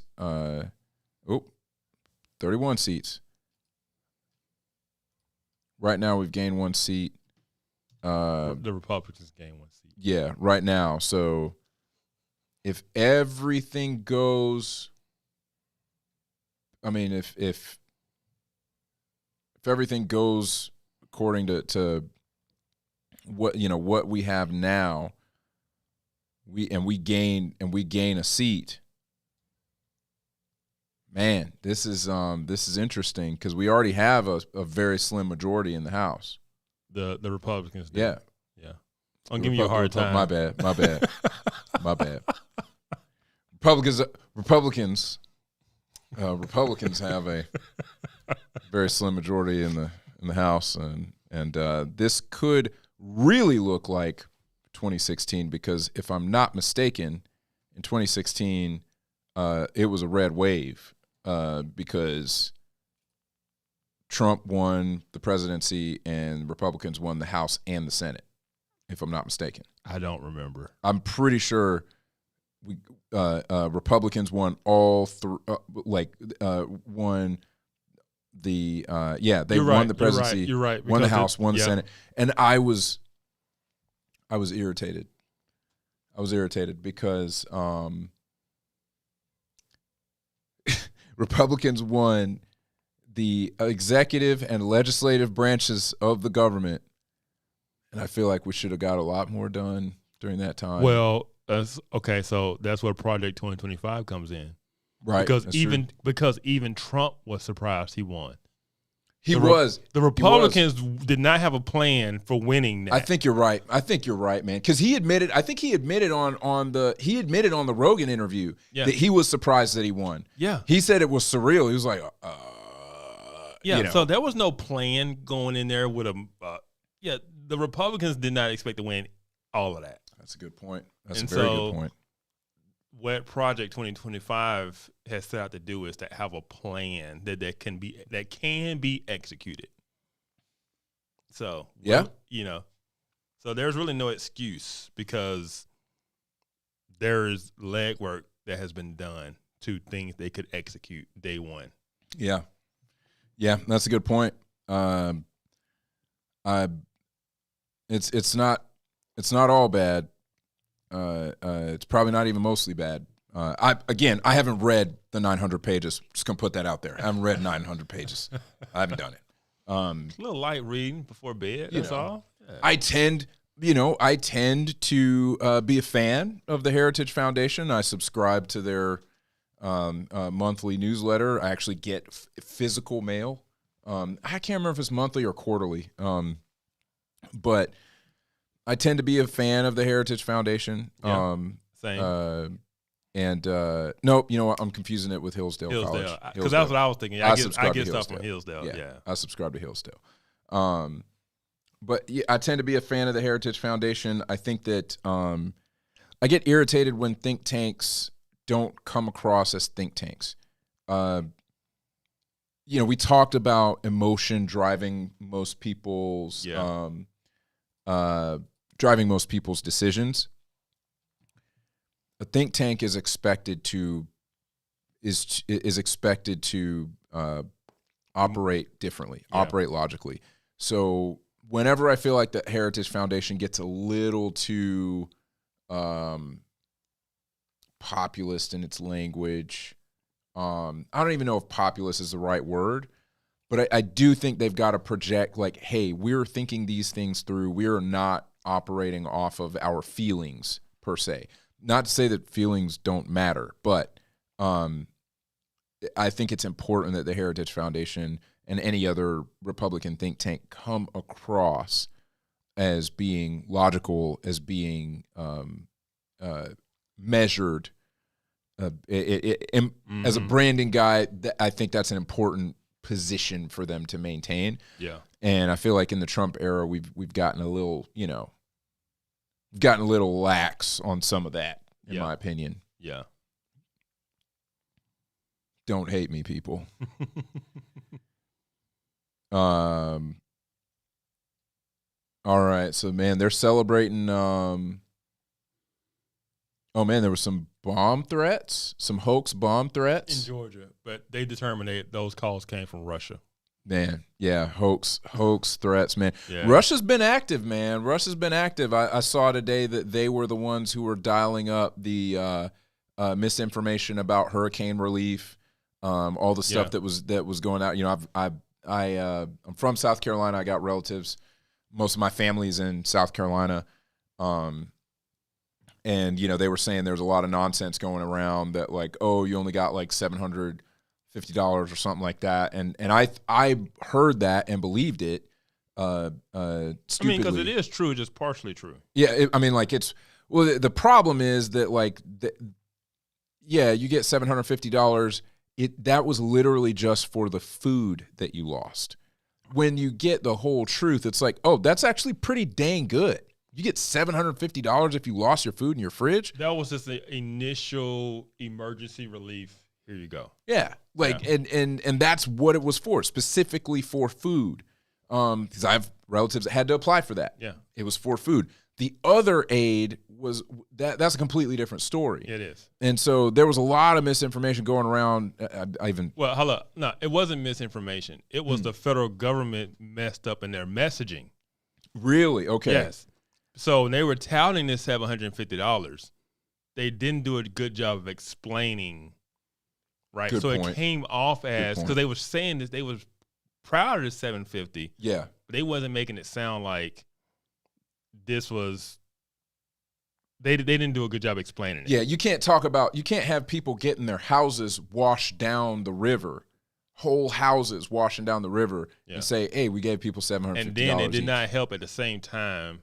It was so tone deaf. The DHS guy is talking about them running out of funds. Yeah, that was super tone deaf. That was really bad.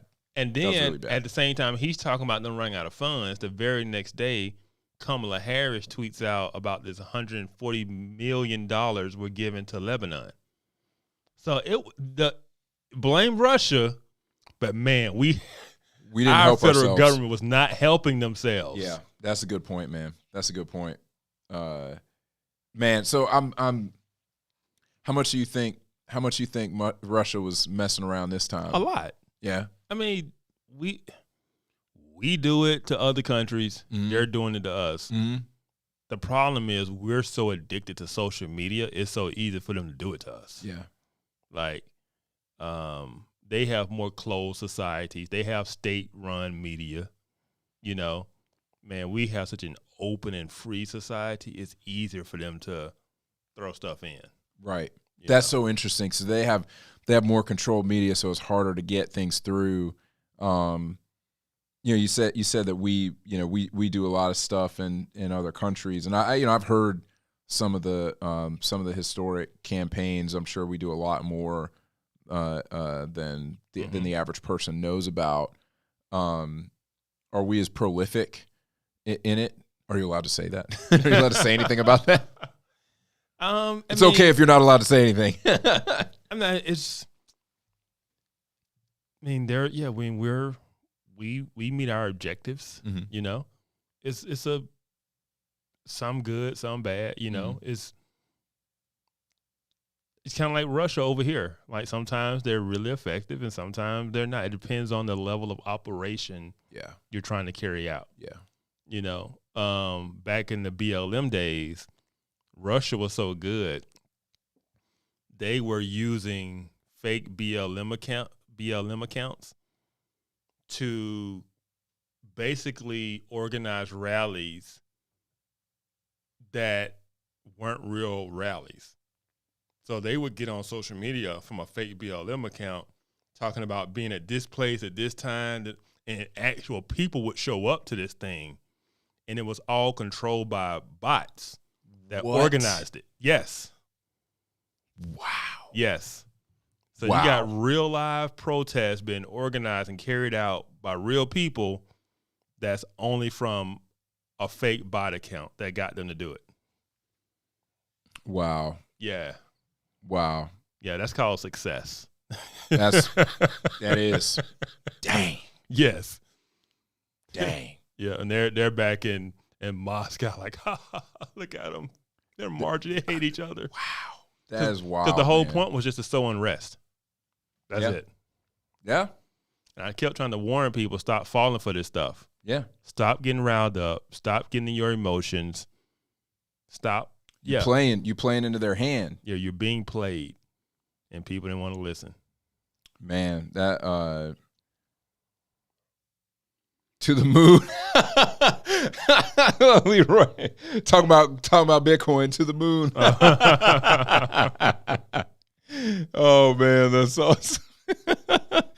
Oh man, he just made. Oh no, he's talking about Doge. He's made $600 with his Doge holding. Which is, Elon's such a he could be such a troll sometimes. He's calling the what he wants his job to be the Department of Government Efficiency, Doge. Yes. Yeah. Such a troll, man. Such a troll. He is. Oh my gosh.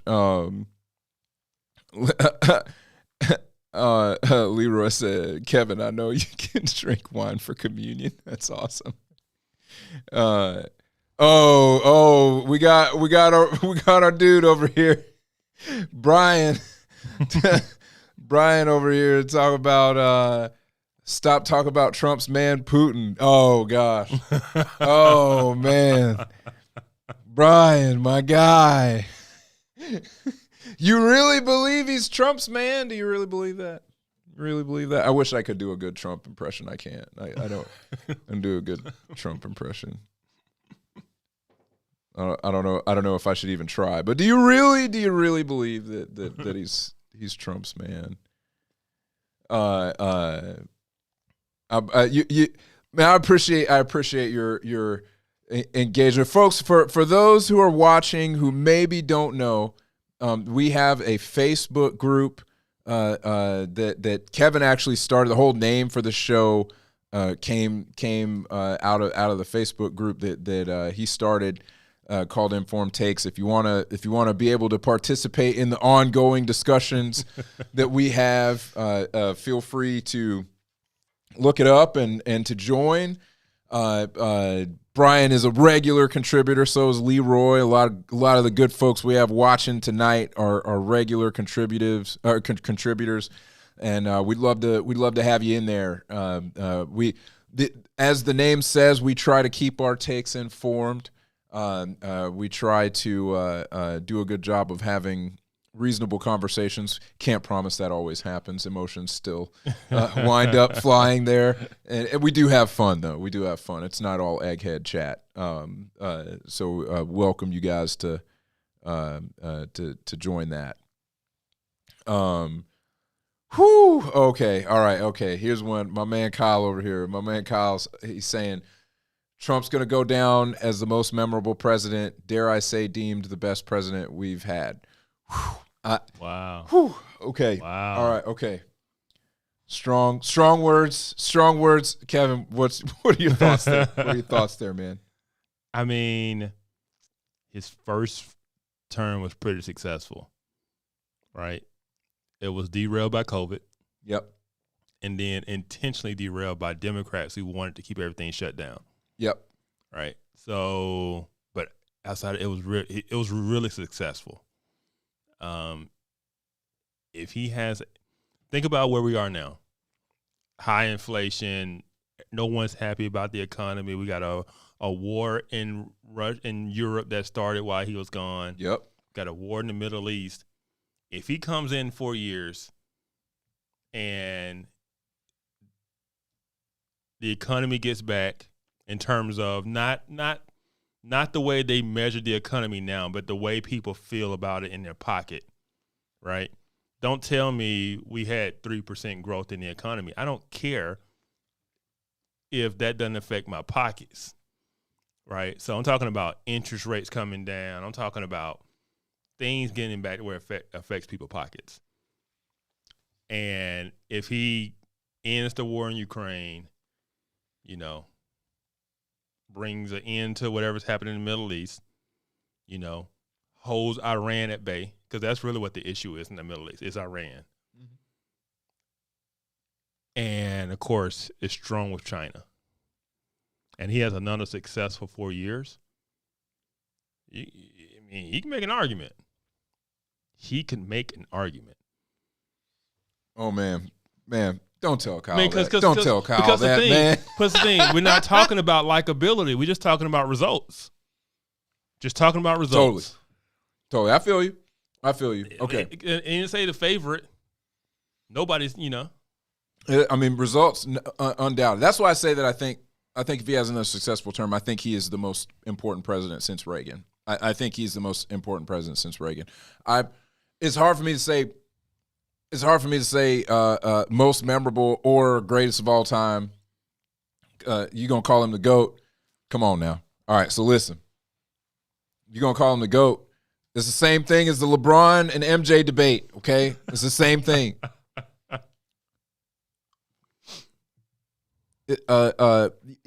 You talking about if you're gonna call him the GOAT, he got to beat out George Washington.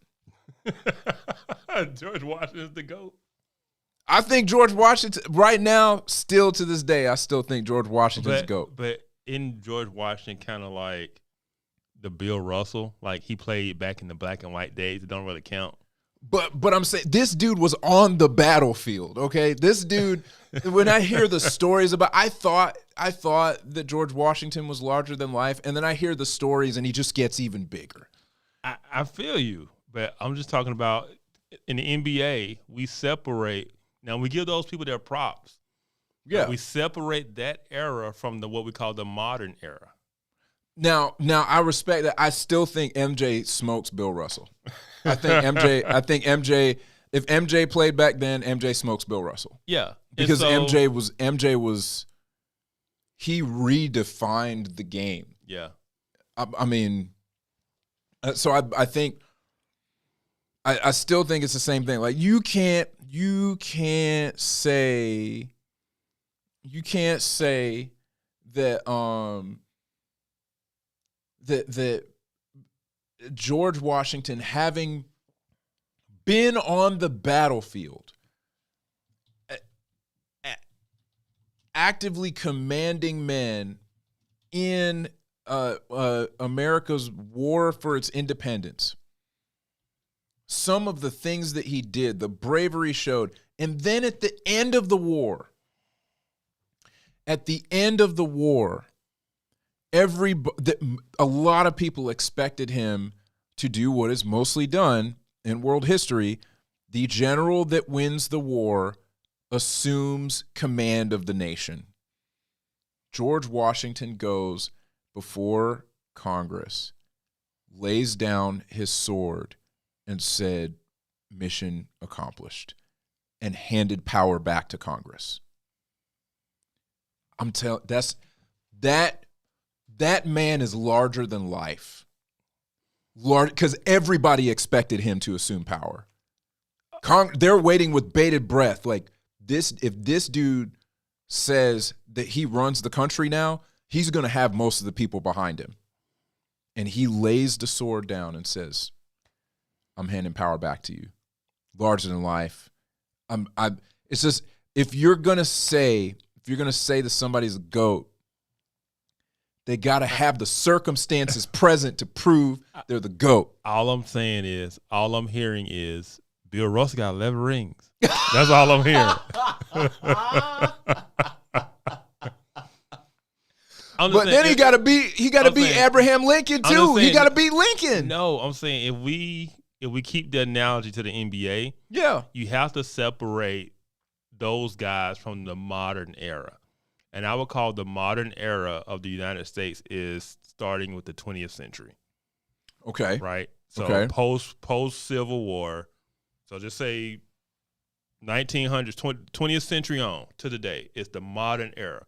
Who's the greatest president? Because a lot of those guys back before then, we know Lincoln and we know Washington, but a lot of it get real fuzzy. We're like, Right. No, absolutely. You know, I'm not going to front. It's like, yeah, Bob Cousy was really good. It's like, yeah, I get it. You know, so when we talk about the modern era of presidents, would Trump be considered? Where would he stack up against Reagan, Kennedy, FDR, Eisenhower? Who am I thinking about? Whatever the list would be, because I'm trying to. Most of it's not good. yeah. I mean, you know. I was like, Nixon, no. Carter, no. Oh, definitely not Carter. Ford. Well, Ford is kind of forgotten about. Yeah, that's a good point. I mean, you know, he had some accomplishments. I think that you know, when you start thinking about contenders, right? You start thinking about contenders. Washington, Lincoln. They'll Mount Rushmore, absolutely. 100%. Mount Rushmore, contenders, okay? And when you tell me you're going to put Trump up there on Mount Rushmore, I'm like, substantiate that. I'm not saying I'm now. That's a better discussion. 6 months ago. The GOAT discussion is it's too complicated. But Mount Rushmore is simpler. It is simpler. It is simpler. What four presidents do you have on your Mount Rushmore? You got Washington and Lincoln. Washington, Lincoln, Reagan, easy. Washington, Lincoln, Reagan. I want to say,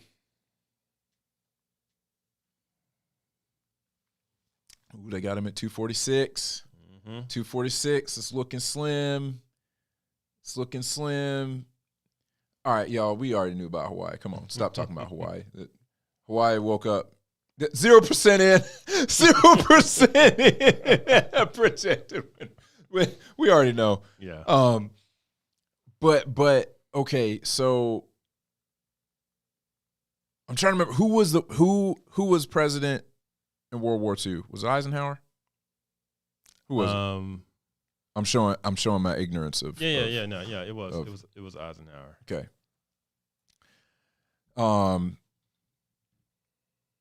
I think Eisenhower's up there. No. It was FDR.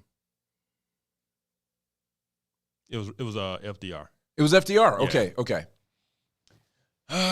Wasn't FDR? FDR was a Democrat, right? Yes. Now, and I didn't like. No.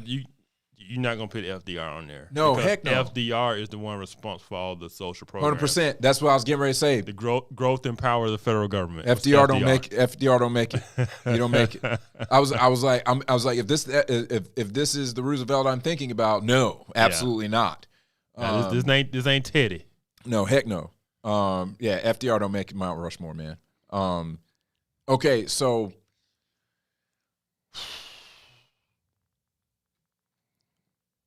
yeah, it's tough. Man, that's real.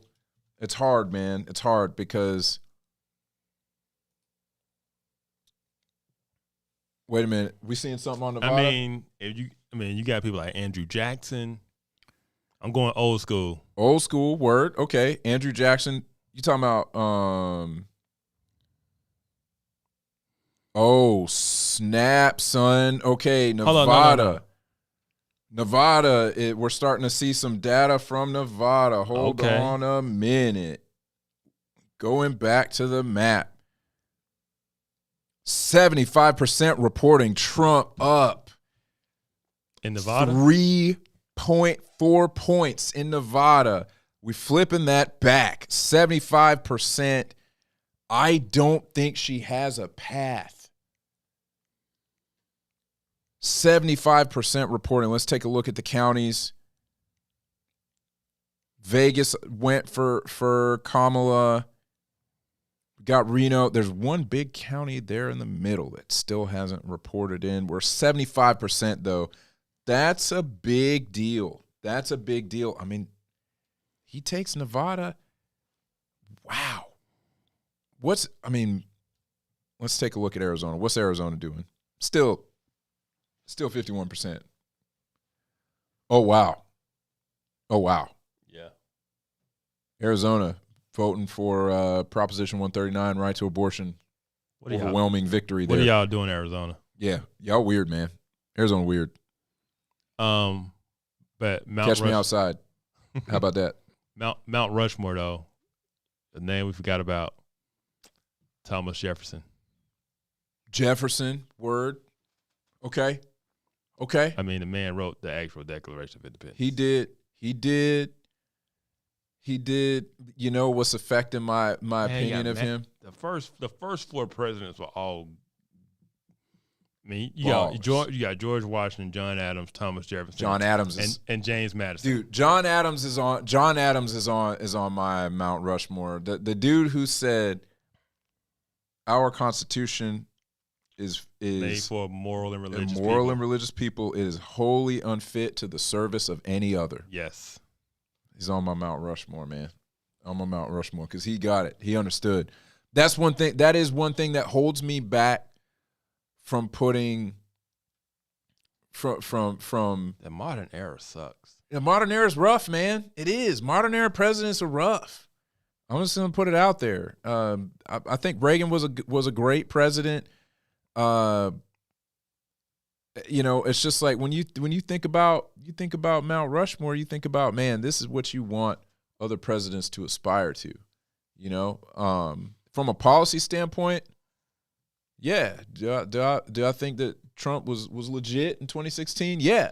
Yeah, it's hard to put him at GOAT status. Yeah, it is, man. I was thinking more modern era, and because the modern era has been so bad, right. But once you start going into the OGs, you know, once you get into the OGs, you start to realize, okay, it's hard because you gotta get those guys their respect. I mean, the OGs are just.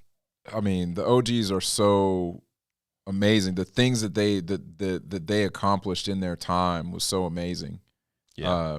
So that's why it's hard for me to give him GOAT status. I mean, yeah, I can't do it. Yeah, I can't.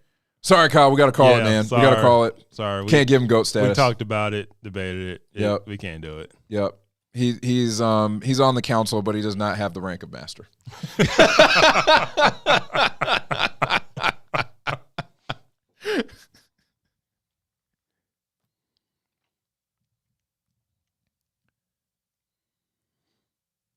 Let's see. All right. Let me take a look at our live chat here. What are people saying? When doves cry. When doves, dang. Oh man. Man. VP Harris will not make a statement tonight. Yeah. They said she won't say anything until tomorrow. Wow. Yep. Oh my gosh. So apparently so Trap saying that Elon Musk created a meme on X where he's carrying a sink through the Oval Office, said let that sink in. Oh. Snap. Elon's already talking smack. Elon's already talking junk, man. I gotta go check out Elon. Yeah. Twitter's got to be lit right now. Excuse me, X. X has to be lit right now. I see it. Oh man. All right, let me go to my for you on Twitter can get real wild sometimes because the people they recommend for me are people who I'm not aligned with. So that's where I get my alternative views from, my For You section. All right, I gotta show this Elon meme real quick. Yeah. I gotta blow it up on my screen. Man, Elon out of pocket, man. Elon out of pocket, man. So let that sink in. Oh my gosh, he's bringing it back. Oh man, man, it's so hilarious. So they posted up the thread from when Elon posted, "Is a new platform needed?" He's like, just buy Twitter and change the bird logo to a Doge. And Elon's like, that would be sick. And he bought Twitter. Real life Tony Stark. Man, that is wild. That is wild. Elon's off the chain right now. He's already talking smack. I think we see something happening here. I think we see something happening. So Arizona still 51%. Let's take a look here. Arizona's still 51%. Nevada's still 75%. Wisconsin 86%.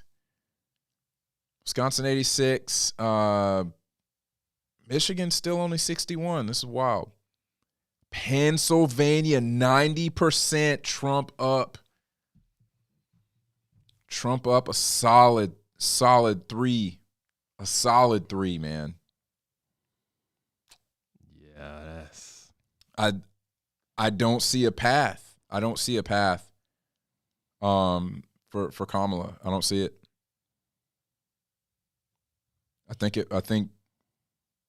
it might be a wrap. We might go to sleep and wake up but I'm looking at these numbers and I don't see it. So, I mean, let's say Arizona comes back. Golly, I mean, that's not a small lead. You know what we haven't talked about tonight? Iowa. Oh, man. We didn't talk about, remember that poll that came out that everybody was like going crazy over? That showed that Iowa might be in play. That said that she was up by 3. What did Trump? What is it? Oh man, I mean he destroyed her by like, what is this? He destroyed her by like 14 points, dude. Yeah, because the other poll said that he was up 10 points, and then this thing came in, and apparently this poll was like supposed to be always like she predicted all these other elections perfectly, and yeah, and that's what people were. It had all my friends excited. Then they were taking Iowa and flipping Florida, and I'm like, don't let them tell y'all lies like that, man. Yeah. Don't let them tell y'all lies. They drunk the Kool-Aid, like that, man. They drunk the Kool-Aid. Yeah. They got excited about that. They did you wrong. I'm sorry. On what? Now, okay, maybe it could happen, but let's remember. Kamala didn't even make it to Iowa in the presidential election. Look, last time. This is what I said about Kamala Harris, and this is why I never bought any other polls. And I might have said this before, but she was a very unpopular VP. Oh, yeah. Her approval rating was horrible. Man. Right? Yeah. She was already on the ticket. The ticket was tanking, right? Yeah. Then they do the whole swap, and they move her to the top of the ticket. And immediately, all these news agencies start talking about this excitement about her. And all of them start talking about these polls. She had closed the gap with Trump already. And I was like, I don't buy it. She was already on the ticket, and she has a very low approval rating. How does moving her to the top of the ticket give her this big boost? I'm like, no, those are people that are already they were already gonna vote for her anyway, or vote for that ticket anyway. Yeah. I was like, that's no boost. I never bought the polls. Manufactured. I mean, they were manufacturing excitement for her. I'm like, what poll?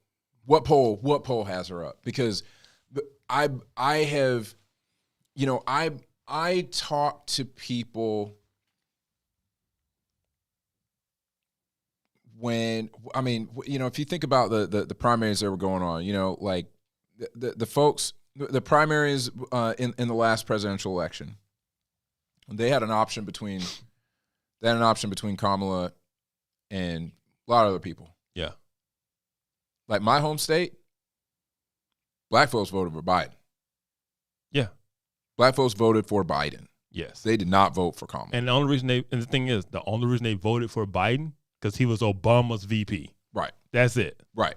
They were voting for That's Obama again. Yeah. Yeah. I mean, and so if yes, when there are no other options, yes, they're going to vote for Kamala. When there are no other options. But let's not pretend there was excitement. Yeah. About Kamala. That's what I never bought the polls. Yeah. There was excitement from the celebrity class. Yes. And I don't like using class language a lot because I don't like Marxism. Because it's Marxist language. But the celebrity world, the media world, there was excitement there. Man, just say the bourgeoisie, man. Just go ahead and say it. Get it off. Get it off.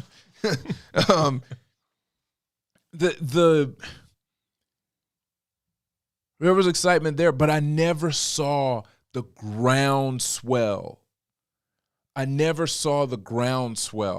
No. Of excitement for Kamala. I never saw it happen. She's not likable because she comes off as fake. Super fake. I mean, incredibly fake. Dude, did you see the SNL? Did you see the SNL thing that they did with her and Rashida Jones? Not Rashida Jones. No. What's her face? Oh man, I did not. She always plays Kamala, not Rashida Jones. I know you're talking about. Yeah. No, I didn't see. Only one I saw when they did the Family Feud one. Okay. I watched today. I watched it because I was like, Okay. all right, we have an ElectionCast 2024. I need to make sure that I know what happened on this thing because my wife texted me, oh, they had Kamala on SNL. I was like, of course, SNL is going to put their flag down, of course. Yeah. I don't expect that was anything also less. another sign that it was over. Once SNL started making fun of her, I was like, okay, it's over. Well, they did a very heartwarming, if you can stand to hear really bad jokes and Kamala's voice, little thing between Maya Rudolph. That's it. Maya Rudolph and Kamala. So they brought back Andy Samberg. They brought back not Dana Carvey.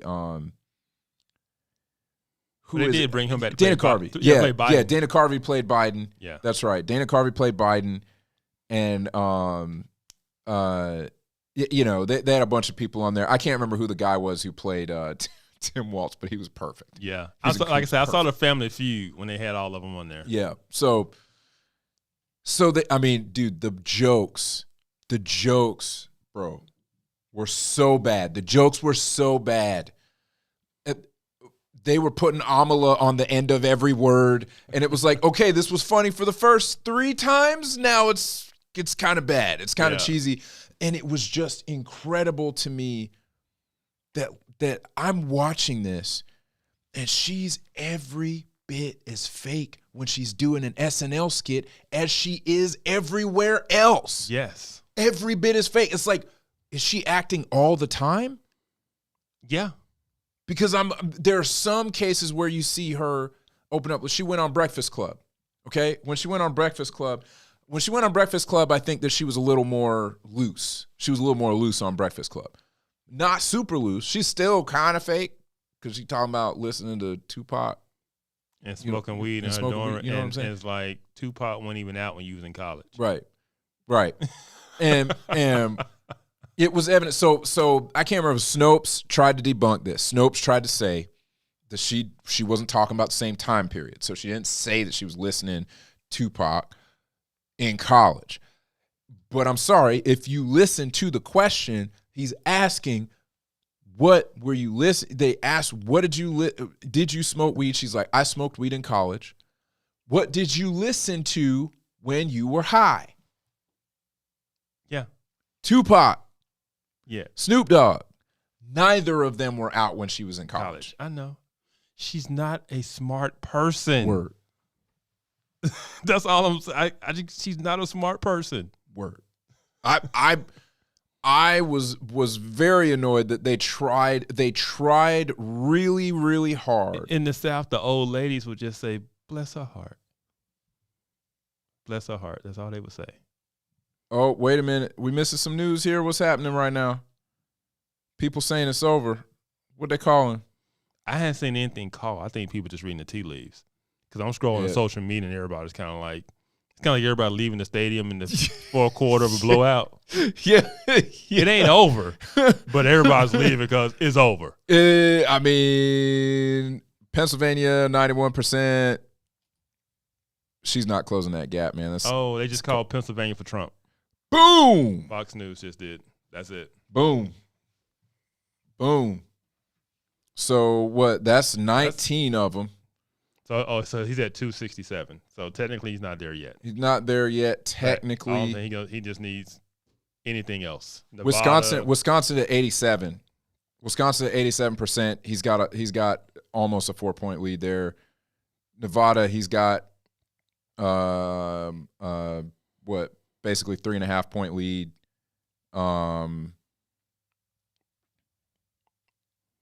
She would have to do a miracle sweep of everything else on the board. I mean, he's destroying her in Alaska. Hot dang. I mean, it's only 26% reporting. But wow. How many electoral votes is Alaska? Because I heard that all he had to do was get Georgia, North Carolina, and Pennsylvania. He did. Yeah, I mean, is it 3? It's 3. Yeah, it's 3. He's at 270. Yeah, they just ain't called it yet. He's getting Alaska. He's at 270. Yeah, that's ball game. Dang. Democracy survives. Actually, democracy died. The republic lives. The republic, yes. The republic. The republic. To the republic. For which it stands. Wow. Man. We have a new president, y'all. Donald Trump, 45, is also now 47. He is. He's also 47. This is they're saying Minnesota's still too close to call. Minnesota's 64%, big gap, 6-point gap at 64%. Man. All right, so let's, for the sake of it here, we're going to flip Arizona. If he gets everything that's trending right now, he's at 312. If he gets everything that's trending. Yeah. If he gets everything trending, that's 312. I think that's what he got in 2016. Well, let's take a look. We're going to switch this map over to 2016. 304. Very close. Very close. Yeah, he got 304 because of Maine, I think. Because Maine had a few. Yeah, that was an interesting. Well, he also got Arizona and didn't get Nevada, so that's true. It was a little different. Yeah, a little bit different. Yeah.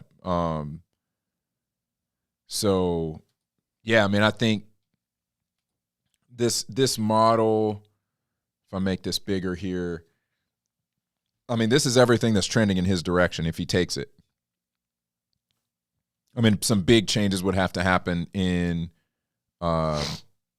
Wisconsin and Michigan. Some big changes would have to happen in Wisconsin and Michigan for that to go the other way. Arizona, Arizona's decently close. Arizona's less than 1%. But it doesn't matter. I mean, if he lost Arizona, he's still 301. I mean, I can say it's basically a wrap. People are leaving the stadium right now. Man. The Republicans are getting ready to storm the field. They getting ready to take down the goalposts. Yes. They getting ready to take down the goalposts. Oh, man. All right. People in the chat, how you feeling right now? How you feeling in the chat? It said picking up some good vibrations. My man Kyle Hammer, he's over here toasting. Yep. Toast. He says time to be unburdened by what has been. Yes, sir. I know what I got to say. Death to DEI. Oh man. Yeah, that is woo, man, that's a whole conversation. Man, Friday we're gonna be talking about that. What happens to DEI now? Because I noticed that people were getting tired of it, and I was calling it earlier this year. I was like, yo, DEI's jumped the shark. DEI's jumped the shark, and people are tired of it. Oh man, they're saying MSNBC is must-see TV right now. I wish I could bring it up on the stream, but we'd get a copyright strike if I did that. So I'm not going to do that. Not going to do that.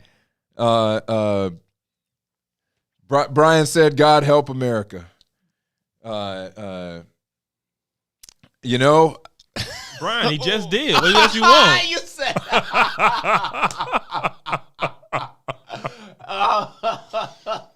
Oh man, you said it. I was trying to hold it back. I was holding it back. It's like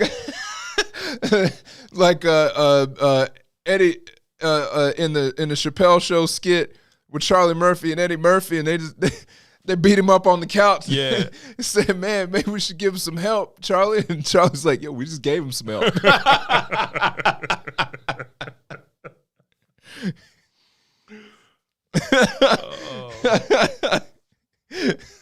John Michael agrees with you. He said facts. He said facts. I mean, Shenandoah's right. We got to be careful. We went to bed in 2020. Hey, no, I got a buddy. He said, I want to go to bed, but that's how they win.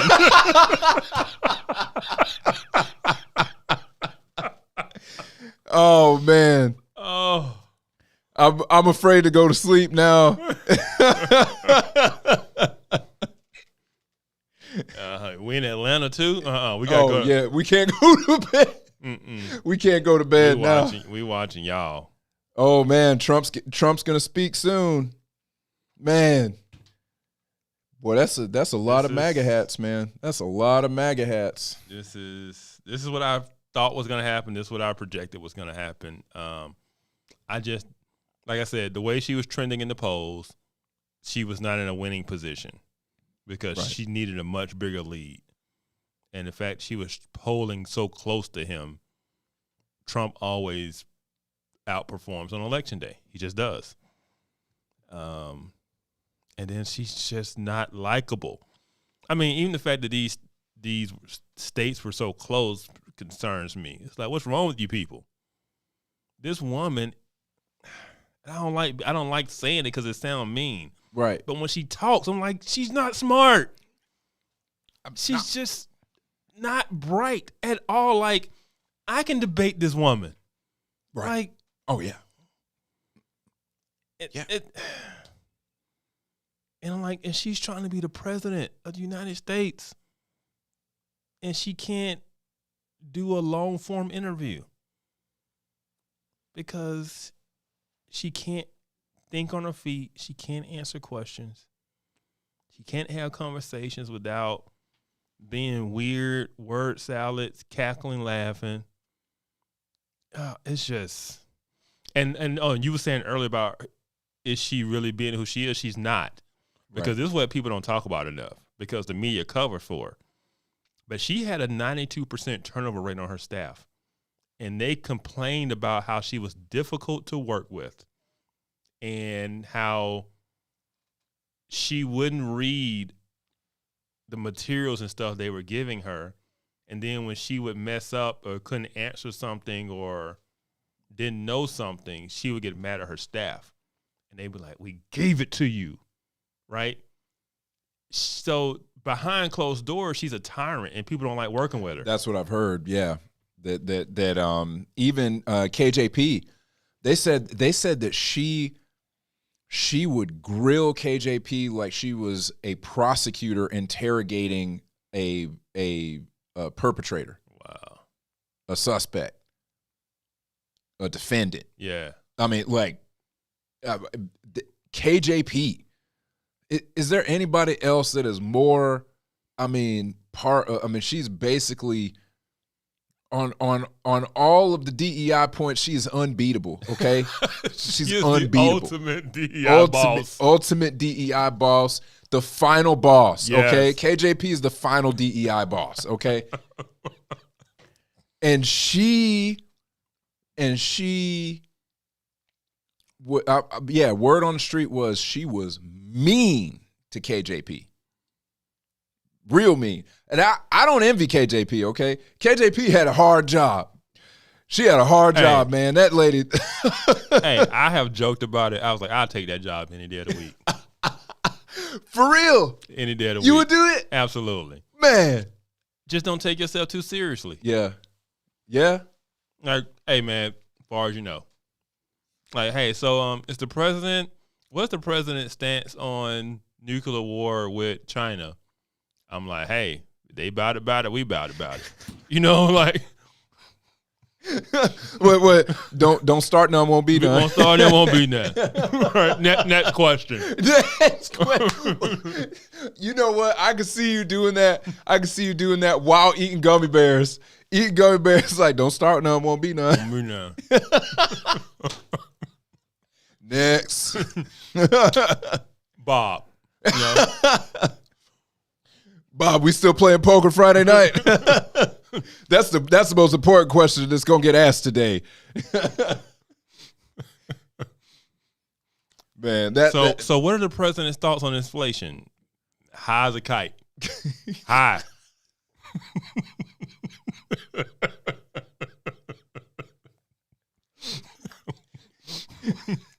And Trump be like, I really like the guy. I really like him. He's a straight shooter. He doesn't give the best answers all the time, but you never know. You never have to question whether you're getting That's straight all you gotta Kevin. do, man. That's all you gotta do.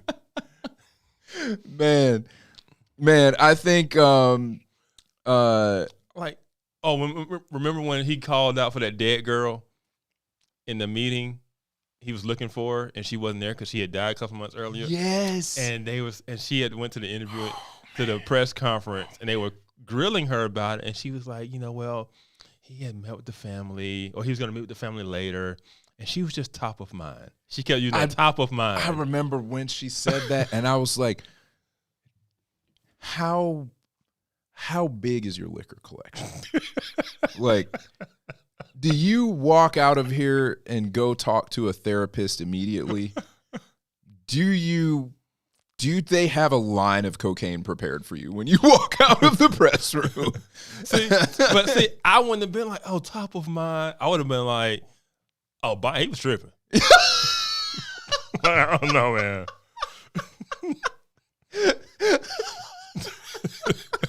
What you want me to say? He called for that dead girl. I don't know. Yeah, man. They're like, what do you think? What do you think happened? Come on. Let's get to a real question. You know what happened. All right, so you want me to lie to you? Yeah. What you want? Yes. You want me to lie to you, okay? Yes. All right, so hold on. Let me do this real quick. Hold on, let me put my gummy bears down. She was just top of mind. How was that? How'd I do, y'all? How'd I do? Was that believable? No? I don't care. Next question. I think you could do it, man. I would, man. Especially for Trump. Oh, man. They be asking me about stuff on Truth Social and stuff, and yeah. Man, listen, okay, we need to start a campaign. We need to start a campaign for the new Trump administration. Kevin Briggins for press secretary, man. Absolutely. Kevin Briggins for press secretary. I would do it. It's the man right here. This is the guy. He's going to do it. Yep. That would be the best TV. You would get me to turn my TV on. If you did the pressers, I would turn my TV on. Hey, C-SPAN ratings never been higher. Never. I would buy a cable subscription just to watch you do them press conferences, man. Yeah. You better get me an invite one time. I'm just saying, I want to be in the room. They're going to kick me out, though, because I'm going to be laughing so hard. I'm going to be like, hey, Peter Ducey, man. Hey, I'm going to buy you a drink after this.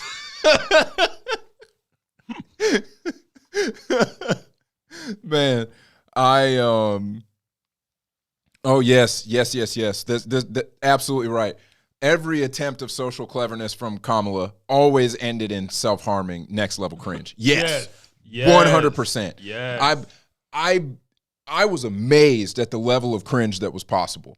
The SNL thing, right? Oh man, I got to put this up. Kevin for diversity chief. You know what you would be? You know what you would be as diversity chief? What? You would be like what's his face from Parks and Rec? The NEI? No. Ron Swanson. Ron Swanson. You would be Ron Swanson. They would appoint you as diversity chief, and you immediately shut down the department. Yeah, absolutely. Absolutely. Man, dang right. Okay, up by, let's see, realistically, Trump wins Alaska, Nevada, Arizona, Wisconsin, and Michigan. Hot dang. Would you look at that? LeBron could never. Oh, man, you're going to have the LeBron fans coming for us now. So all right. Trump support among Latinos, 41%. So look at that. 3% move with black people. 10%.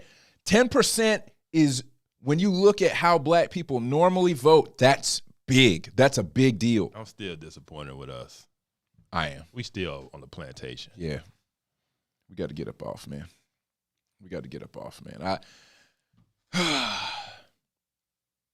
I don't know, man. I don't know.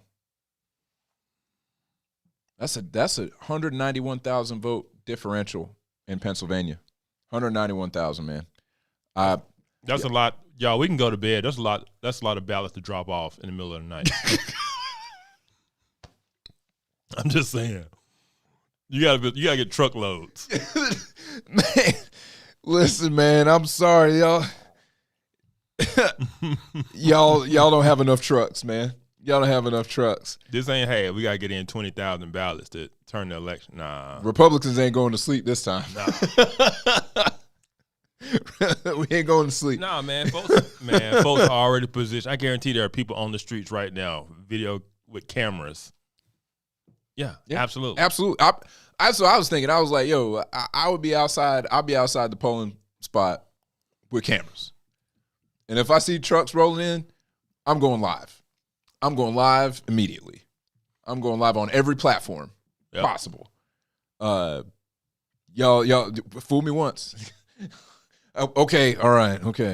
Now I'm not a big election. I'm not an big election fraud conspiracy guy. I know a lot of people disagree with me on that. I think that Trump lost the middle last time. I think that's why he lost. I think he lost the middle. I think that people couldn't handle the mean tweets, and he lost the middle. And then they got 4 years of Biden, and he got the middle back because the middle's tired of being broke. And it was like, you know what? I'll deal with mean tweets. I'll deal with it, man. Give me the mean tweets. As long as my groceries go down by 75%, I'm good. Yeah. I'm good. Yep. So, man, this has been a crazy night. Yeah. This is. Somebody said church gonna be lit on Sunday. Church gonna be lit. I hope that your pastor does not doesn't divert from the word to talk too much about it. However, I am also not opposed to pastors calling out America for where it is, because and I will say I will say that what we're seeing tonight is what we're seeing tonight is good, in my opinion, from Americans saying like, okay, this is crazy. We can't do this no more.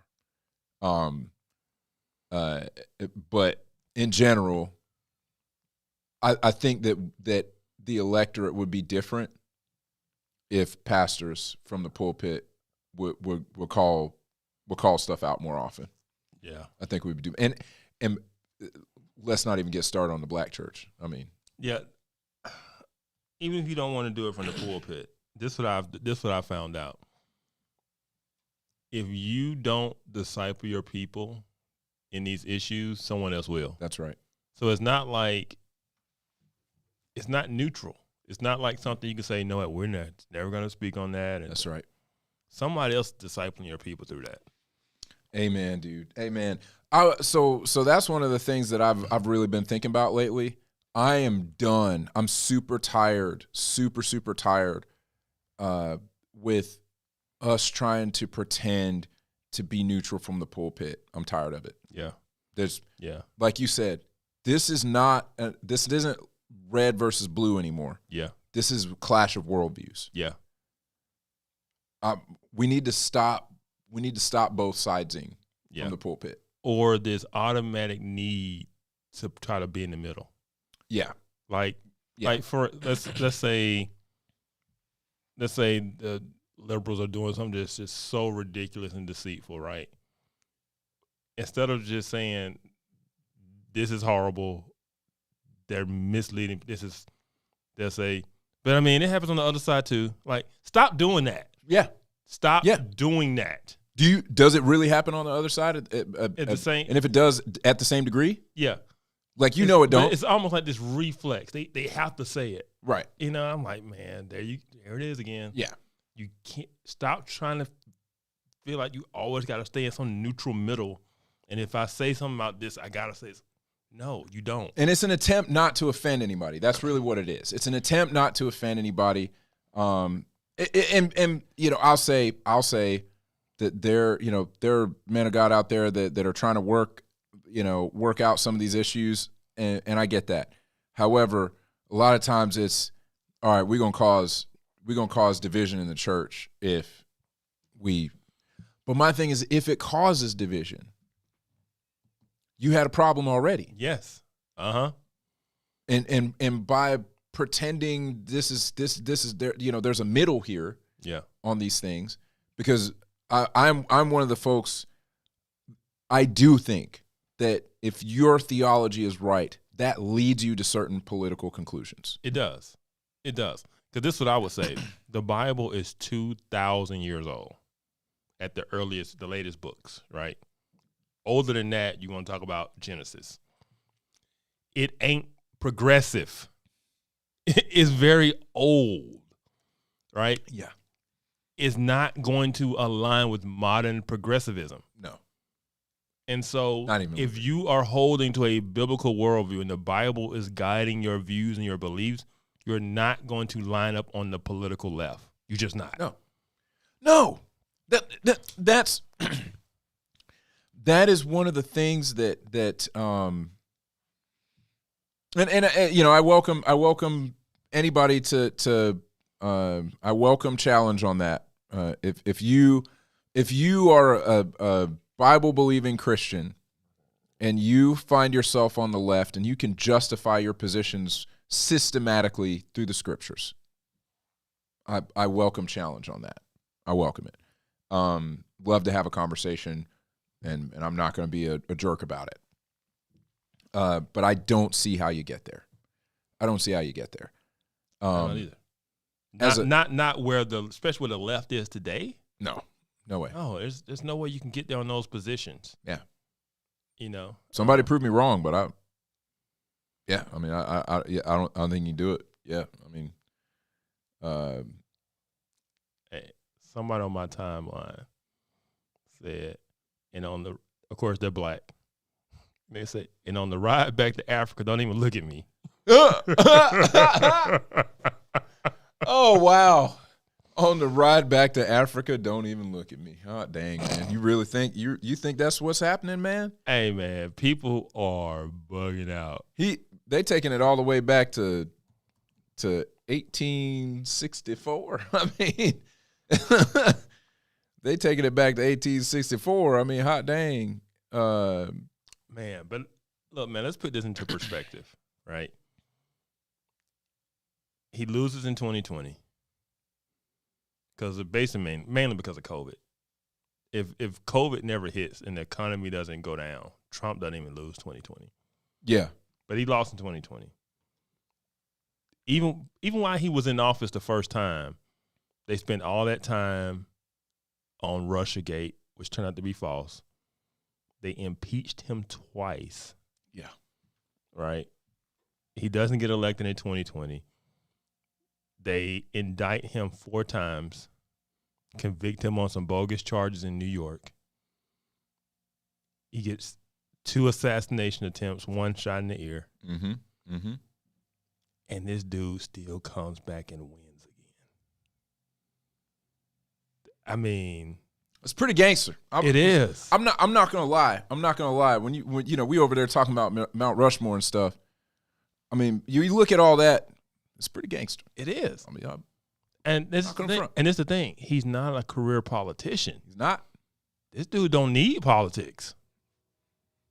When you think about all that he has been put through, that is at first I thought, man, he's a weak, thin-skinned dude, all that stuff. I think that 2020 Trump was more thin-skinned than 2024 Trump. I actually think that he improved on his ability to deal with criticism in this election. I don't know what changed between then and now, because his behavior really right after he lost the election was like he was unhinged, man.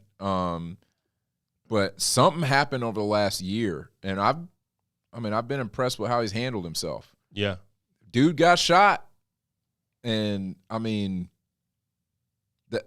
that image is going in the history books. Yeah, that image absolutely. is going to be in kids' history books. Absolutely, very soon. Yeah. So I think it is going to be a memorable. I mean, he will be. I do think he will be one of the presidents that is remembered. He will be one of the presidents that's remembered. Absolutely. But it's amazing. Number one, it shows the strength of our republic. I was going to say democracy, but the strength of our republic. Thank you. That despite the political, and I'm going to call it the political machine, opposition, the will of the people still stood. They did everything they could to get rid of him. I mean, court cases, prison, got him labeled a felon, tried to take him off the ballot in Colorado, like in other states, just tried to do all types of stuff. You know, and the will, and they called him Hitler. I mean, they did everything they could, and the people said, we voting for him. And think about this. The Democrats' argument was they were trying to save democracy by keeping him off the ballot. Yep. Think about that. Kind of an oxymoron, right? Yeah. Kind of an oxymoron. Because if you think that people are going to vote for him, you know, they like to use that word democracy. They like to use that word. If you're hardcore Democratic, let them vote. Yep. Let them vote. It's actually the Republicans, keyword there being republic, that believe in some kinds of stopgaps, protections. The reason why we have representatives that are elected by delegates, et cetera, there's a protection there that if somebody has an issue of conscience contrary to the electorate, they do not have to follow that. That's on the Republican side. There's always protection for the minority in the event that the mob wants something bad. That protection is not there in democracy. It's not there. Yeah. And if you believe in democracy and you want pure popular vote and all that stuff, why are you taking people off the ballot? Yep. Because you don't really believe in democracy. You just want what you want. All right, so we got Trump at 248. I guess they gave him another. We're going backwards. Oh, he had 277. What? Who got him? Oh, at they 277? just called Wisconsin for him. Wisconsin. Yep, he's at 277. 277. It's a wrap, y'all. Oh man, there it is. It's a wrap. Man. Who's got him at 277? NBC? No, Fox. No. Fox got him at 277. All right, let's take a look at Fox, man. Let's take a look at Fox.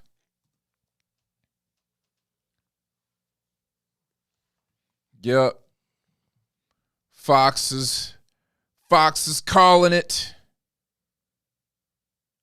Donald Trump projected to become the 47th president of the United States. Look at that. Let's take a look at their map. Do they have it up?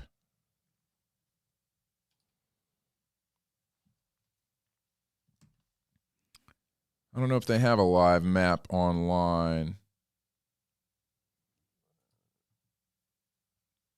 No, I'm on that broadcast, so I don't know what they have online. No worries. They got him at 277. I mean, yeah, see on the screen, see on the broadcast. Yup. There it is, 277. Boom.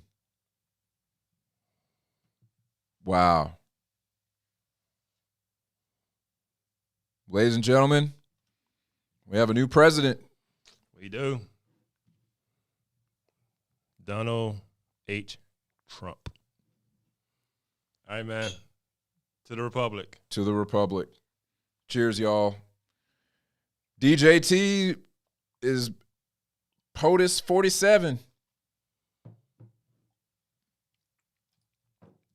We told y'all that we were going to hang out until we heard about the president. Thank you, America, for making us not have to stay in the studio for a week. We really appreciate that.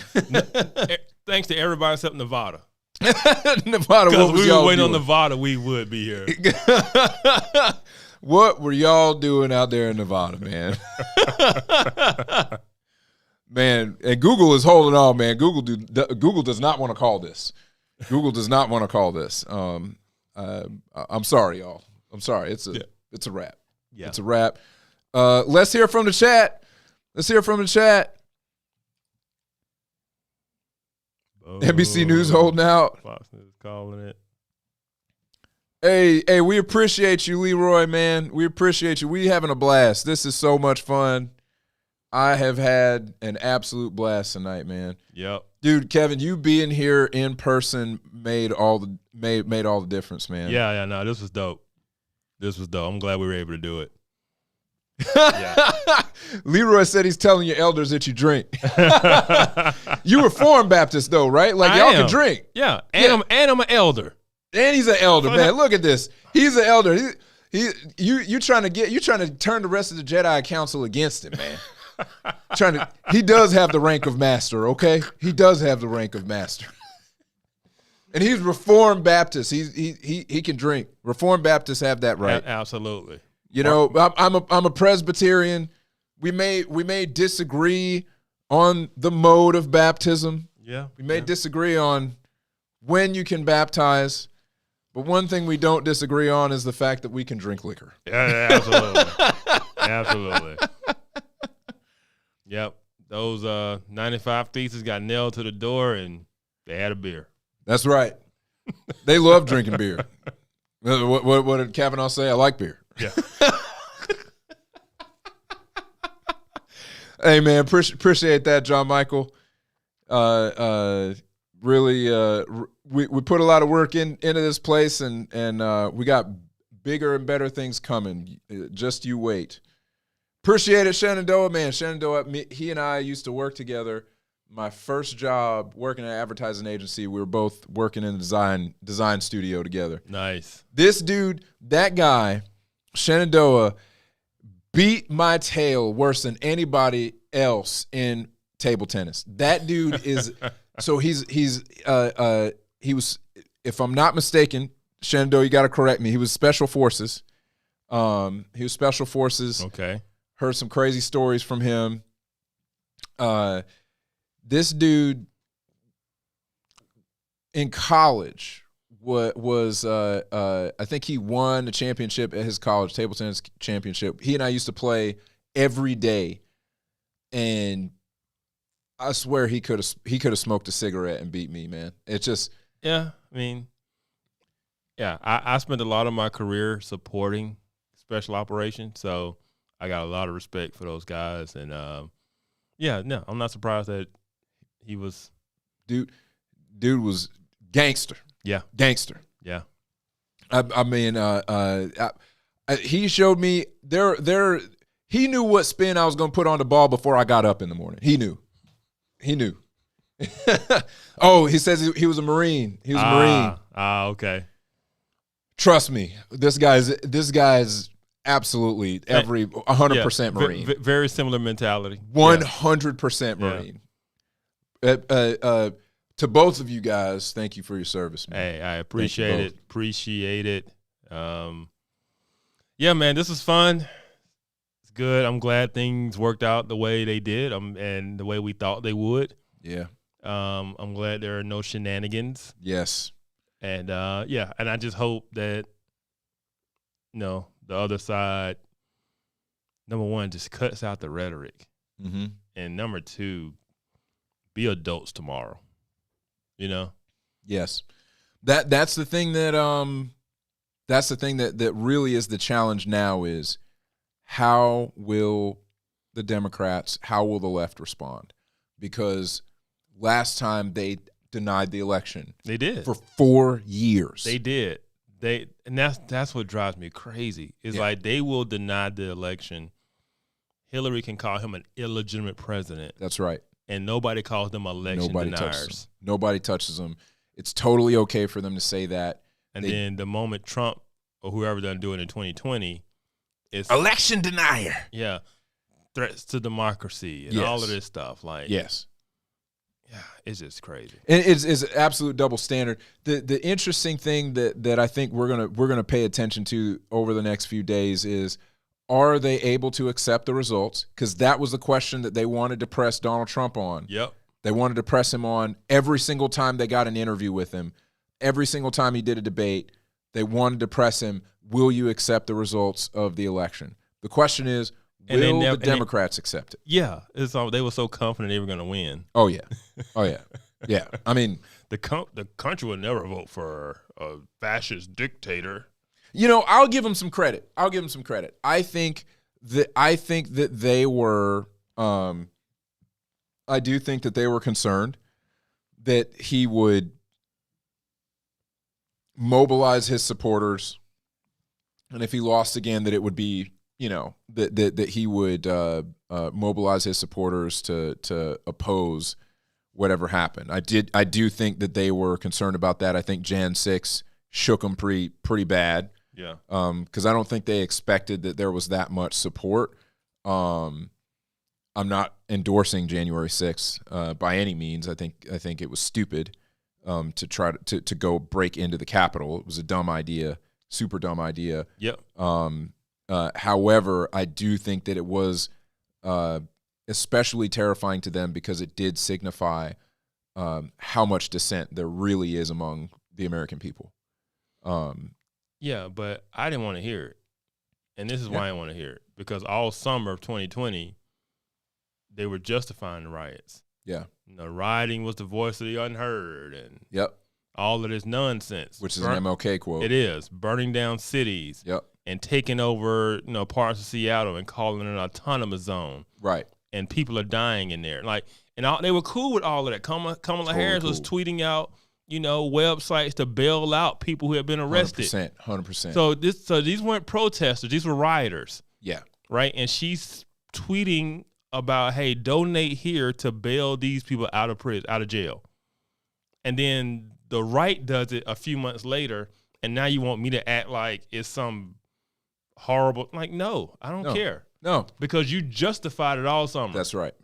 And so much more damage, so much more destruction was done. People lost their businesses, their places of business. So when I saw Jan 6, did I think it was stupid? Yeah.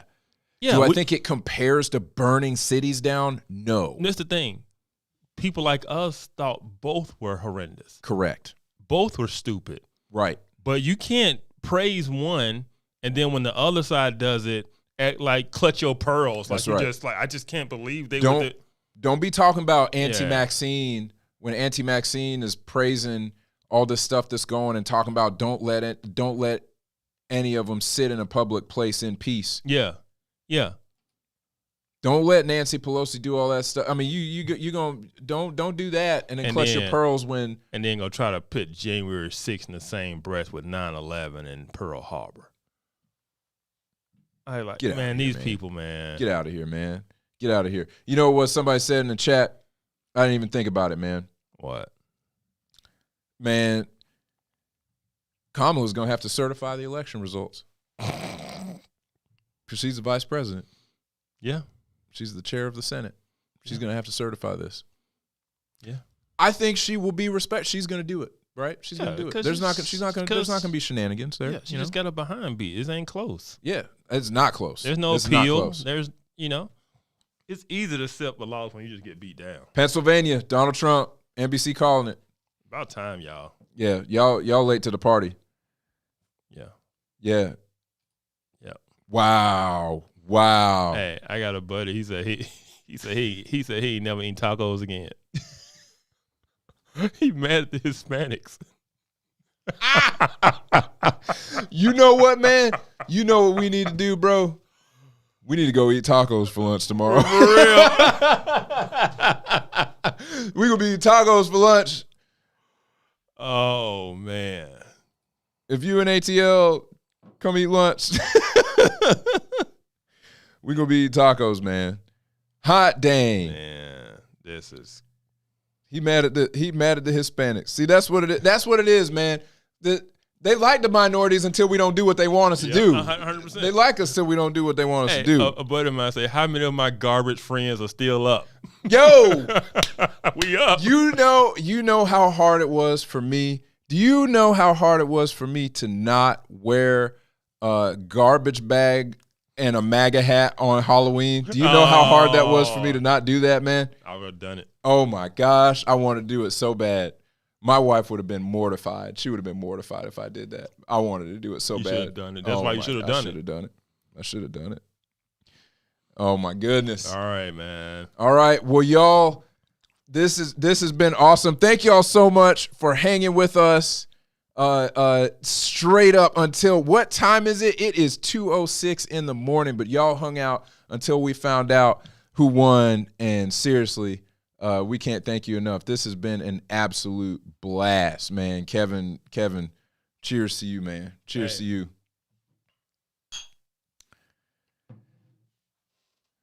Congratulations to Donald J. Trump. And for all of our friends who are distraught by this. Yeah. The same way that I would have to be okay with what moves forward, the thing that I rested in and why I wasn't completely torn up and in anxiety over this election, is because God is still on the throne. Yeah. Jesus Christ is still on the throne. And if you don't know him, there is peace in him. Yeah. No matter what happens in Washington. So y'all, from both of us, good night, and thank you so much for hanging out with us. This has been awesome. See y'all Friday. Yes. Tune back in Friday. Like, subscribe. We appreciate y'all. Be good. This podcast was filmed at Podium Studios at Marietta Square.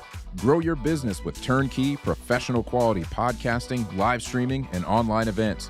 Don't worry about editing. Don't worry about anything. Just come in and record. Learn more at thepodium.studio. Step up to the podium.